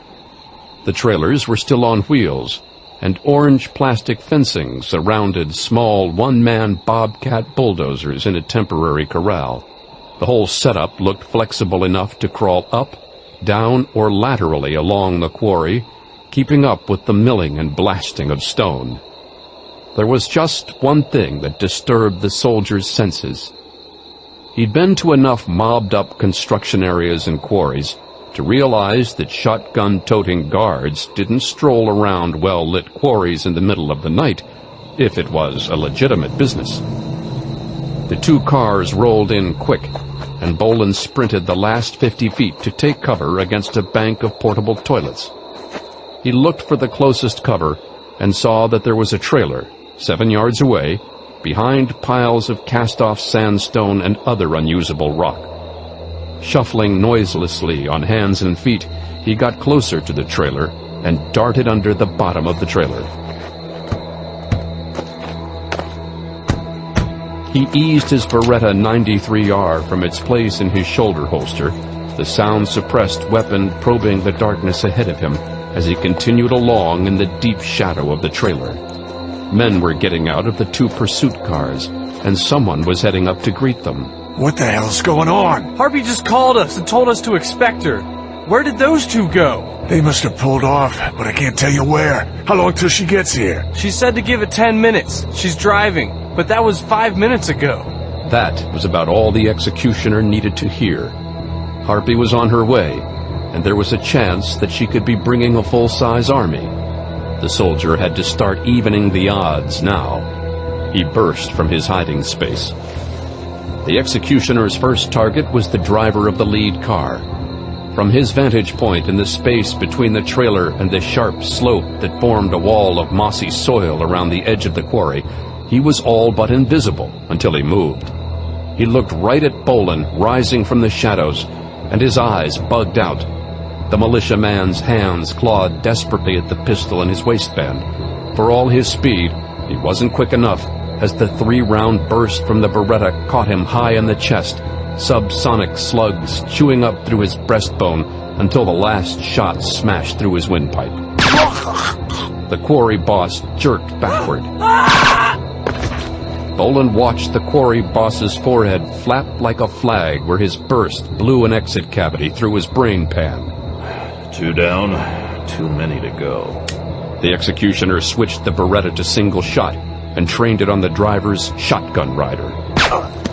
The man staggered, staying on his feet as his brain didn't quite process his cardiac pump being torn in two.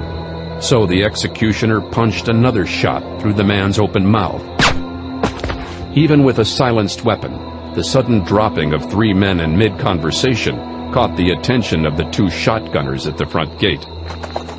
They suddenly burst into Bolan's line of sight from the mouth of the quarry, shotguns still aimed at the ground as they raced to investigate. Good God! That was the last prayer the gunner for the AHC ever spoke, as Bolan stepped to within 2 yards of his head. From only a few feet away, he gripped the dead man by the collar with his other hand, yanking him in tight.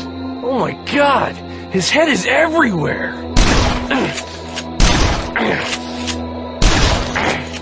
He fired blindly and hammered out 3 rounds of buckshot. If it hadn't been for his human shield, Bolan would have been the final recipient of 27 .36 caliber pellets.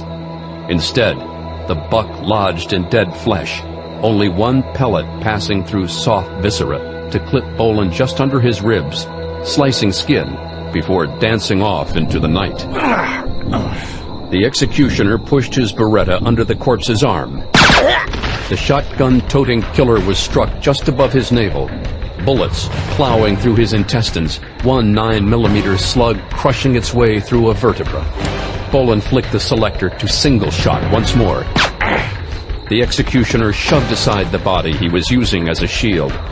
He traded his Beretta for the Desert Eagle now that the silence had been broken by shotgun fire. This way! Men were racing from a trailer, including the pair who had been in the second car. Right now, they were busy scrambling for their own weaponry. None of them was even considering taking cover or even bothering to aim. The executioner dived to the ground. The first shot collided with the bloated sack of a man, squeezing the trigger on a .45 as fast as he could. The .44 Magnum slug met him right above the bulbous belly, tearing up and through his heart and smashing out his spine. Bolan rolled to his right, triggering the Desert Eagle while he was on his back, the second round plowing up under the bearded jaw of a second AHC Charger. An AHC warrior with a shotgun leaped to the side. Bolan ignored the digs and stabs that the rocky ground was inflicting on him. He twisted hard, keeping ahead of the line of shotgun blasts as he returned fire. He looked up at the executioner as he approached and loomed over him. Cut me down. 1,000 believers will take my place. Heaven shall be victorious. Bolan shook his head, aiming his Desert Eagle at the man. You're right. Heaven will be victorious. But you're not invited to the celebration. The numbers were tumbling hard and fast now as the countdown to Harpy's arrival loomed.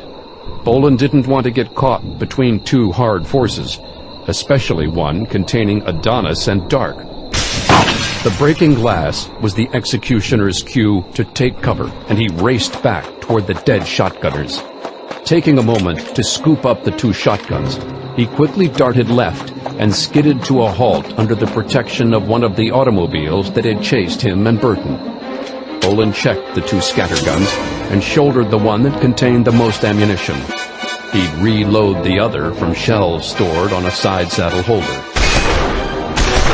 Bolan swung around and sighted on the enemy gunner's vantage point.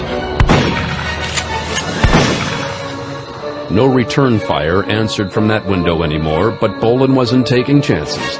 He shifted his position from the back of the sedan to the front hood. He kept low, his head barely visible, yet painfully vulnerable should the enemy sniper decide to rouse himself and begin to shoot again. With a clearer vantage point, though, Bolan noticed the head and arm of the shotgunner hanging over the windowsill. 9 down. No guarantee that there weren't others still in lurking. He put replacement shots in the side saddle holder on his gun, and everything that was still loose was stuffed into a pocket of his black suit. In the dark, Bolan couldn't be sure, but he figured all he had was buckshot loaded in the weapons. He'd have preferred the option of rifled slugs to allow for distant combat. Brandon? Fight's about over here, but it'll get hectic again. Head back to the airport and wait with Jack. I'll do what I can here. They're still coming for you. What else is new? Get moving.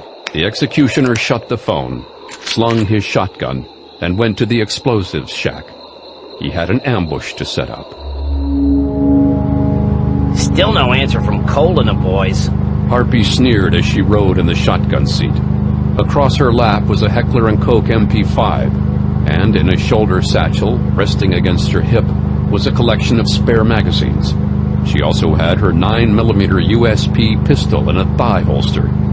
If she couldn't put Stone to his eternal rest at the bottom of the granite quarry, she didn't deserve to be a part of the Ring's core command. By now, Adonis and Dark would have gotten the clue that something was wrong when Harpy disappeared with 2 cars, 7 men, and enough firepower to start a small war. It wasn't that she didn't respect Adonis and Dark for their abilities, but each member of the Ring's leadership was one of the deadliest people on the planet. Her 2 partners, even if they did guess what she was up to, would be smart enough to stay at the mill and prepare a defense against Stone in the event that she failed. Slow down. We'll stop about 75 yards from the front gate and take the rest of the way on foot. She nodded to the guy with the cell phone, and he quickly rang the other car. He gave her a thumbs up that the message was conveyed. Harpy gave the grip of her MP5 a solid squeeze and looked ahead through the windshield. Dark shook his head in disbelief as he realized the ramifications of Harpy's disappearance. Stone's in the area, and the silly bird's going to get her piece. Which means that whoever brought him here is probably at Sparta Municipal. It's the only way to explain how he got here so quick. You're the better pilot. Take the Black Hawk to Sparta and drop in to get a little insurance against our man in black. Just get moving.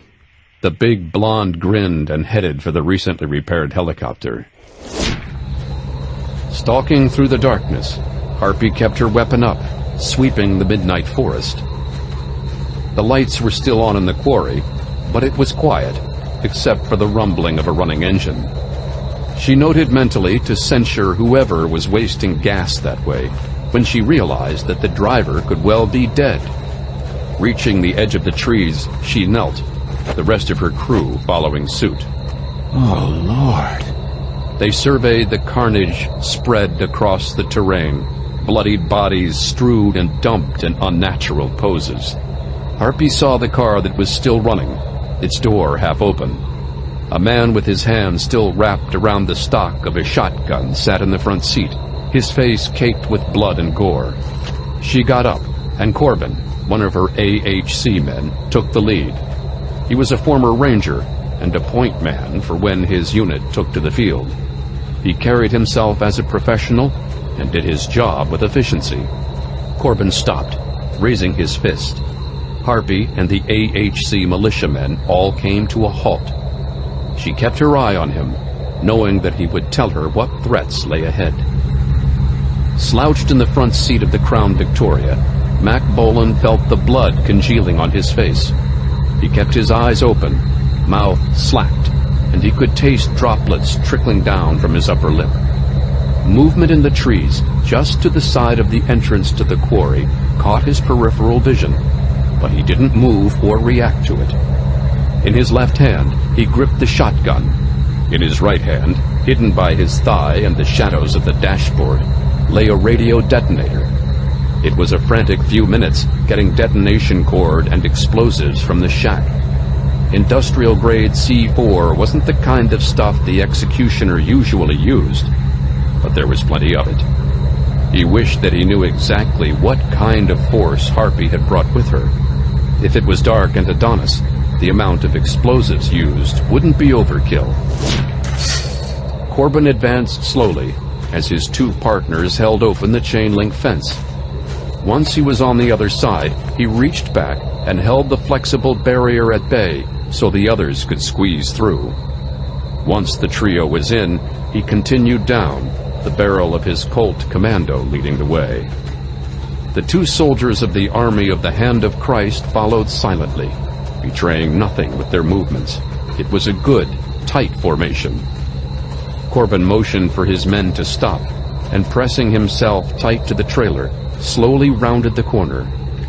He peered through the aim point scope atop his rifle and focused in to its full 4 times magnification, looking at the running car. The last Corbin remembered, there were no men on duty at the quarry who were left-handed, and none of the men in the cars were armed with shotguns. It could have been a driver who grabbed a shotgun and tried to make a getaway, but if that was the case, how could he get such a gory head wound on the right side of his skull through an undamaged windshield? The point man's instincts were jangling on full alert. Gotcha. What the... The trailer, Corbin, and his men evaporated in a gigantic explosion. Harpy felt the explosion through the soles of her feet. Corbin's down! The quarry itself was a massive cloud of backlit dust as the lamp poles spilled light through the raining debris. One set of lights was on the ground, sputtering, as if striving to stay alive after being upended. She saw only the vague, hulking outline of an automobile still parked in the entrance, where Corbin had been suspicious of the body. She trained her automatic on it. Bullets sparked all over it as other gunmen took the cue. The car visibly shook under waves of impacts. All right, enough! The frame of the automobile stood, but the windows were gone, and it was resting on chewed-up rims, tires, shredded to mere ribbons. The roof of the car was half caved in as well. Harpy took a tentative step forward, her men following suit. The MP5 rested against her hip, ready to spring up to sweep the darkness. You think he survived that? No, but we wait until my signal. We're taking no chances. The AHC men were quiet, eyes searching the spill of light for signs of movement as the dust cloud continued to settle to the point where they could see clearly. The sole remaining lamppost was destroyed. Fuck! Having no target this time, they simply swept, taking huge slices of terrain and pouring bullets out. Harpy stopped after one magazine, as did the others.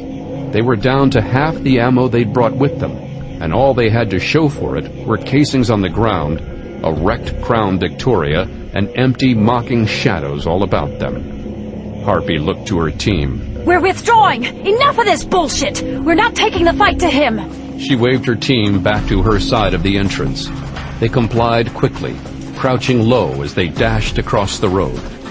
No gunfire chased them, but that was probably because their enemy didn't have the kind of firepower necessary to engage her team. Harpy kept telling herself that. Now the mysterious stone was dictating the course of battle. She chose discretion over valor. Adonis and Dark would handle this screwhead.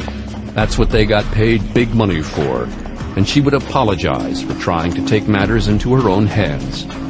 Harpy turned and started forward when she glimpsed her group out of the corner of her eye. She remembered she had 4 troops left. So why were 5 men following her? Scatter! Harpy brought the MP5 around. Bolan's heart was still hammering from the near-death experience of setting off the trailer so close to ground zero, and then being chased by enemy fire. But when he realized that the AHC team was focusing on the only thing they could see, he clambered up the hill on the far side of the quarry entrance. Crouching there, he took several deep breaths, resisting the urge to hack up the tickling dust cloying in his throat. They stopped shredding the Crown Vic about the time he finished wiping his eyes clear of the dust that had accumulated in them. Vision no longer irritated by grit, he could see that Harpy was left with 4 armed killers, and she seemed to have enough extra magazines to make life very difficult for him. He slipped down behind the group as Harpy announced their retreat, and padded gently up to them, slipping among their numbers. Once again, Harpy became aware of the executioner's presence. The executioner dodged behind one of the AHC soldiers. Bolan extended the barrel of his Beretta until it was a contact shot on one of the slower men. Bolan gripped the collar of the man's shirt, holding him up like a shield as he opened fire on the rest of the crew. The militiamen paused, not wanting to gun down their own friend, and only Harpy's salvo of 9mm slugs collided with the dead man. Bolan swung his Beretta at her and opened fire, but the woman power-dived out of the way of the return fire. The executioner shifted his aim and took the man to her right, pumping a round into him at throat level. One of the remaining men was armed with an M16. The executioner shoved his lifeless shield at the man. The M16 burst ripped into the corpse. The 2 men, living and dead, collapsed, the M16 knocked out of the rifleman's hands. Bolan chased the last man standing with a couple shots, but he disappeared behind a tree. With a curse, Bolan let the gun drop to his other hand, raising the Desert Eagle. The militiaman took courage from the sudden lull in the shooting and swung around with his auto weapon. He never fired a shot. Bolan spun, but no headlights or taillights presented themselves to give the executioner a target to shoot at, though. She wasn't sticking around to find out who'd lived and who'd died. Bolan didn't blame her. Sable Burton was almost back to Sparta Municipal Airport. She plucked the phone free and hit the button. Brandon? Yeah, it's me. Relief flooded her, but only for a moment. And Adonis and Dark? Didn't come for the floor show, but they'll have a message racing to them. Who got away? Harpy. I'm pretty sure she was by herself. Just stay at the airport with Jack. I'm on my way to you to pick up some supplies. Our friend was nice enough to leave me a car. Just be careful, and get back soon. I will. The woman hung up as she pulled into the airport entrance. She dropped the phone in her blouse's front pocket and left it there, pulling the rental car into a parking spot. She turned and walked toward the rental office, then reconsidered. Just because Stone had borrowed another vehicle didn't mean they wouldn't have use for a second set of wheels. Jack Grimaldi was waiting in the lounge next to the rental office and looked up, concern on his face when he saw her. Burton did her best to look nonchalant, but she was still fighting a heartbeat that was racing a mile a minute. Where's Brandon? He got another ride. He'll be back for some party favors. Want some coffee? No thanks. The pilot shrugged and took a couple steps toward the coffee machine when outside the darkness lit up under the effect of powerful strobes. Grimaldi paused in mid-step, looking aghast out the window. What's wrong? Grimaldi looked around the airport lounge. People were only now just realizing something was wrong as the big black military helicopter set down outside. His hand went momentarily for the Colt 45 in its waistband holster, but he thought better of it in a crowded area. We gotta get moving. Sable glanced back to the airfield and saw that the squat, cockroach-like Black Hawk had swung closer, dropping off a towering figure from the side before it climbed and just missed the collision with the main building's roof. The giant that swooped down from the sky charged after her and Grimaldi. Jack! The figure was an obscenity in full motion, enormous limbs propelling him with an unnatural speed. This wasn't a man chasing them, but an oversized Greek statue come to life, body surging in hot pursuit. Grimaldi spun, seeing the same thing she did, produced the Colt 45 from under his leather bomber jacket, snapping the gun up. Burton's eyes remained focused on Adonis as he continued to bear down on them. His chest rippled as slugs hammered into him. Adonis was upon them in 2 strides, but Grimaldi swung his pistol like a hammer. The blond giant dodged the swing, avoiding contact between the steel pistol butt and his skull. Instead, he wrapped a beefy paw around the pilot's wrist and gave a hard twist. Sable, run! Adonis punched Grimaldi in the temple, then shoved his unconscious form away from him, hands reaching out for her. Burton spun and launched a spearing kick into the big man's groin. Her foot impacted on hard muscle, only eliciting a grin on the giant's face. You're only making me horny by doing that, Professor Burton. Will you come with me this time? Go to hell! She launched herself at him, fingers slashing and raking air, seeking out soft flesh and eye sockets. Adonis's massive hand wrapped around her throat, and she gagged, feet suddenly dangling in empty space. She clutched his rock-solid forearm, trying to take the pressure off her windpipe, when she felt Adonis shift his thumb slightly, pressing hard under her left ear. Blackness rushed in on her like a tidal wave, sweeping her into a sea of unconsciousness. Nighty-night, princess. Watson and his battered men stood to David Kowalski's right as he waited at the empty desk in the bivouac. Checking his watch, Kowalski realized that it was nearly midnight. Does your boss keep late hours, Watson? Before Watson could say anything, the door to the office opened, and in strode 2 men. One of them was tall, with short-clipped, straw-colored hair, his face covered with freckles. He had craggy features, wrinkles on his face, showing years of mileage. The other man was dark-skinned, his nose hooked over a bushy mustache and beard in sharp contrast to his companion. Both, however, were dressed in crisp, woodland camouflaged BDUs. "I am Colonel Logan. This is Colonel Saline. You are Peter Steele?" Kowalski snapped to a salute of these men, not out of reflex, but he faked a good simulation of it. It had been years since he'd had the desire to salute any commanding officer. Actually, that wasn't true, he reminded himself. There was Stryker, or Colonel Brandon Stone, as he was being called these days. He put all the feeling into the salute as he would for Stryker. Logan circled Kowalski as if he was a raw recruit, scanning him. "Sir, Lieutenant Steele reporting for duty, sir." "And what duty is that?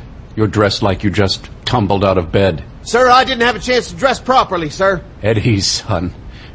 Just like a jarhead." Kowalski crossed his arms behind his back, feet spreading apart. "I was taught to respect a superior officer, Colonel Logan." "You learned well. Do you have any idea what this is about?" Saline sat on the corner of the desk. He crossed his arms, big brown eyes scanning Kowalski, as if he were trying to pick forensic clues off his skin and clothes. I assumed this was about the Army of the Hand of Christ. Logan looked at Watson, whose eyes bulged like hard-boiled eggs. Is that so? You told us that you needed to recruit some new members. As you were. I gave Steele permission to stand down, not you, sack of no-loads. He isn't even part of this operation. He was ramrod straight and pecker hard. Watson and the others suddenly lurched to life, as if the puppeteers controlling their movements had grabbed their strings and pulled them straight. Sir, sorry. Blood continued to trickle over Watson's chin and all over his shirt. He was trembling now, with the fear of God. Better. Lucky for Watson, he was smart enough to mail us some information about you before he fumbled picking you up, Steele. Then you've read my file, sir. Lieutenant Peter Steele, Instructor in Close Quarters Combat, Mobile Operations, Urban Training, and Long-Range Reconnaissance. Our computer people are running a few checks trying to get through the Department of Defense to verify a few holes in your record with the 26. Black bag stuff. I'd tell you more, but... He looked over to Celine warily. Colonel Celine is on our side, son. A wise man once said, "The enemy of my enemy is my friend." The United States government? Well, it makes sense, but still... I can understand your skepticism, Lieutenant, but I have earned a position of respect with Colonel Logan and his men. Celine glanced over to Watson and his three stooges. Most of them, that is. Watson glowered back. Kowalski grinned. Huh. And you might actually be a pretty good friend of mine, Colonel Celine, sir. I have 4 injured men here, thanks to you, Steele. They didn't have to kick the door in while I was naked. I was just doing what any American should have the right to do, defending my residence from attack. I only wish I'd had a gun. But then I wouldn't be here, and your men would be in a morgue. Logan bristled at the description of events and glared back at Watson. Watson, is this true? Sir, Is this true? Watson nodded. Logan looked back at Kowalski. You're armed. Watson gave me the gun in the car. He wouldn't give me any explanation of what was going on, but he was stupid enough to give me a sidearm. I got the ammo off him myself. Why did you think that was a good idea? I was surrounded by 4 men who attacked me, and one of whom held me at gunpoint. I just figured I'd need some extra insurance against these morons in case they got upset. I don't even know why you're in such a rush to haul me out here. Don't you guys have email? Even money for a stamp? You have my address. Perhaps we were less than clear with our instructions to Mr. Watson. There's still the possibility that you're someone planted, an undercover cop. You'd be fools not to worry about that. I don't see but 4 idiots in this room, and they're all wounded. Lieutenant Steele, it's not nice to taunt my men. No matter how incompetent they appear, they are good and brave men devoted to the cause. I apologize, Colonel. I believe you are sorry. What would you have me do with Watson here, for instance? Nothing, sir. Rank has its privileges. Colonels don't do the heavy lifting. I like your attitude, son. Come on. Let's have a seat and talk about your new job. Watson, you and your men are dismissed. Adonis thought he was hearing things at first. The blonde giant frisked the unconscious woman and pulled the little phone from her breast pocket, then flipped it open. He didn't speak, however. Are we going to wait all night and use up our batteries? I figured it was you, Stone. I guessed something was wrong when I heard a helicopter.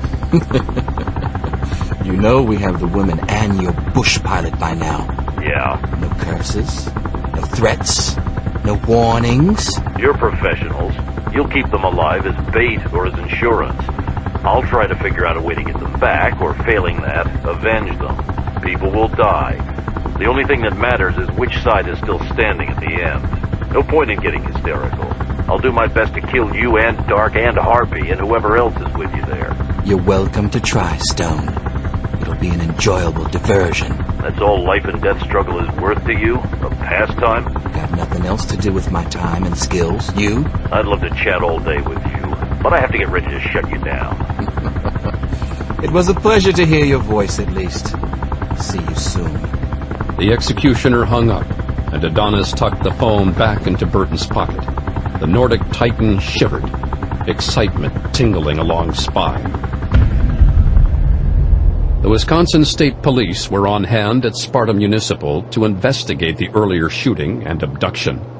Bolan flashed his Justice Department credentials to learn more of what was going on. The descriptions weren't pretty. A man had dropped from a helicopter and made off with 2 hostages.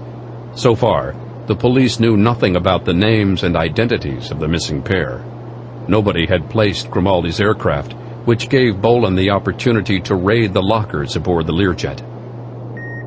Bolan slipped unseen aboard the Bombardier Learjet 60. The equipment lockers opened to his fingerprint ID, and he took a few moments to evaluate the combat kit he needed to go to war with Adonis and Dark. So far, he'd seen them wearing body armor. Armor-piercing ammo would work, but it was like an ice pick on human flesh, having a minimum of stopping power. That left the Olympic Arms OA-93 machine pistol. It fired the 223 Remington rounds of the M16, capable of punching through layers of Kevlar. Spare magazines for the Desert Eagle and the Beretta also dropped inside, and Bolan grabbed the tiny Beretta 9000 in case Grimaldi needed something. He got on the phone to Stony Man Farm. Am I clean? Signal's coming through strong. Nobody's got a tap on it. What's wrong, Stryker? They took Jack and Professor Burton. Do you need assistance? There's really nobody in the area. We have Buck and a team of black suits at O'Hare. They moved in just after you took off for Sparta. Hal thought it would be a good idea to have a ready reaction force on the site. Good plan. David in Phoenix? Still in the Philippines. Without a solid lead, however, all Brognola could do was to station Buck Green and some of the Stony Man security force on hand, just in case. Any joy from Abel? They're still working in Northern California. The new kid is in with the AHC. So one of their leads worked out. Stryker, we can pull everybody back. Just how much do we have at O'Hare? 10. And Buck. And Charlie Mott. Charlie? Did he happen to bring along Dragon Slayer? Hal didn't want another Dulles incident. We got caught asleep at the wheel with that one, and even with some of our best people... Considering the opposition, you're not going for overkill. I hope if my plan works, you won't run into any trouble. And if it doesn't? It won't come to that. By 0100, Kowalski had a stomach full of coffee and the better part of a roast beef and cheddar sandwich on a torpedo roll. Thanks. I missed dinner thanks to the drive over. I noticed one thing. You eat with your left hand. It's my dominant hand. It was hard when I was stationed overseas. I just forgot myself now. What? The left hand is the unclean hand. It's the hand which people wipe themselves with. It's also referred to as the sinister hand. You've learned well from your time in the Mediterranean. Frankly, I never concentrated on what hand I wipe my crack with until you guys brought it up. It's called soap and water. A rare commodity in the desert, Lieutenant. Kowalski put his fingers to his forehead and bowed. My apologies, Colonel. Enough meeting of minds. We're here to tell you about the job that Watson was trying to recruit you for. What is it? We need you to work security for us. Someone's been shadowing our operations and they're getting too close. Defensive posture or something more proactive? For now, I want to look for possible holes in our own setup. This base seems more secure than I expected after Watson. Our men are dedicated. I just want to have one particular area secured and didn't like the idea of drawing too much attention with too many men on hand. So you decided to recruit someone with special operation skills? Though I suspect you and a good portion of your men are former special forces. You wouldn't be wrong in that. But we don't have that many people to go around. Not when we're under full operational mode. Where's this place I'm supposed to stake out? San Francisco. It's just off the bay. The most important problem is that it's a storefront location. And you're hanging your people out in the middle of San Francisco for what reason? Well, the locals might be a little perturbed by Logan's good old boys, but we have a hidden edge. Arabs? Even better than that. Who'd notice Asians in Frisco? Kowalski turned in his chair and spotted a newcomer. Almond-shaped eyes looked him over. Good American accent. Filipino? How'd you guess? The Abu Sayyaf group. They had ties to Al-Qaeda, but they also received demolitions training from American Christian Identity Group members Timothy McVeigh and Terry Nichols. I know my history. I'm Suarez. Not a bad guesstimate. Abu Sayyaf is old news, however. Why else do you think the three of us are able to coexist so easily, son? There is going to be a war, Lieutenant. A war where purity and virtue will once again rule the planet. Too long have the forces of corruption soiled the governments of the world. Secular governments have for too long dictated what the good and righteous people can do. And all that has happened is for the world to slip further into anarchy. Have you ever spent time in the Philippines? No, sir. Have you at least heard of the scandal of American servicemen avoiding prosecution for engaging in sex with child prostitutes? Immoral even by the most radical of religious beliefs. I heard that. They avoided prosecution by authorities in Manila.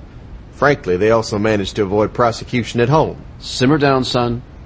No need to get riled up. I thought you were for cleaning up the government. We'll take care of them all. The pedophiles, the drug dealers, the abortionists, the homosexuals.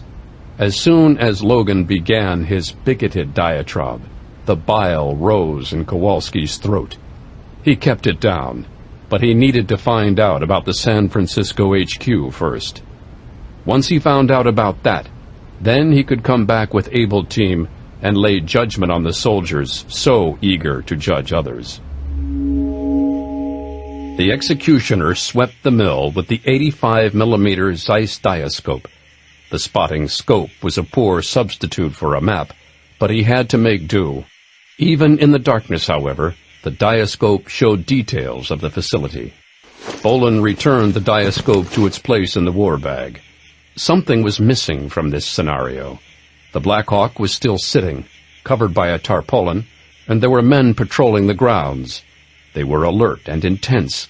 No cigarettes, no stopping to chat, no leaning against a wall. No, the absence of the two ring members put the executioner on the knife edge as he glided through the darkened woods. The OA-93 was leading the way, ready to rip the night apart in violent action.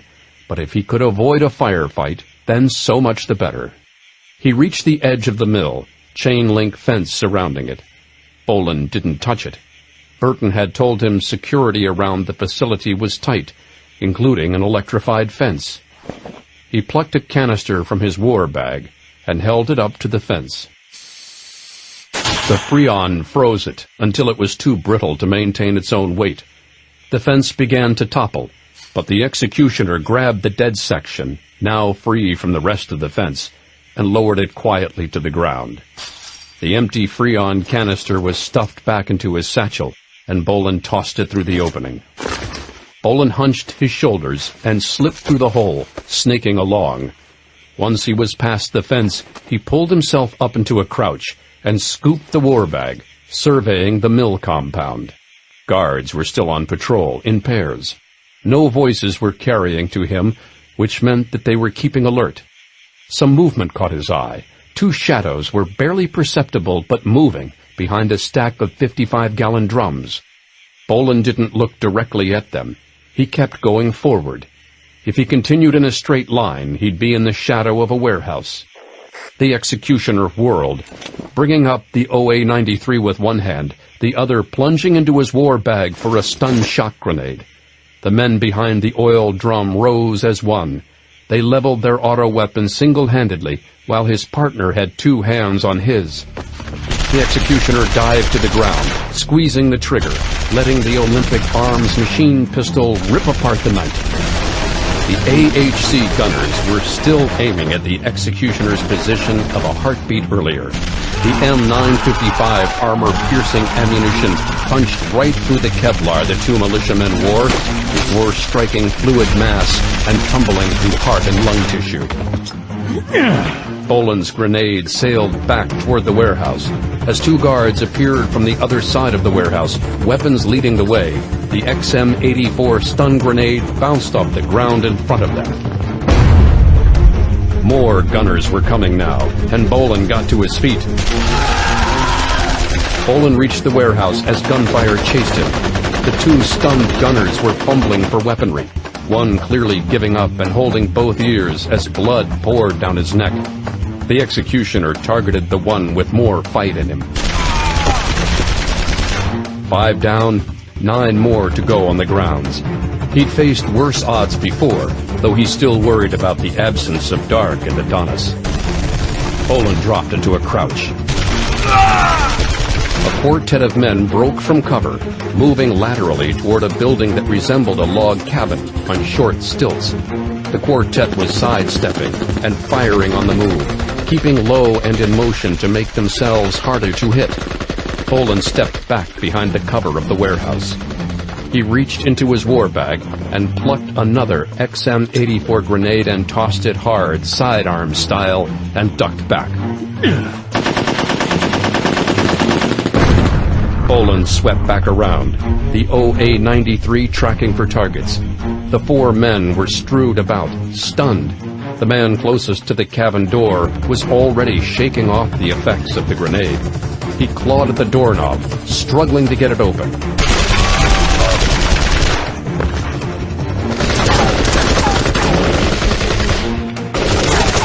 The other 3 were still not too quick on the uptake, but there were still 4 men firing from cover. Bolan dived toward the entrance to the warehouse, tumbling under the loading dock doors. Plunging into the depths of shadow, he banged his shoulder hard against a stack of wood. The Olympic arms sub-gun bounced free from his hands, but he knew the weapon was secured to him by its nylon straps. Instead of grabbing the weapon, Bolan slipped deeper into the darkness, his hands guiding him as he worked the maze of stacked planks. Bolan spun, pulling out his Beretta and Desert Eagle, guns filling both hands. Bolan raced behind a column of stacked 2x4s. The cover he found wasn't much, but it granted him an extra 10 seconds to dart toward the back exit, the doorway illuminated by the small square of reinforced glass high in its center. A head appeared in a little window, and Bolan snap-aimed his Desert Eagle. The executioner hit the doorway at full speed.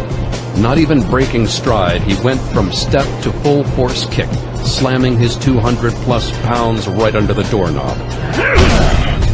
Bolan dived to the right, out of the crack he had opened the door by, striking the ground in a skid before a burst of gunfire chewed along the wall. Rolling, he brought up his Beretta and selected burst mode. The rounds ripped into the belly and chest of the gunman trying to track him. He went down, and Bolan got up to one knee. He finished reloading just in time to spot a pair of men coming around from the front of the warehouse. One was limping, blood soaking his light-colored windbreaker from chest to waist. The other was a man that he recognized from the group looking to secure the office. Bolan took the uninjured man first, cutting him off at the knees. Bolan shifted, sidestepping as the injured man cut loose, trying to control his MP5 with one hand. The gunfire went wild, missing the executioner by a good foot. Behind him, a gunner shouldered the door that Bolan had just come through, firing on the move. The impact threw off the shooter's aim, but the bullet sliced the top of his thigh. Ignoring the pain, the executioner whipped around, holding down the trigger on the OA-93 and ripping a storm of 5.56mm armor-piercing rounds through the enemy gunman and the door. Bolan fed the OA-93 a fresh magazine and continued on, scanning for more targets. By now, the noise should have drawn the attention of Adonis, Dark, or Harpy. Nobody was racing for the Blackhawk, and the office itself was lit well enough that Bolan could tell nobody was moving around within. Bolan moved slowly around the corner. Enemy gunners were still scrambling for cover. There were 3 of them, but they were already inaccessible before the executioner could bring his weapon to bear on them. Ducking back, he avoided a snarling swarm of fire.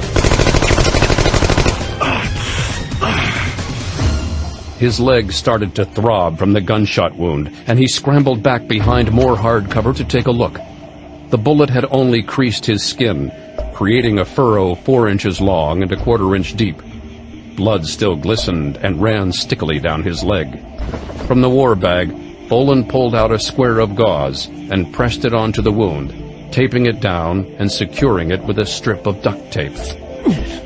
Stashing his roll of tape, he fisted the OA-93 again and filled his other hand with an M18 smoke grenade.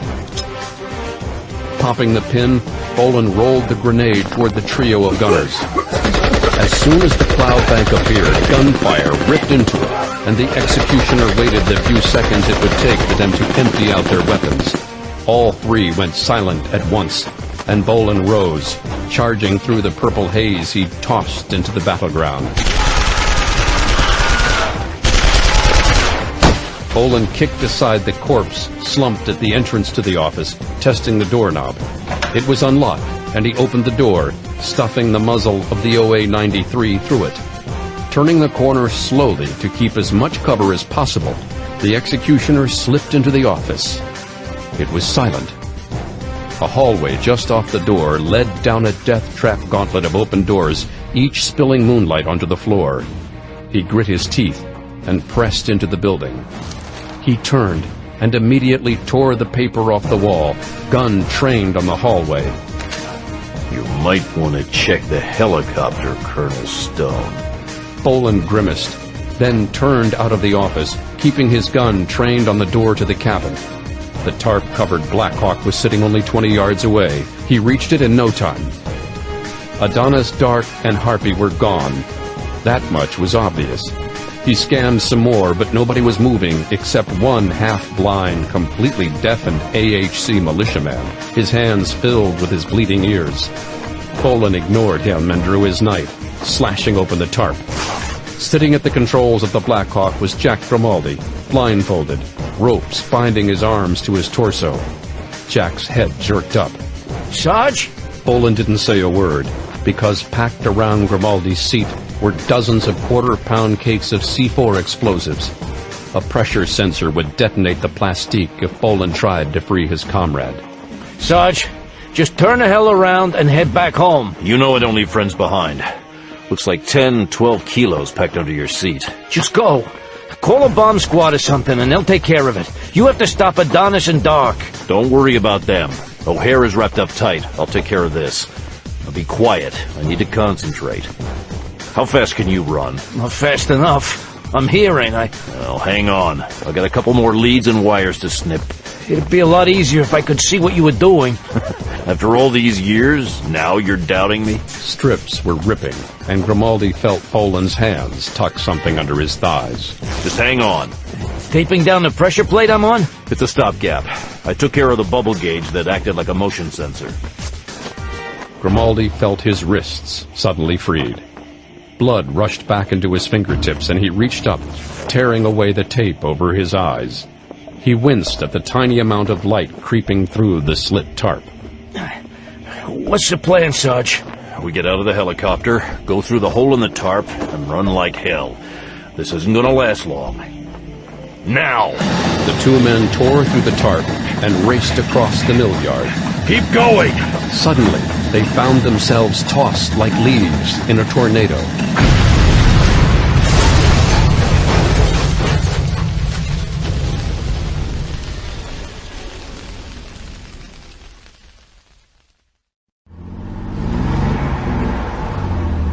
David Kowalski stirred from his quick catnap, feeling the car roll to a complete stop. His eyes opened, and he looked at the young Filipino man behind the steering wheel. Glancing over to the mall as they pulled up, he noticed that except for a big department store on one end and a restaurant just off the middle, everything on the roster was a branch of a Christian missionary center. Kowalski smirked at the sight of it. And this amuses you how? Kowalski poked his thumb at the mall. Hide in plain sight. That's the plan. See, nobody is going to give a shit about a bunch of Asians hanging around a Christian reading room. Does Suarez know you use such language? Suarez doesn't care. He's too busy kissing up to Sully and Logan. We're the weak partners here. And the other two sides show it every time they look at us. Shame. The Filipino segment. They're a mixed religion contingent? Muslim and Christian, yeah.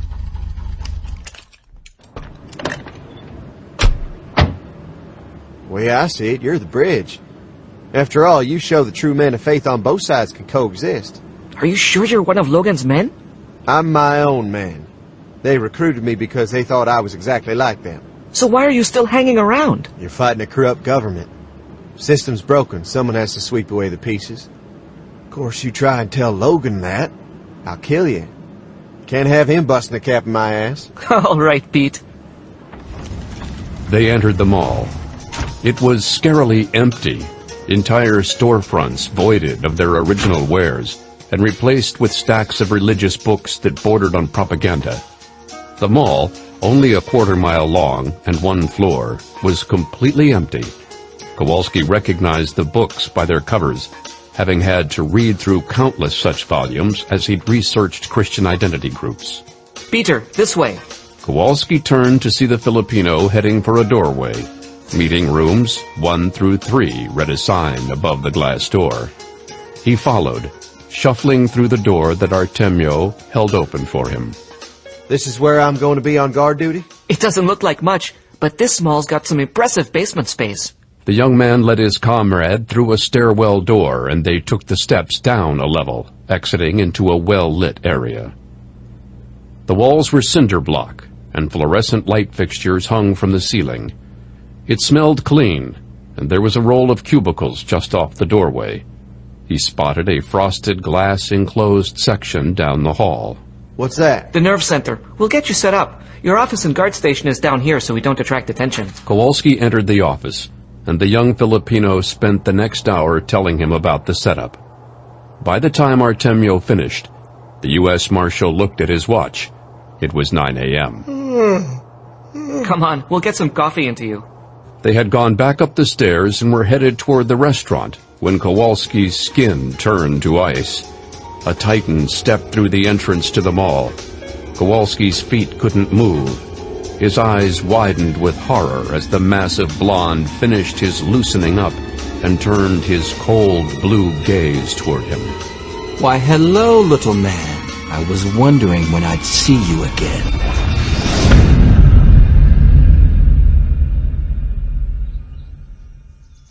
Bolan finished going over the mill with a fine-tooth comb.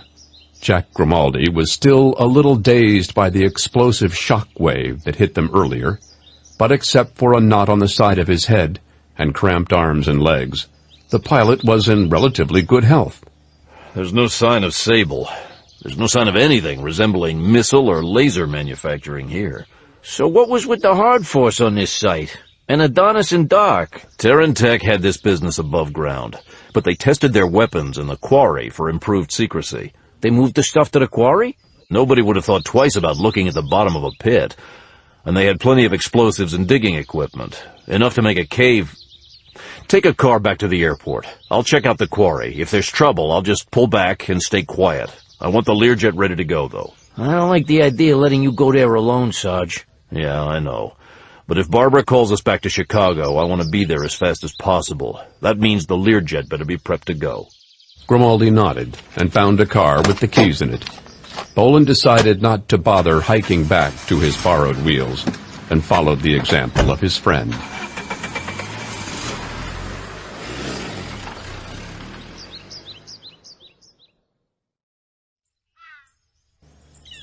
It didn't take the executioner long to reach the Quarry.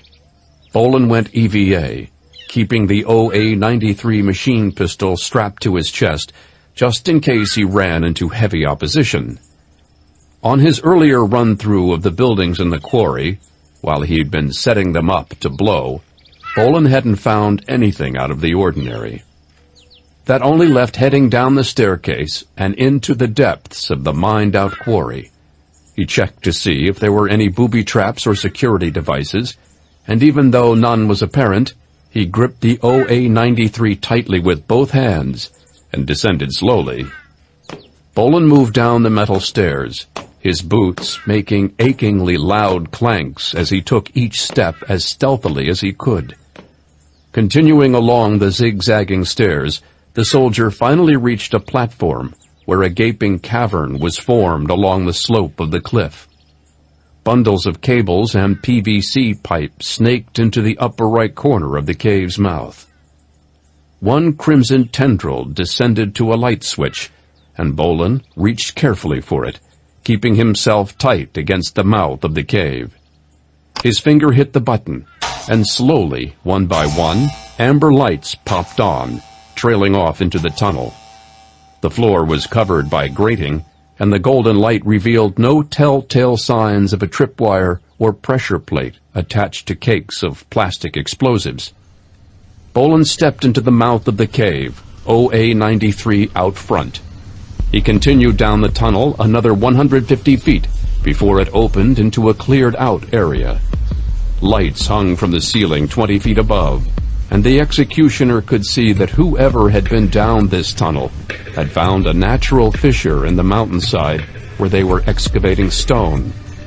The formation he was in was old, but many of the fresh wires and pipes seemed only a year or two at most. The catwalks formed a web, connecting several prefabricated buildings set on stone blocks.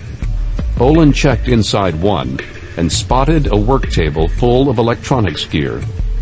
He checked a circuit board, looking at a sophisticated grid of transistors and microchips.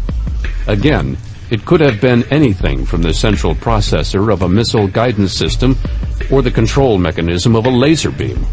There were more components in plastic storage tubs behind him, enough to build dozens of whatever he was looking at. It was evidence enough that the Ring and its minions were hard at work mass-producing weaponry.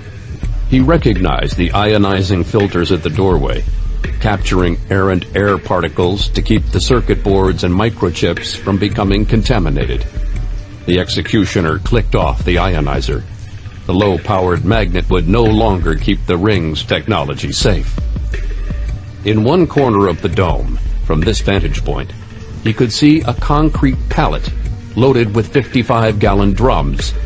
On the side was the international symbol for a biohazard. They were behind orange plastic netting and sheltered by a heavy tarp over a corrugated aluminum roof to keep the dripping moisture from touching the drums. Bolan took a tentative step toward them, then closed to inspection range. The canisters were empty. He saw that the drums were designed for hydrochloric acid, used for etching circuit boards or for the storage of rocket fuel. What truly set the soldier's nerve on edge, though, was a square container, as tall as he was, 9 feet from front to back, and 15 feet long. Bolan recognized it as a transport trailer for bio-warfare weaponry. The door was cracked ajar, and he pried it open farther, heart hammering, instinct telling him to drop everything and tell Brognola to call in a napalm strike. Silver globes were suspended in parallel rows along the sides of the container, hanging free. About half of the spheres had glass capsules built into the sides, golden brown fluid inside. Others had been stripped of their liquid. Grim realization swept the executioner.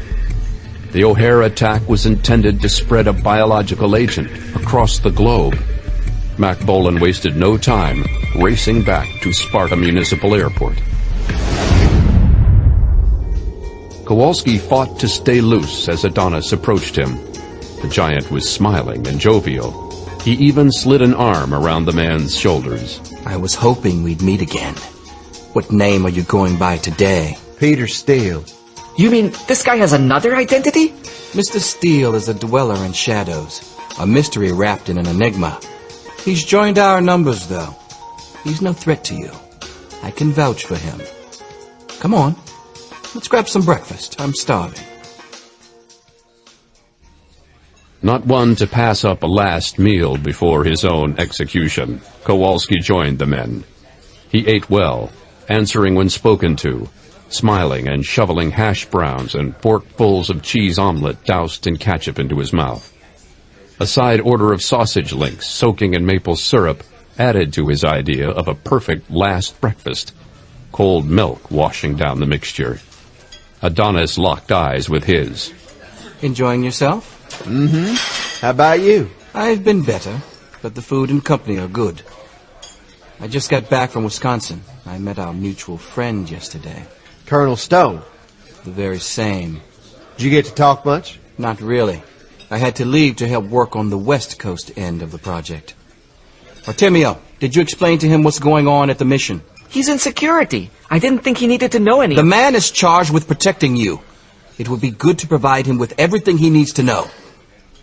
See, the mission itself is our cyber hub, the center of our communications through internet, broadcast, and snail mail. I haven't been in the nerve center yet. There's time yet. I'm going to go there after my nap. My charter flight took off well after midnight, and I didn't get much time to sleep. If you're still on duty when I wake up, maybe I'll give you the tour. Sounds like fun. You look like you could use some sleep, too. The thought crossed my mind. Kowalski kept waiting for whatever bombshell Adonis had on hand to go off. The blonde giant simply rose from his table. Walk with me a bit, Peter. Kowalski got up and joined him, Artemio close behind. Is your name Peter Artemio? The Filipino halted, not wanting to press his luck. He stepped away and allowed the two to walk off into the nearly abandoned mall. I'll bet you nearly shit yourself when you saw me come in. I'm not going to blow your cover. It really doesn't matter anymore. The countdown is ticking, and you can't fight your way out of this place as long as I'm here. So I just roll over and die, not even make an effort to stop you? I'll fight. And you'll die. So just keep quiet. Get swallowed up by the organization. This place is due to be blown out shortly. Survive that long and you can scamper away while this joint is thrown to the wolves. Please, Peter, don't make a scene. Without warning, Able Team's van burst through the mall entrance.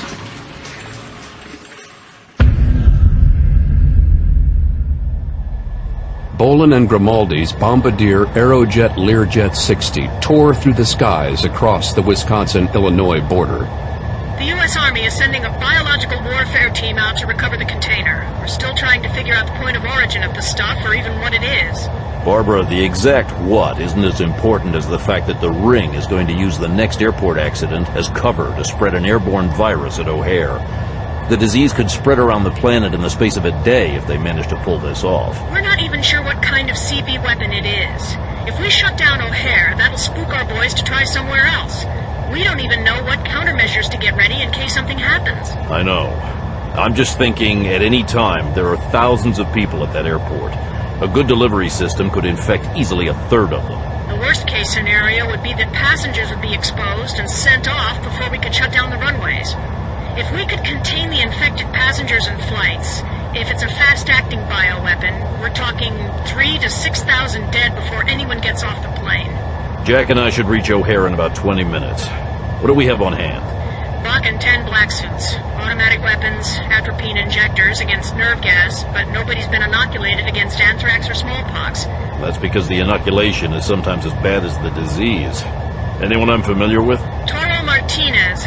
Anyone else who's worked with you is either on alert in their ordinary jobs or reinforcing us here at the farm. Able Team?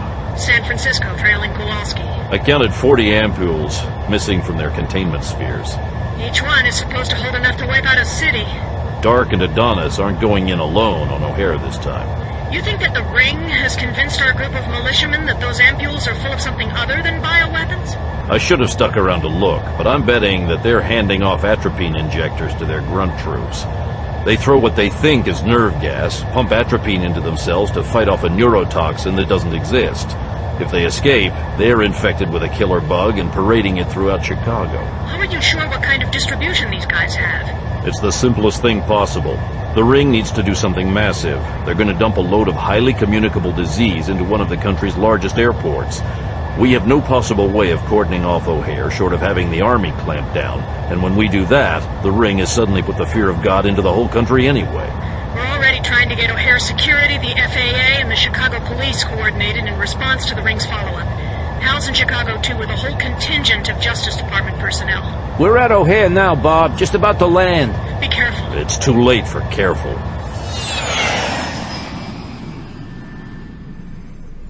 As soon as they saw Adonis enter the mall, Blancanales and Schwartz shrugged into their load-bearing vests and pulled weapons up from under the floorboards of the passenger section. The entire mission had gone south because of the blonde giant's presence. I'll drive. We're sorry we dragged you into this. I'm not. Hand me a mini Uzi and a pistol. They might try to take shots at me through the windshield, and I want to be able to return fire. Blancanales put a Colt 45 and a mini Uzi in her small hands. You know how to fire these? I spend every other weekend at a range. It's a hobby. She cleared and checked the Colt, then stuffed it between her thigh and the seat. She did the same with the mini Uzi and hung it on its sling around her neck. Blancanales pointed to the entrance away from the department store and the restaurant. Nobody is going through that entrance. We'll keep the fighting away from the restaurant. Chances are that the mission itself is keeping its officers out of sight of prying eyes. So if we do run into trouble, bystanders will be running like hell out the other way. I don't even think the mart is connected to the main mall. Cuts down on potential trouble with the bystanders. Of course, you'll never know. We might not have to do anything. I'll scout. We can't risk your life. She peeled herself out of her jacket, attaching a communicator with a throat microphone. The earpiece and its wire disappeared under her silken hair. Schwartz gave her an adjustable shoulder holster for the mini Uzi and the Colt 45. Her lumpy windbreaker hid both guns and the radio admirably. Be careful, Jackie. I will. Sorensen slipped out of the driver's seat. She smiled and closed the van door. She took the second entrance, seeing that it was unlocked, and walked in, stopping to peruse the Christian bookstore just off the entrance. From that corner, she could see down the center court of the mall. It wasn't much, just a single-story strip with storefronts on both sides, and most of them abandoned or turned into missionary office space. She spotted Adonis and Kowalski walking toward her, away from the Filipino men who had accompanied them into the restaurant. Sorensen keyed her throat mic. They separated from the Filipinos. Roger. Kowalski looked up at Adonis. Paul, gadgets, now!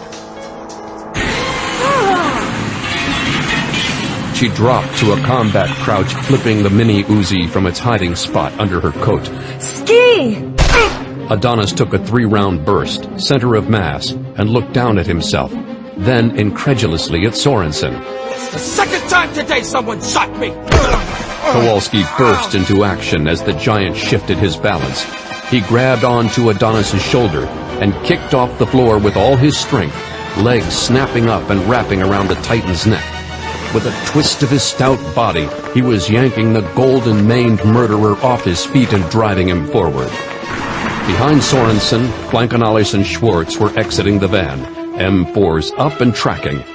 Doors burst open from the missionary offices. Sorensen couldn't open fire on the monster known as Adonis without peppering Kowalski with a hail of lead, so she turned her aim toward the Filipino gunman. All hell broke loose when Blancanales sailed a 40mm M651 CS gas canister from his M203. A white cloud filled the air, inflaming the mucous membranes and tear ducts of everyone within range.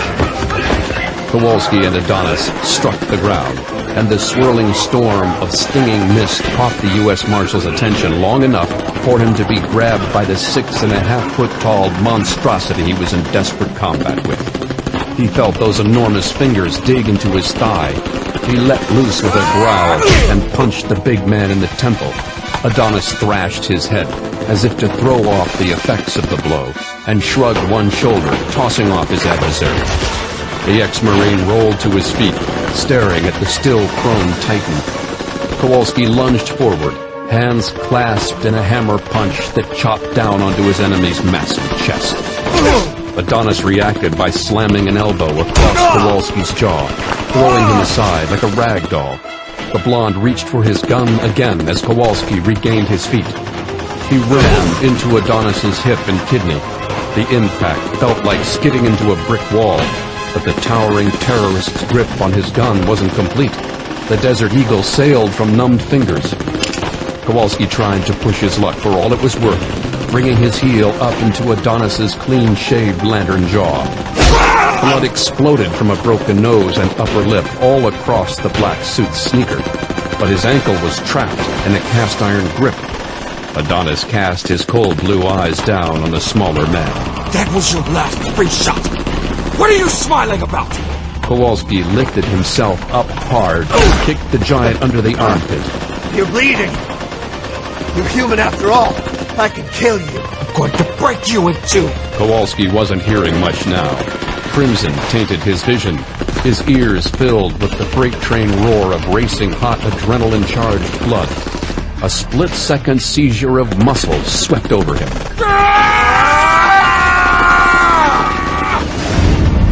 Schwartz shouldered his rifle.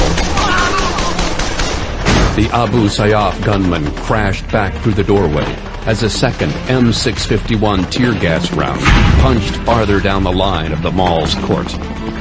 Blancanales was laying out the choking smoke to keep bystanders down and away from the gunfight. Schwartz hit the ground as the van's windshield and grille were lit up by a spray of sparks. He was glad that the van's engine was protected by a sheet of armor plate, because after a blowout like this, they'd need to extract like lightning. Schwartz was drawn by men coming up the stairwell in the open hub of this end of the mall. Railings surrounded a 30-foot gap in the floor, winding staircases twisting a level down. The gunmen were opening up, bullets ripping too high to catch the floored Able Team Electronics genius. That didn't mean Schwartz was going to let their assault go unanswered. He rolled and swung down on them. Sorensen joined him with her mini Uzi. Bodies crashed and tumbled back down the stairs, not even making it to the main floor. Paul! Jackie! Got you covered! Schwartz burst to his feet and raced to the steps. Schwartz tore down the steps and was well below before the corpses stopped moving on the floor. Making the turn, he spotted more men bursting out from behind a heavy fire door, weapons in their hands. Schwartz brought up his M4. Schwartz found himself driven back under cover by a hail of return fire. He let the rifle drop on its sling, pulling one of his special flying disc grenades from his pocket. Setting the timer to 4 seconds, he flicked the disc bomb out in an arc, then crouched low. The remaining gunners were torn apart by the shockwave of the lethal disc bomb, a small disc formed entirely from plastic explosives, with a ring of porcelain baked into the rim to make shrapnel. Schwartz raced to the door. The basement was going to be ground zero. Throwing open the door, the Able Team Commando saw the muzzle flashes of 4 guns. Kowalski didn't have much of an advantage against Adonis, but he did have leverage. The giant's long, powerful arms left him vulnerable at close range. Kowalski lunged in close, fists hammering at the pillar of muscle, swinging around the larger man's sides to strike him in the kidneys. Adonis brought his big arms down, trying to claw at the man latching onto him. Instead, Kowalski wrapped his arms under Adonis's thighs and heaved. Kowalski lunged, only to be swatted aside by a Victorian-style chair. Stunned for a moment, he gave Adonis an opening that wasn't to be missed. Kowalski buckled and dropped back. Adonis moved in too quickly, sensing victory, then suddenly sidestepped. It was too late to avoid Kowalski's kick, but most of the force only glanced off the bigger man's knee. Instead of cracking the limb, the kick merely unbalanced the 6.5-foot monster, dropping him into range of Kowalski's lashing fist. He staggered away from his adversary. Sorensen raced to his side, her weapon fanning at the giant. Perceptions hyped by adrenaline, Kowalski watched as 9mm slugs struck Adonis's jacket and bulletproof vest, bullets raising puffs of dust from shattered drywall and powdered glass clinging to his clothes. He didn't even react to the onslaught of automatic fire hammering into his chest. She swung the frame of her Uzi. The giant's head whipped around and he swung back, glaring at the tiny woman. I'm sick of you, bitch! He grabbed at Sorensen's belt, hefting her in the air, ready to smash her spine to powder with a single body slam. Kowalski came out of nowhere, both fists crushing themselves against the side of his opponent's head. All 3 bodies tumbled to the ground.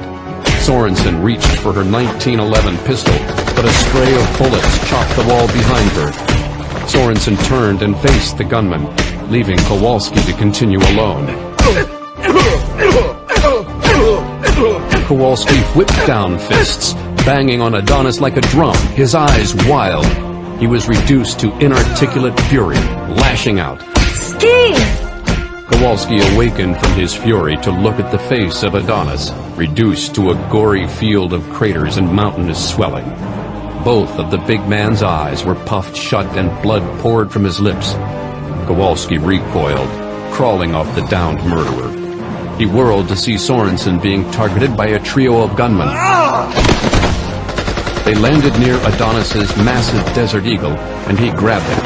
Sorensen reloaded her mini-Uzi. Gadgets went down there. Blancanales loaded a fresh magazine and slipped the M576 buckshot grenade into his rifle grenade launcher combo. There's a stairwell into the basement through that door. Okay, Ski and Jackie, you two take that. I'll follow Gadgets' route. Be careful. Kowalski looked back at the prone form of Adonis. Sorensen got her mini-Uzi, and together they took the doorway. Blancanales advanced, poking the muzzle of his M4 over the top of the stairwell. He saw Gadget Schwartz on the ground, hand covered with blood as he clutched his side. Panic filled the able team warrior. A pair of Filipino hardmen were pushing through an open doorway, their weapons tracking for targets. Blancanales fired. Blancanales reloaded the M203 as he descended the stairs 3 at a time, racing down to his partner's side. Gadgets? Get behind some cover, Paul. How bad are you hit? I got clipped by a round that deflected off my body armor. It's a flesh wound and it bleeds a lot. You sure? Schwartz scrambled to his feet. Yeah. Sure, the stuff that hit the armor felt as though it'd break my ribs, but my breathing isn't labored. I'll live. Jackie and Ski are upstairs. It's cleared. Even Adonis is down. A shadow fell across Blancanales' back. He whirled and saw the behemoth looming at the top of the staircase, a massive potted plant held over his head. Blancanales hurled himself over the railing. Blinking the dust from his eyes, he looked up to see Schwartz empty a burst into Adonis's chest. Adonis sailed down the steps. The Titan somersaulted over the railing, lunging for the fallen weapons of the militiamen. Schwartz locked on target first, pushing Adonis around with the painful impacts. The giant still managed to turn, an M16 in each fist. Blancanales dived for cover, triggering his M203. The crater left in the drywall was enormous. Is he dead? I hope so. You shot him in the chest with a buckshot grenade. What a monster. Blancanales was hurting all over and Schwartz was still bleeding. Both Kowalski and Sorensen limped through the door. How did... Good Lord. Anything else? We're calling Brognola for backup on this. And I have some news. The Learjet taxied up to the old Air Reserve Station hangar. 2 black suits Bolan didn't recognize trotted up to the aircraft. Their MP5s kept low to their sides. They pushed up a rolling staircase and opened the jet's door. Bolan laid eyes on a brooding, gaunt little man and his war bag. Dark eyes looked the executioner over. You must be Stryker. Colonel Brandon Stone, I mean, sir. That's right. And you? My name's Riker. The black suit jerked his thumb at a 6-foot, powerfully built man with piercing blue eyes. That's Priest. Bolan and the soldiers shook hands. I'm not going to butter this up for you. We're going to have a hell of a ride ahead of us. I signed up for farm duty to do the best I could for my country. If that means getting in harm's way to protect this airport, then so be it. And you? Making up for past mistakes. The Scotsman regarded Bolan for a moment. Then his brooding dark eyes flickered with a moment of warmth, a smile on his lips, before he helped the executioner carry his war bag into the hangar. Buck Green awaited him. Stryker, we were just working out how we'd be protecting the airport. I already have a man stationed at the top of the O'Hare Hilton. He's been joined by the local FBI office's SWAT team snipers. Bolan knew the tall, black hotel. Its concave shape and great height made it a perfect overwatch for the entire airport. They have enough range? 338 Lapua Magnums. They'll stay close to the terminals if they want to get the maximum disease spread. So they really are going to release something like anthrax? Bolan turned and saw a bearded man approach. He had tired eyes and his forehead was wrinkled from frowning. That's Rutherford, USAMRIID, U.S. Army's version of CDC. Yeah, the Medical Research Institute of Infectious Diseases. You have any counter-terrorism training, Mr. Rutherford? I was the medic in my Delta Force unit before transferring to the Institute. Bolan produced a silver sphere that he had taken from the Quarry cave in Wisconsin. Rutherford opened its top. Do you recognize this? It's a biological munitions container. Right now it has neither ampules with virus in suspension nor a central detonation core. As for what virus would have been put in this, I don't know. If it's any help, the fluid was amber in color. Did you pick up one of the ampules? There would have been an identification code on it. Nothing you'd have known if you weren't studying it. According to this, it's botulinum toxin. Botox for short. Almost always fatal. No countermeasures. It gets ingested or inhaled, and then the toxin kills by paralyzing the part of the nervous system that controls breathing. The good news is that there are anti-serums to counteract Botox. But getting it here would take a miracle, and we'd have to administer it immediately to everyone. Waiting until clinical symptoms appeared would be too late. And doesn't inoculation against it take around a year's worth of shots? Over the course of several months, at least. We'll just have to stop them before they can release the toxin. Buck, we got a message from the farm. Oh, Stryker, they were just asking about you, sir. Let's go see what's up. At the radio center, sitting at the console, was one of the biggest men that the executioner had ever seen. Easily as tall and powerful as Adonis. Toro Martinez, a DEA agent who had assisted Leo Turin and Phoenix Force a few years earlier. He was still young and boyish, his dark complexion hiding wrinkles well. Yes, ma'am. Stryker just showed up here. He smiled at the executioner and let him take a seat in front of a laptop set up with a miniature webcam. Barbara Price's face appeared on the screen. Stryker, we've got a new development. Able Team just discovered a communications center on the West Coast. So they're more widespread than we thought. I'm transmitting the image they found on one computer console. Bolan found himself looking at a small radar circle in the upper corner of the laptop screen. Data windows surrounding it bore all the information for O'Hare International Airport. They have control of O'Hare's computer network? Bear's burning up the lines trying to cover that. We think that this is feeding to a SATCOM system, but then it could be retransmitted to aircraft once the airport's transmitters are knocked out. If they time it right, nobody would know the difference. It's time-looped for 8 o'clock tonight. Yeah, and it's allowing several flights to take off. The ampules have no metal in them. They're just glass. Excuse me? They're not going to try to perform a mass release of botulinum toxin here. They might scatter 1 or 2 ampules, but by now, Dark and Adonis are counting on us to have counter-terrorism forces on hand to contain the threat. We respond to some sacrificial lambs, and in the meantime, we have a bunch of thugs spreading out and delivering a deadly bioweapon to dozens of cities. Not Adonis, Stryker. He's here in San Fran. Dead? As a doornail. Did you find anything else? 20 to 30 heavily armed Filipinos in a Christian missionary center. A Christian missionary center? Stryker, you don't think that they'd be... What'd you guys find over there? I'm guessing that the Ring intends to spread botulinum toxin ampules to various airports around the country and to other countries. Christian missionaries. That would provide plenty of cover for a large group of people to come into an airport at once and then just split up. I'm having Jackie Sorensen check it on their computers. She's found their financial records. Minutes ticked away while Bolan waited for a response. In the meantime, the executioner conferred with Green. We'll need security and our spotters to look out for buses that could be carrying in fake missionaries. Local security and the cops have been working with us. Toro here has been running back and forth between their HQ and ours to keep things secure. Oh? Yeah, we ran a check. The whole phone system is tapped.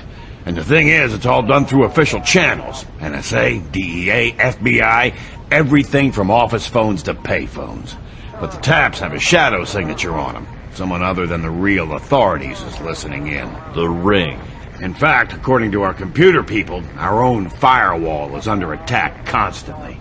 You keep shifting encryptions to fight off unauthorized listeners.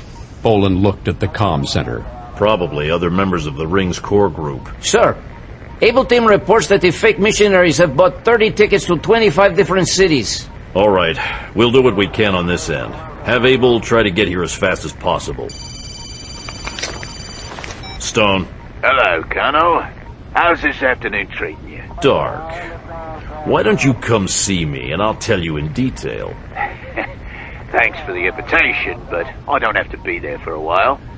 On the other hand, there is a lady who's dying to see you again. I told Adonis if she got hurt, I'd bring the sky down on you and yours. Oh wait, I don't think Adonis is in any position to tell you that. What do you mean? Well, he ran into some of my people in San Francisco. You might not have heard yet. You trying to tell me you've taken down Adonis? He'll be in custody. Granted, we're not sure there's enough to testify, but... Nice trick. I try to draw you out, then you try to get me to run to my friend. He wouldn't be taken alive. We have him. And he's alive. It was dangerous to lie to Dark, but Bolan didn't want to provoke him into hurting Sable. You're not going to trade him for this girly girl here. Still, he must be in good shape, if you're still referring to him in the present tense. I'm not guaranteeing he'll survive. He was in pretty bad shape. Which is more important to you, Dark? Your mission or your partner? Once I finish with you here in Chicago, I'll go pick up my friend, and the ring will take care of their own. This isn't a game. Your partner thought it was, and now he's half dead. You think I'm joking? I'll take anything you can throw at me. You'll know where to find me. Bolan looked at the cell phone. He checked the caller ID readout and realized that the mercenary hadn't called from Sable's cell phone. Barb, I need a quick rundown on a phone number. It's 312-555-1326. Got it. It's the same neighborhood where you encountered the AHC and Fist of God soldiers. Figures. Dark wants me to come visit. And leave our defenses of O'Hare that much weaker. There's an innocent life at stake, and a chance I can head off those mercs. We already have O'Hare Security, FBI SWAT, and the National Guard, and the Chicago Police Department on full alert. I'll make it back as fast as I can. I gotta find Jack Grimaldi. Jack Grimaldi was in the locker room, freshly showered, his hair still wet, a mug of coffee in his hands. What's up, Sarge? Jack, feel up to taking the lady for a spin downtown? Dragon Slayer? Over Chicago? A quick chopper insertion. Charlie, want to come with, just in case? Charlie Mott looked over from the back of the borrowed C-130. Ready, willing, and able. Come on, smartass. We're gonna make some bad guys sweat. Weighing over 3 tons, the Dragon Slayer was an impressive piece of machinery. 38 feet from its tail to its nose, with a rotor diameter of 39 feet. It was as compact as possible, yet capable of great speed and offensive capability. Thanks to the efficient engines and lightweight structure, the chopper could cruise for 3 hours at 138 miles per hour, or go tearing across the sky. The helicopter had weapons pods that recessed into the side of its sleek frame. A 50 caliber G-Call machine gun was one of Grimaldi's favorite weapons.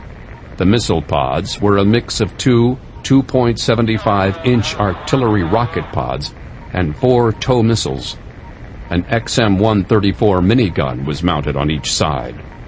To cut the sound signature, speakers mounted around the rotor shaft projected the sound of the helicopter's rotor slap at right angles, the counter vibration deflecting and flattening the sound waves. Bolan was counting on the stealth rotor system to drop him right on top of Dark's inner city headquarters before he even realized what was going on. I'll keep in radio contact with you guys. Once you drop me off, get the hell out before they notice the winds you're kicking up. If I need close support, swing in and provide it, but O'Hare has top priority. You think Dragon Slayer's gonna be needed? I know it. Harpy's alive and kicking. If anything, she might be trying to use the systems they ripped out of the smart truck. We didn't see the sky crane back at the mill, or any of the electronic warfare systems from TaranTech. Harpy's helicopter. It would have a pizza rack. Like on the Air Force PAVE Lows and PAVE Hawks. An electronics cabinet with a series of slots, like on a pizza oven, where you could slap a motherboard into it.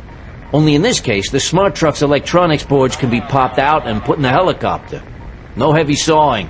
They just wanted us to think it would take that kind of effort so that we'd be expecting them to be armed with a helicopter that could sneak up on the airport and usurp the communications and navigation systems. The executioner grabbed his OA-93, then looked at Martinez. Toro, I'm gonna need a full load of hollow points. I'm going urban, and all I had for this thing was armor piercing. The gigantic DEA agent unstrapped the pouched 5.56 millimeter ammunition from his vest, tossing them to Bolan. The executioner replaced his pouches with the fresh loads. You'll be able to refit? I can get spare mags loaded for myself. You're in a hurry. Buck, make sure you call these two in case hell busts loose while I'm gone. What happens if you need air support? Then hell's already on the loose in Chicago.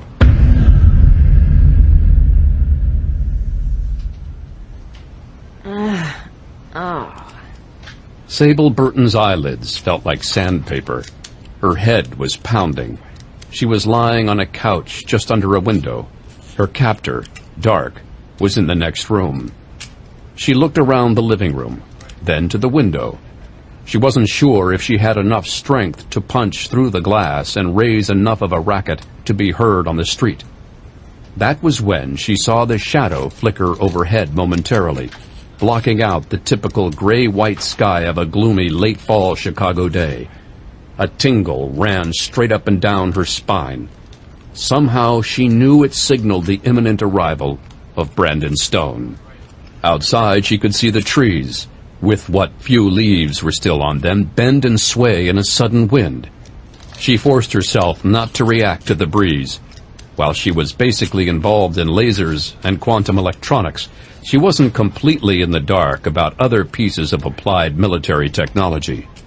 She remembered being assigned to a program with a stealth helicopter that used lasers instead of radio beams to cut down the radar signature of the aircraft. She'd seen the thing hover, almost silent, despite a whipping wind, something no other fighting machine she'd ever seen had done. Dark froze mid-stride. The other AHC and Fist of God soldiers in the dining room were still busy loading their weapons. He raised his fist, and the men all stopped what they were doing. What? Someone just landed on the roof. But we'd hear a helicopter. Only one person landed. If it's only one man, then... He'll wipe the floor with you lot. Evac now! Down the stairs! Sable was sitting on the sofa, and her gaze met his as he was in the doorway. Defiance was hard-etched into her face. The merc paused. You're gonna fight me for as long as you can so your boyfriend can get in here. Burton nodded. The mercenary pulled one of his machine guns. I'm not that stupid. By the way, this is for cutting me with a fucking car antenna. Burton's face flashed momentarily with fear. On the roof, the executioner finished laying the net of detonation cord over what he figured was the center of the living room. He needed to interpose himself between Sable and the enemy as quickly as possible. Grimaldi, using the powerful infrared optics of Dragon Slayer, managed to peer through the ceiling to detect one heat source in the front and several more in the dining room. Mack Bolan leapt into the hole. Dark whipped out of the way of the OA-93 fire. Bolan brought up his subgun, but a powerful kick booted the weapon from his hands. Bolan blocked the follow-up kick, then snapped his fist into the back of Dark's knee and thrust down hard, twisting the mass murderer to the floor. Dark caught himself before smashing face first into the ground. Bolan felt the tall man's leg rip from between his forearm and fist. The executioner took a quick half-step back. His momentum increased as the mercenary's boot struck him just above his navel. Bolan grabbed the booted foot and brought a knife-hand chop on the attacker's knee. The executioner's hand struck a knee guard hidden under the BDU pant leg, and he recoiled from the stroke. Dark somersaulted away from Bolan. The two men lunged at the same time, fists clashing against ribs and abdominal muscles and backs as they hammered armored chest to armored chest. It was Dark who acted first, forehead lashing toward Bolan's nose, but the executioner braced his neck and turned his head, catching an impact on his cheek. The executioner's hands sliced up into Dark's armpits, thumbs driving into the soft tissue. Dark was hit right beneath the major arteries that fed his arms. Despite the pain, he clamped down tight on Bolan's hands. Before the soldier could pop his hands free, Dark grabbed his adversary's upper arms, fingers digging in like claws. Bolan stooped momentarily, only to spring up again, head and shoulders coming in under the terrorist's breastbone, lifting him off his feet. Dark twisted away, landing in a crouch, then springing through the door, just as the executioner pulled up his OA-93 from where it hung on his sling and ripped off a sustained burst. Bolan was torn between charging after him and checking on Sable. He pulled a flashbang grenade from his war bag, bounced it off the far wall and down the steps. Sable, are you okay? Can you walk? I can run. Brandon, you shouldn't have... Shut up and follow me. He took her tiny hand in his. He pulled her along, passing the top of the stairs. He interposed his Kevlar-protected body between her and anyone still capable of fighting in the stairwell. Burton rushed past the stairs and out of sight, and Bolan caught movement below. He spun, racing for the back porch. Burton was about to pull the door open when Bolan slammed his palm against it, blocking her. He tugged her back and away. She glanced up at him, green eyes wide and swirling in a cascade of emotions. He broke eye contact with her out of sheer will and keyed his throat mic. Jack, we've got gunners outside blocking our exit. I've spotted them. Just waiting for your orders. Burn them. Dragon Slayer dropped stealth mode, spitting 50 caliber G-Cal rounds. The pair of armed riflemen on the porch across the street were now only two greasy smears. Bolan threw open the door and exited to the porch. Jack, just before you opened up, I saw a vehicle heading off. It looked like a school bus. At least it was that color. I spotted two of them taking off. They were parked the next block over in the shade of some trees, which is how we probably missed them. 2 busloads. Looking up, he saw a hatch to the roof. Standing by for pickup. We're going after those buses. What about me? You'll be safe on the helicopter. Come on. Dark had executed a baseball slide down the stairs. He was followed by a grenade. The mercenary grabbed the railing and yanked himself hard around the corner, covering his ears and clamping his eyes shut just in time. Even so, he was hit by the shockwave from Stone's grenade. Dark leaned against the wall to maintain his balance. Dark recovered and raced up the stairs to make his way to the school buses that were already crawling to the corner, men boarding while they were on the move. As soon as he cleared out from under the shadow of the building, he glanced back, spying a sleek, knife-tailed helicopter hovering silently, but only for a moment. Dark knew his snipers were dead meat and finished his mad dash to the school buses. He yanked himself through the door, even as the ground beneath him started flashing past at greater and greater speed. Behind him, the helicopter swerved from the roof. Jack, get closer to them. I don't want to risk hitting any bystanders, but we're not going to lose them. I've got an image of both buses on infrared. Switching it to your display panel in the back. Bolan looked, seeing the shapes of the two vehicles as dull blue outlines, with hearts of bright yellow, and seething with humanoid blob shapes colored in red. Between both buses, he counted approximately 4 dozen men on board. All right. Hold off on firing on them. This is a residential neighborhood. We know, Sarge. Are you going EVA? Bolan started strapping himself into the harness again.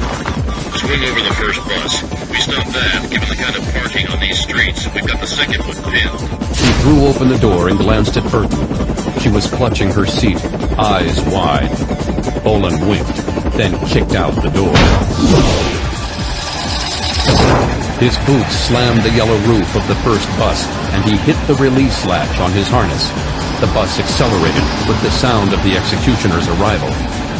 Bolan scrambled, racing ahead of the sudden rattle of bullets piercing metal, holes chasing his heels as he ran to the back of the bus. The other driver accelerated, bringing his vehicle up hard and fast. Dark and a couple of other gunners leaned out the windows, aiming weapons at him. Bolan took the last steps off the end of the roof at full speed, leaping with all his might, aiming his OA-93 ahead of him, holding down the trigger. Bolan landed on the hood. Letting the sub-gun flop freely on its sling, Bolan grabbed the roof of the bus and swung his feet through the shattered windshield. He grabbed a seat for support and held on as the bus plowed into a row of parked cars. Bodies were already pouring out the windows, and he caught a flash of Dark, one of the first on the ground. Still, there were plenty of bloodthirsty souls waiting in the bus, bringing their guns to bear on the executioner. Bolan threw himself to the ground, filling his fists with the Desert Eagle and the Beretta 93R. They desperately tried to retreat from the Beretta, several charging for the rear exit when Bolan fired the Desert Eagle. Springing back to his feet, Bolan holstered his empty handguns and grabbed up the OA-93 again.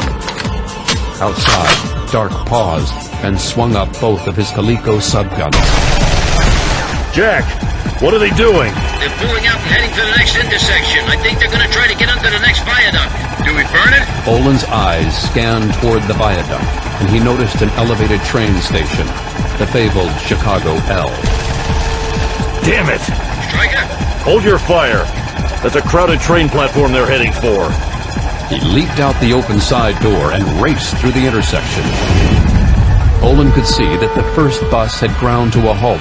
The Chicago Transit Authority ticket booth had been chewed to ribbons by a merciless cloud of lead. Jack, tell Buck that Dark's bringing his gunners in through the subway system. The train leads to the major terminals at O'Hare. Bolan charged up the staircase. He dispatched a militiaman who sidestepped out at the top of the stairs.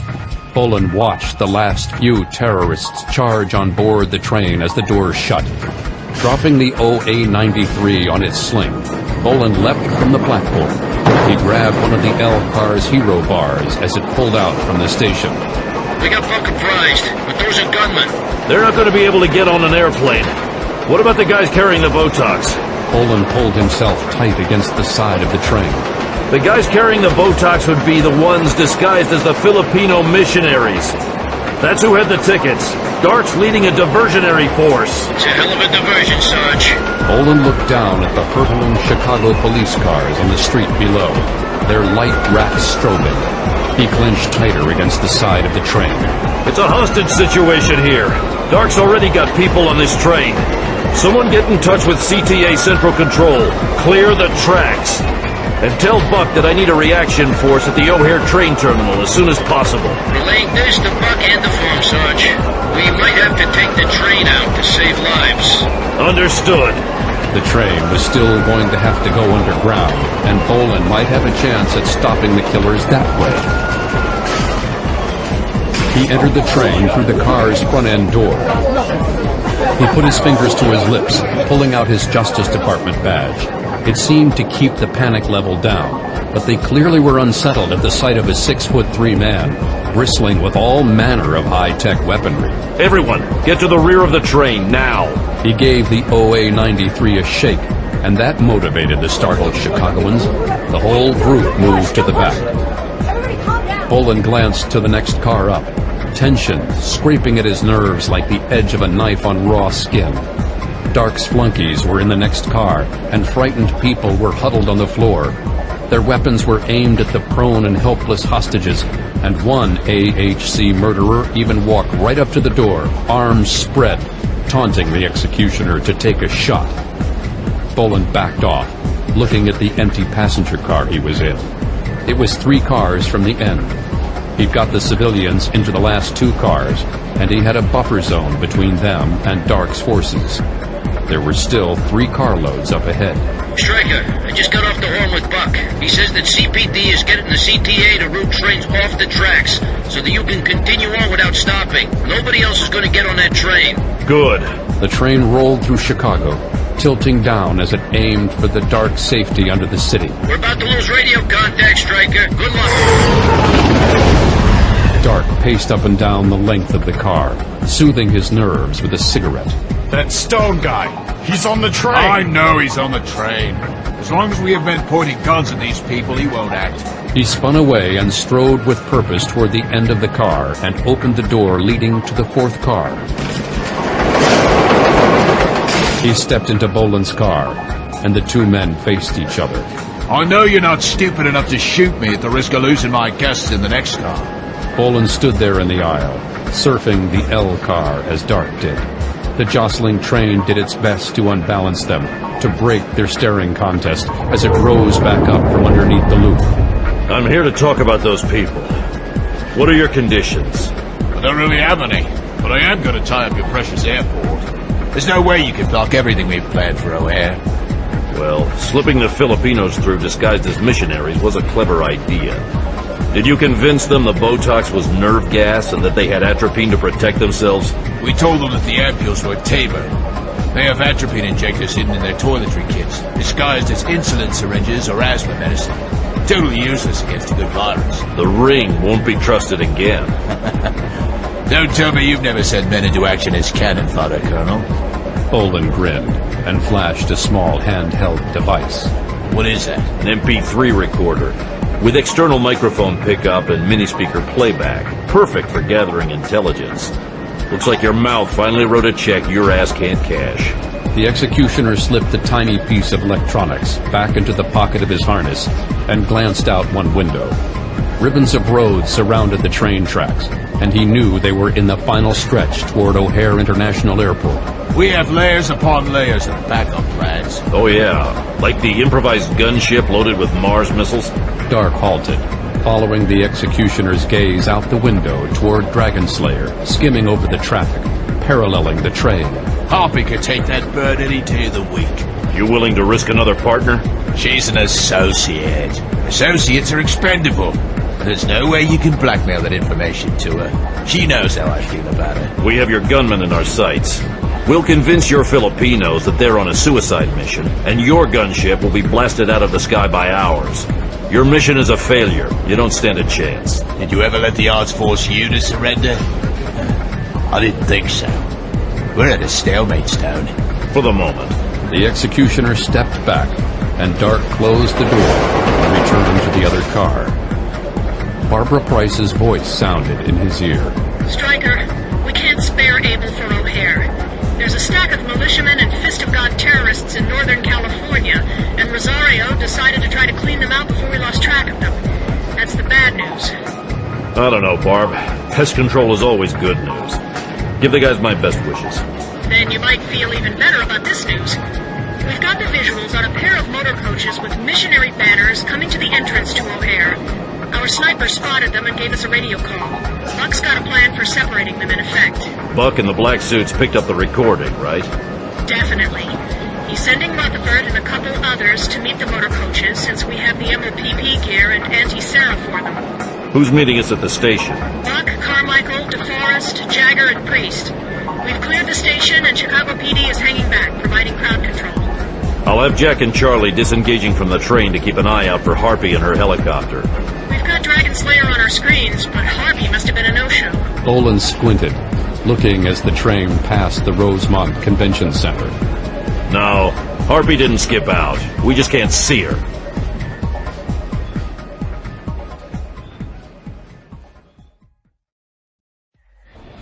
Charles Rochenoir was nestled behind the length of the SIG R93 LRS-2 sniper rifle, its Leopold scope allowing him to follow the path of the two motor coaches as they crawled up the driveway toward the terminals. In his left ear, his radio relayed messages. The rifle was chambered for the awesome .338 Lapua Magnum round, and he knew it was more than a match for any bus, fancy name or not. As a former SEAL, top marksman in his class, Rochenoir had used similar rifles in operations from Bosnia through Africa. Go! The grill of the first bus blew out dramatically. The motor coach's windshield was suddenly bathed in smoke and steam. The driver skillfully brought the vehicle to a stop, keeping it from flipping over. The Cherokee skidded to a sideways halt, blocking the path of the other bus on the road. Rochenoir made sure that the second motor coach couldn't pull any tricks, such as backing up and ramming the Jeep. Against a standard 8-cylinder Detroit engine, protected by the front end of an ordinary bus, the finished designed bullet was devastating. The hood of the vehicle burst open, engine cracked down the center, and knocked off the drivetrain. Bus is down. All yours. After Rutherford skidded the Jeep to a halt, he watched the impressive detonation of the engine compartment of the second motor coach. Because he was driving, Martinez and Riker went EVA, Heckler & Koch G-36 assault rifles up and tracking. Federal officers! Riker poked the muzzle of his G-36 into the face of the driver of the first bus, locking eyes with him. Keep your hands on the wheel! Rutherford was the last one out of the Jeep. Since he was going into the motor coaches by himself, he carried the old tried-and-true MP5K subgun. He swung around and up onto the stairs, bracketing the driver and keeping his weapon locked on the man, an American, while he looked into the coach. 20 faces looked back at him, all grim and tight-lipped, dark, almond-shaped eyes staring hard, glaring daggers. The ampules! Surrender them now! Fuck you, Fed! The Filipino men who were starting to move with the driver's act of defiance paused, half-risen. Rutherford leveled his MP5K at waist level. The ampules! Where are they? The Filipinos all exchanged looks. Doc, you better hustle it. They're starting to leave the second bus. Toro and I got two. One Filipino reached into his pocket and pulled it out, smiling. Most everyone else packed theirs with their luggage. But we drew straws. I kept mine, in case someone tried to stop us. You kill your own people. We took a shot of atropine before we got on the bus. We're protected from the gas. That's not nerve gas. That's Botox. Botulinum toxin. The man froze. Rutherford turned up his radio. Play dark speech. We told them that the ampules were Tabor. They have atropine injectors hidden in their toiletry kits, disguised as insulin syringes or asthma medicine. Totally useless against a good virus. Rutherford nodded to the ampule-holding Filipino. What you're holding will kill within 48 hours. The Filipino looked at his glass globe of death, eyes wide, sweat making his bronzed skin glisten. He looked back to Rutherford. Put it down. You're finished. Rutherford saw knives appear in a dozen hands, setting sunlight glinting off their polished sides. The dark eyes of the terrorists locked on him. No, I'm not. The ampule fell from shocked fingers as the crowd of Filipino terrorists rose as one. Only the fact that the center aisle of the bus was so tight and the seats were too high to climb over gave the stony man black suit an opportunity to pull back toward the door. Men screamed as slugs slashed through yielding flesh, but strong hands grabbed Rutherford's gun arm, yanking him up and back into the bus. The biowarfare expert looked to see the ampule, still rolling toward the driver's seat. Instead, the breaking glass was the windshield, Riker and his G-36 appearing at the hole. The brooding commando was holding the window frame with one hand. His assault rifle was in the other, sling tight around his neck. Let him go! The Filipinos yanked harder, trying to drag up Rutherford as a human shield. Ah, shite! Toro! Martinez and Riker opened up.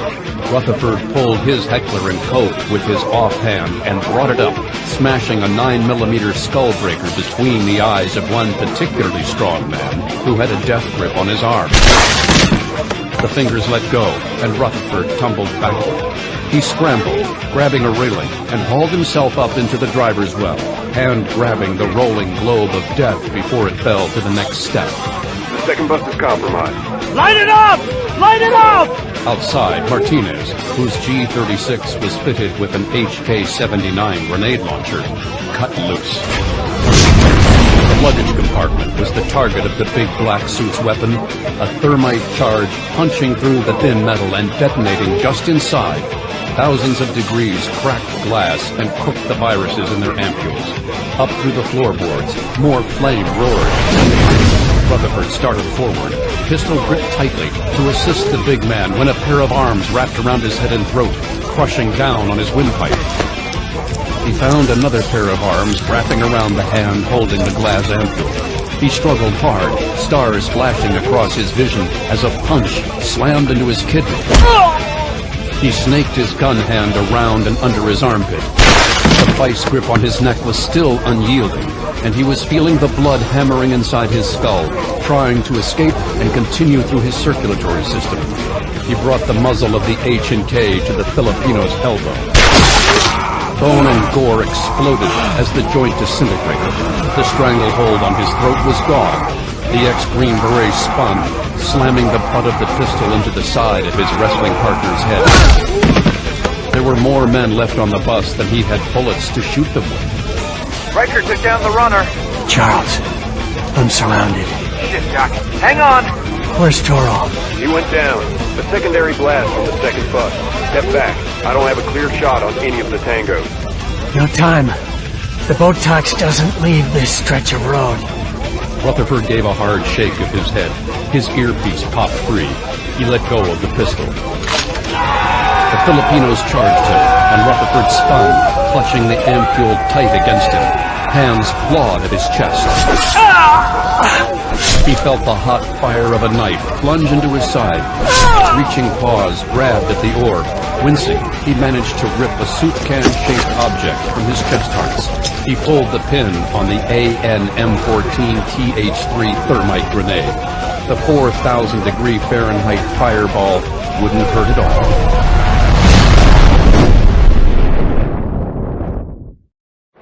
Fuck! What happened? Damn it! Doc blew himself up. Rutherford?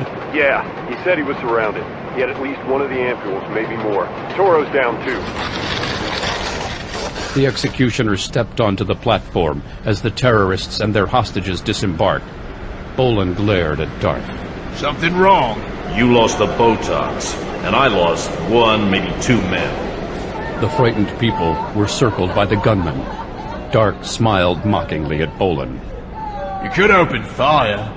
Maybe I'll be dead before half these people die. That's not my plan. How are you gonna do it? Dark turned and made an arm motion, keeping the people in the last two cars in place. They took the signal and stayed put. He turned back and pointed to the engineer. Take them away! Not gonna go through me to get more hostages? No, that's not my plan. Bolan circled the group, watching the train back out of the station from the corner of his eye. The train had come through a half-mile underground into the womb beneath O'Hare's terminals. According to Green, the National Guard and O'Hare security were keeping the crowds of civilians back from the entrance of the tunnels, themselves beneath the main concourses above. Right now, they were at the very bottom of the airport, only utility tunnels conceivably running below his feet. Bolan felt the empty glass sphere in his pocket. He pulled it from his pocket, letting the reflection of the fluorescent lights high above flare dramatically. He looked down at it, then up at Dark. Funny thing, they take a particularly hard impact to break. You're bluffing. Bolan glanced up, seeing doubt forming on some faces. Two men, one of whom Bolan recognized as the AHC terrorist Dark had slammed face first through a window, was staring daggers at their leader. There's enough serum in these spheres to take out a small town, or a company of soldiers. The hostages were terrified, but panic was also now sweeping across the group of gunmen. Of course, these were designed for air bursts. There's more than enough anti-Sera being shipped in to protect the men aiming those nasty black rifles at you. The gunmen were shifting now. They were shoving their captives to form a wall between them and Bolan. Dark stood before the wall of humanity. You're good, Stone, but my boys are still behind cover. Bolan looked at the wall behind the terrorists. He looked back to Dark and shrugged, then lobbed the glass ampule up and over, sailing it to shatter against the concrete wall behind the terrorists. Panicked hostages and militiamen alike dived to the ground or raced forward to escape Bolan's bluff. Take them! No survivors! The third rail's off! Take cover! The terrorists realized that they were too far separated for the civilians to make decent human shields. The hostages threw themselves off the platform and onto the tracks, seeking the safe shelter of the platform overhang. The terrorists, certain that Bolan's warning was a trick to drive them back toward the toxin, were huddled out in the open. Dark took advantage of the chaos and leaped from the walkway, out of sight. The last terrorist hit the ground, and Bolan was taking off on foot, reloading his OA-93 assault pistol as he raced along. Green rose slightly and scanned around, realizing that Dark had once again escaped. Buck, take care of the hostages. Nobody else chases Dark except me. Make sure all the accesses to these tunnels are covered. Anyone spots Dark making a break for it, blow the hole, and don't worry about me getting caught in the backlash. He gets stopped here. The executioner proceeded at full speed into the tunnel.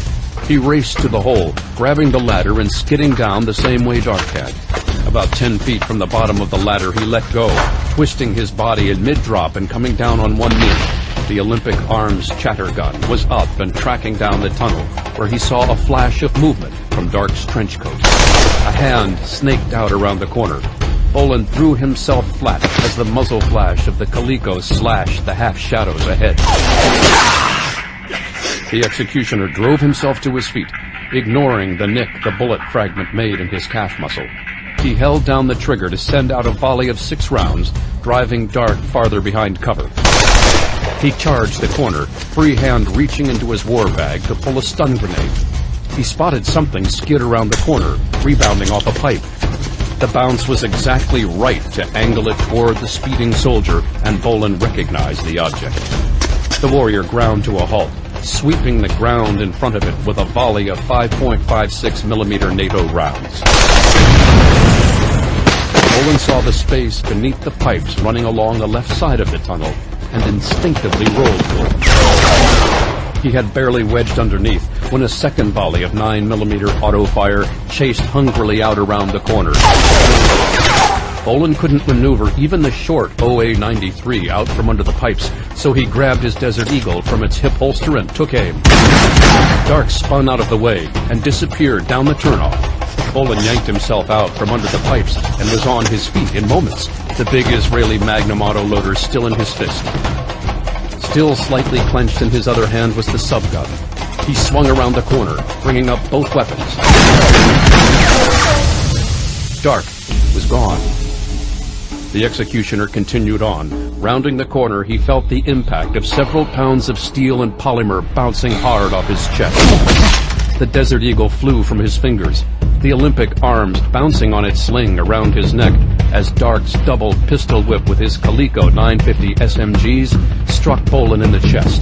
He felt his feet slipping out from under him, body going into an out-of-control slide when he reached out, grabbed the heavy fabric of his enemy's trench coat, and pulled hard. He gained a small measure of his balance and snapped his head forward into Dark's breastbone, the impact causing him to see stars as he struck his enemy's trauma plate. The black-clad mercenary clawed down hard at the executioner's face and only succeeded in getting one hand trapped by his iron-hard grip. Bolan shoved the Coleco-filled fist back toward the pipes as Dark twisted the gun and fired. The bullets went wild, but the pistol sent a stream of hot 9mm brass bouncing right off the soldier's face, shocking him into letting go and finally dropping to the floor. Dark brought his guns back around, swinging them both to empty them into Bolan at point-blank range, but the soldier thrust his foot hard between his enemy's thighs. The killer spun away as Bolan clawed to get into a seated position, leveling his weapon at his adversary's exposed back. Dark recovered and whipped one leg up and around, smashing the OA-93 between boot heel and wall, bending the magazine casing. Dark took off again, dropping a pair of canisters behind him that spit out torrents of heavy fog. Bolan pulled his Beretta 93R. He recognized the quick work of a pair of M18 smoke grenades. The executioner lurched back to his feet and discarded the useless OA-93. He looked around for the Desert Eagle and scooped it up, holstering it after a quick check to see that the heavy frame and slide were undamaged. Bolan cut through the smoke, Beretta leading the way.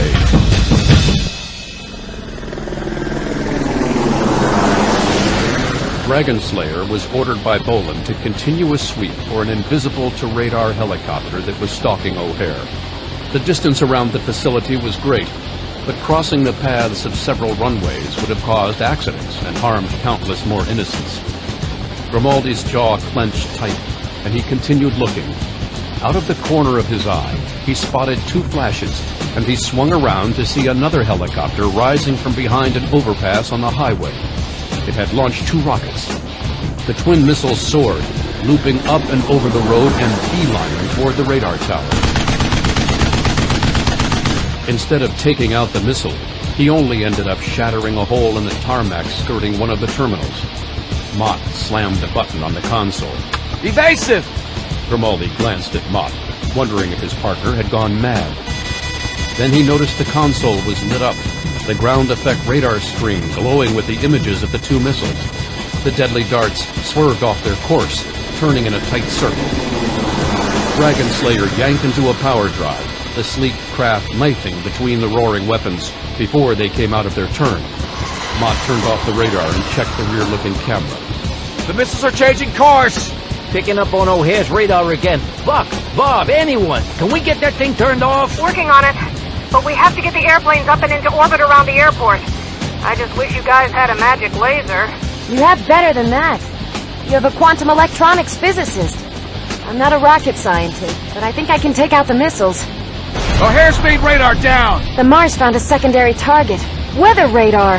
That means we have aircraft in danger because they have their own radar systems. It takes a few moments for the Mars to weasel in on a frequency, though. And I'm working on something back here. You won't need these radios, right? Grimaldi looked back over his shoulder to see Burton fiddling with some tape and the ANPRC-68 radios that were stored in a cabinet under the back seat. What are you doing? Radar is a radio transmission. The missiles lock on to that signal. The Mars system was found in testing to be attracted also to communication signals, as well as active radar.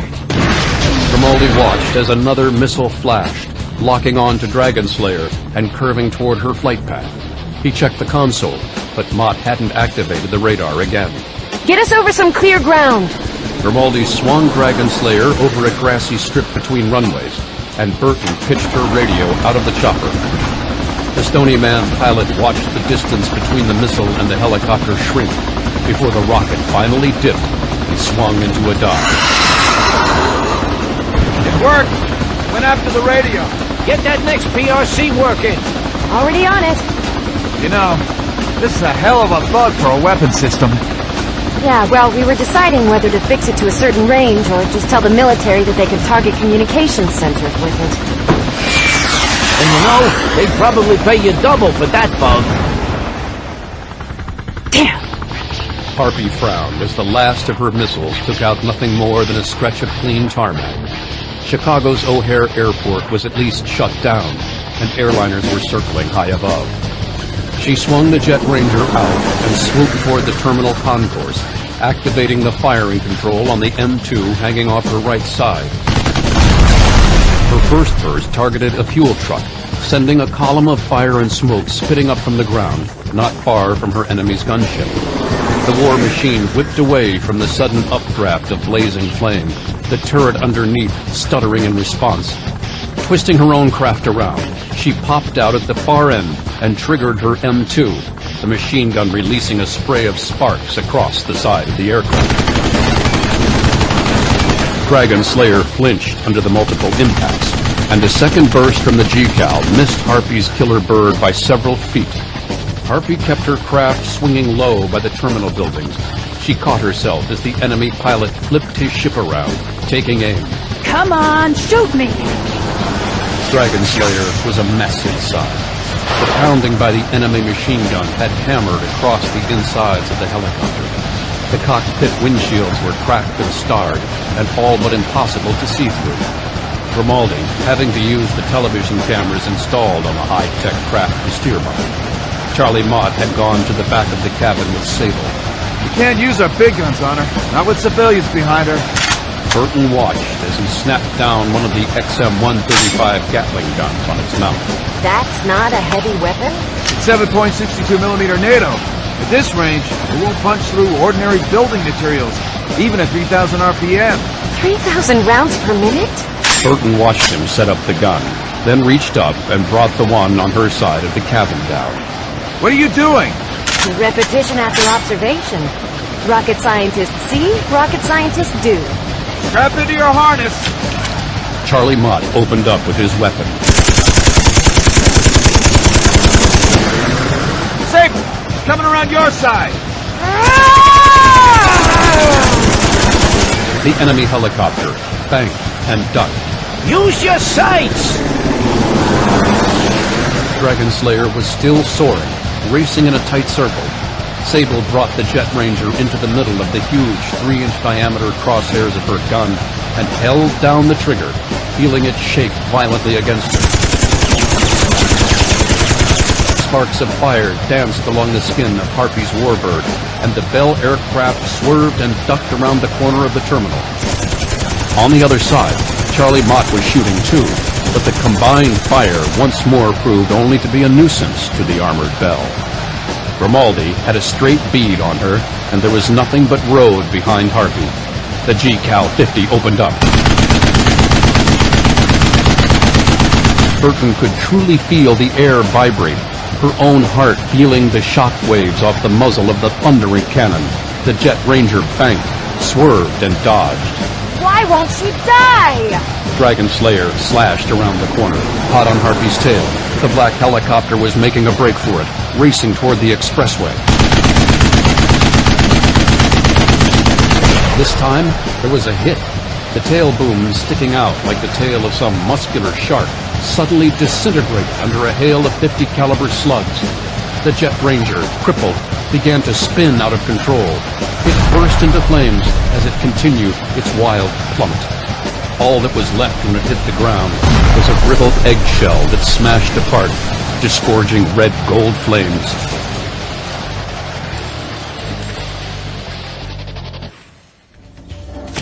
Spinning around one corner, Bolan saw Dark hurtling up a ladder. Dark wasn't out of grenades yet, and he threw another hell bomb into the executioner's path. Bolan launched himself in a desperate leap around the corner. Bolan turned to head back for the ladder. Dark was heading for the surface. The soldier counted a few more moments, then risked heading down the tunnel, racing full speed for it. He fired up the ladder. Bolan holstered the Beretta and grabbed the rungs, climbing for all he was worth. He was bordering on exhaustion. Finally, popping up through the opening, Bolan saw that it was a level of a parking garage. The parking garage was a 6-story structure in the V formed by Terminal 3, the bus and shuttle center, and Terminal 1. Bolan climbed out of the hole and scanned the area for his enemy. He caught the shadow of a racing figure, pounding up a ramp, and took off in hot pursuit. Reaching the next level, he was rewarded by a wild slash of autofire. He kept plunging forward, keeping ahead of Dark's ability to adjust his aim. Dodge, is that you huffing and puffing? Yeah, I'm in pursuit of Dark. He's heading up the floors in the main parking garage. What kind of presence do I have in here with me? Black Suit Prime here. We got Chicago PD at the entrances, but the structure was evacuated while the Filipinos were coming up from I-294. Bolan turned another corner and spotted Dark at the top of the ramp, aiming both Colicos at him. The soldier got off several shots. 44 Magnum rounds drilled toward the ring killer. Dark jerked under one impact and spun away, out of sight. Give it up! You're surrounded! You're offering to take me alive? I'm offering you more mercy than you've ever given anyone in your career. A bullet in the head instead of rotting in a hole? Your call. But you'd rather I tell you everything I know about the ring, wouldn't you? Just drop the gun, Dark. Turning the corner, he caught sight of Dark's boots and trench coat. Something was wrong, though. He took a giant step back as the coatless and barefoot Dark swung down from the lip of the ramp above. Naked soles crashed painfully down into his chest. The two bodies plowed into a railing. Dark's legs snaked around Bolan's arm, and the barefoot killer dropped backward to his shoulders, gripping the executioner's gun hand. Incredible pain flared through the soldier's body as his joint was stressed. One of Dark's heels pressed hard up against the corner of his jaw, and Dark's other leg was over the top of Bolan's bicep and across Dark's own shin. The executioner had only moments before some of his bones shattered, and his enemy ripped his arm out of the socket. His left hand flashed down to a pocket in his battle harness and pulled out an L-shaped piece of fiberglass with a ring-style wrench head at one end. It was an impact karambit developed by Kelly Warden. It was a replacement for the executioner's brass knuckles. His first punch struck the muscle of Dark's thigh, plunging into vulnerable flesh. The executioner threw himself bodily against the upended Dark. A second fist pumped with jackhammer force into Dark's gut. The executioner punched his enemy in his other thigh. Bolan pulled back, free of Dark, wrist and shoulder throbbing. With a frantic lunge, Dark was away from the executioner, only to return. Fists pumped into the executioner's sides and kidneys, with only his Kevlar armor blunting the force of the blows enough to keep him on his feet. Bolan popped his left palm into Dark's jaw, the heel of his hand slipping over his enemy's chin and smashing up and into his nose. Dark backed away from his assault, dazed. Bolan pressed his advantage, hammering the base of Dark's skull with a solid hit that made his hand sting. Lungs on fire from exertion, and the sudden spike of pain searing through his torso, Bolan snaked his right arm around Dark's throat and pulled back with all his weight. The tall terrorist in black didn't bother trying to break the noose of Bolan's arm, instead hooking his fingers under the Stony Man warrior's forearm and wrenching him completely off the ground, flipping his back down mercilessly onto the concrete. The executioner hit with a stunning impact, but rolled to his hands and knees, his right elbow giving out as he tried to keep himself somewhat upright. The executioner looked up to see his enemy race out of sight up the ramp. Pulling his Beretta with his still throbbing left hand, he scrambled up the ramp. Dark had stored a car on the third level of the main parking garage. Bolan didn't doubt that the professional killer had scouted this path months before and had an escape route only he would know about. Something to get him away from both the law and possibly even his ring allies in case of a failure. Bolan watched a pair of headlights turn the corner, blazing as they aimed at him. He felt the rush of air as the four-wheeled missile continued on its suicidal charge. Sheer momentum plowed the vehicle out over the outdoor parking lots. Bolan whirled, watching in shock as Dark's car tumbled in midair, knifing through the sky as it sailed toward parked automobiles below.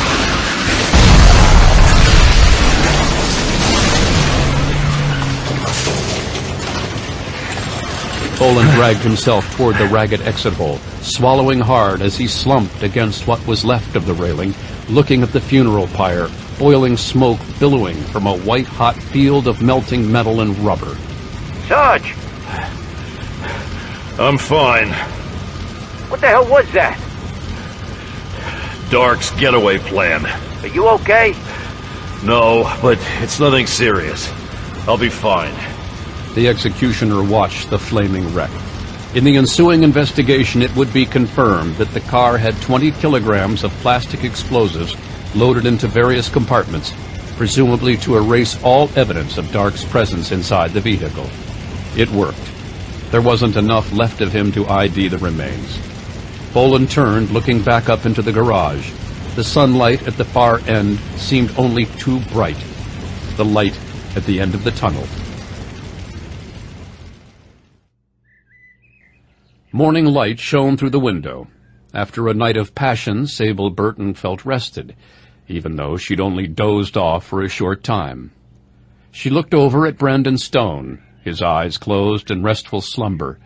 She felt the urge to bend over and kiss him again, but decided to let him sleep. She crawled out of the bed and walked toward the bathroom. At the sound of the doorbell, she looked back to Stone, who hadn't moved, then hustled to the bathroom, grabbed a robe, and continued down the hall. She crossed the living room to the front door. It was Hector Taran, dressed in a suit. Behind him loomed a massive bodyguard. Mr. Taran. Hello, Professor. I hope I didn't wake you. May I come in? He didn't wait for an answer, stepping quickly inside. Taran closed the door, leaving the bodyguard outside, and quickly walked into the living room, with Sable following him. What did you want, sir? Just to tie up some loose ends. The front door was splintered, the ruined remains swinging slowly inward, the bodyguard with the mirrored shades looking through the wreckage he'd just created. Well, it seems that someone broke into your home this morning and murdered you. Really a shame. She noticed that he was tugging on black leather gloves. Burton took a step back, forcing herself not to look at the bedroom door. Mr. Taran, Hector, Why? Did Glenn tell you anything about my outside dealings? He reached out and grabbed a handful of robe and pulled the woman forward. She faked an attempt to stab at Taran's face with her nails. When he caught her wrist, she brought up her knee toward his groin. The CEO blocked with his thigh and twisted her around, wincing at the force of her blow. Ah, nothing under the robe. You're not alone, are you? Eugene, see who's in the bedroom. The bodyguard strode to the bedroom door. As he started to open it and peer through, it was slammed back at him hard enough to trap his face between the door and the frame. Bolan released the door and grabbed hold of the man's head. Hector. Colonel Stone. Taran had pulled Burton into him as a human shield.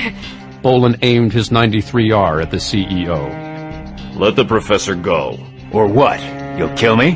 Tell Sable why you murdered Glenn Shepard. I can figure that out. Glenn found out what his boss was doing, found out enough about his dealings with the Ring and its support groups, and was killed for it. Almost. But not quite the whole story, cutie pie. You see, I wasn't sure that Glenn was all for really doing the right thing. Burton felt herself being lifted farther off the carpeting. That's when I decided that he'd be perfect for a little trade. Seems the army of the Hand of Christ needed the body of a man about 6'2", 6'3", 200 pounds. So that's why your home looked tossed. Glenn was getting evidence to take to the authorities. Kindly point that thing in some other direction. You're making me nervous. Bolan's eyes narrowed, and Burton's heart skipped a beat. Why did you do it?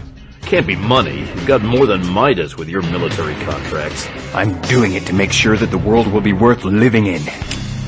Something clicked beneath Burton's elbow. Sharp, metallic ticks that made her spine shiver at the thought of a gun pressed to her kidney. And so you kill innocent people? Shepard? He was a traitor to Christ. And as for this bitch, she's a sinner. He glanced down at Burton. The executioner's bullet penetrated Taran's brain. The man looked mildly surprised. Bolan lowered his Beretta and rushed forward to catch Burton, but she managed to keep standing when Hector Taran's body slipped away from her. Bolan pulled her to him and got her to a chair. I'll call a friend. He'll take care of things here. He then moved quickly to close what was left of the door, after checking to make sure nobody was in the hall snooping. The handle and lock were gone, and there was a split down the center. But with the umbrella stand acting as a doorstop, it would give them enough privacy. Burton looked at the splattered corpse of Taran, then to the lump of insensate flesh of the bodyguard. Brandon, I'm sorry. I'm just not cut out for all this. I don't want any part of this anymore. You don't have to be a part of it. Now you know. Even if you don't see me, I'll be keeping you safe.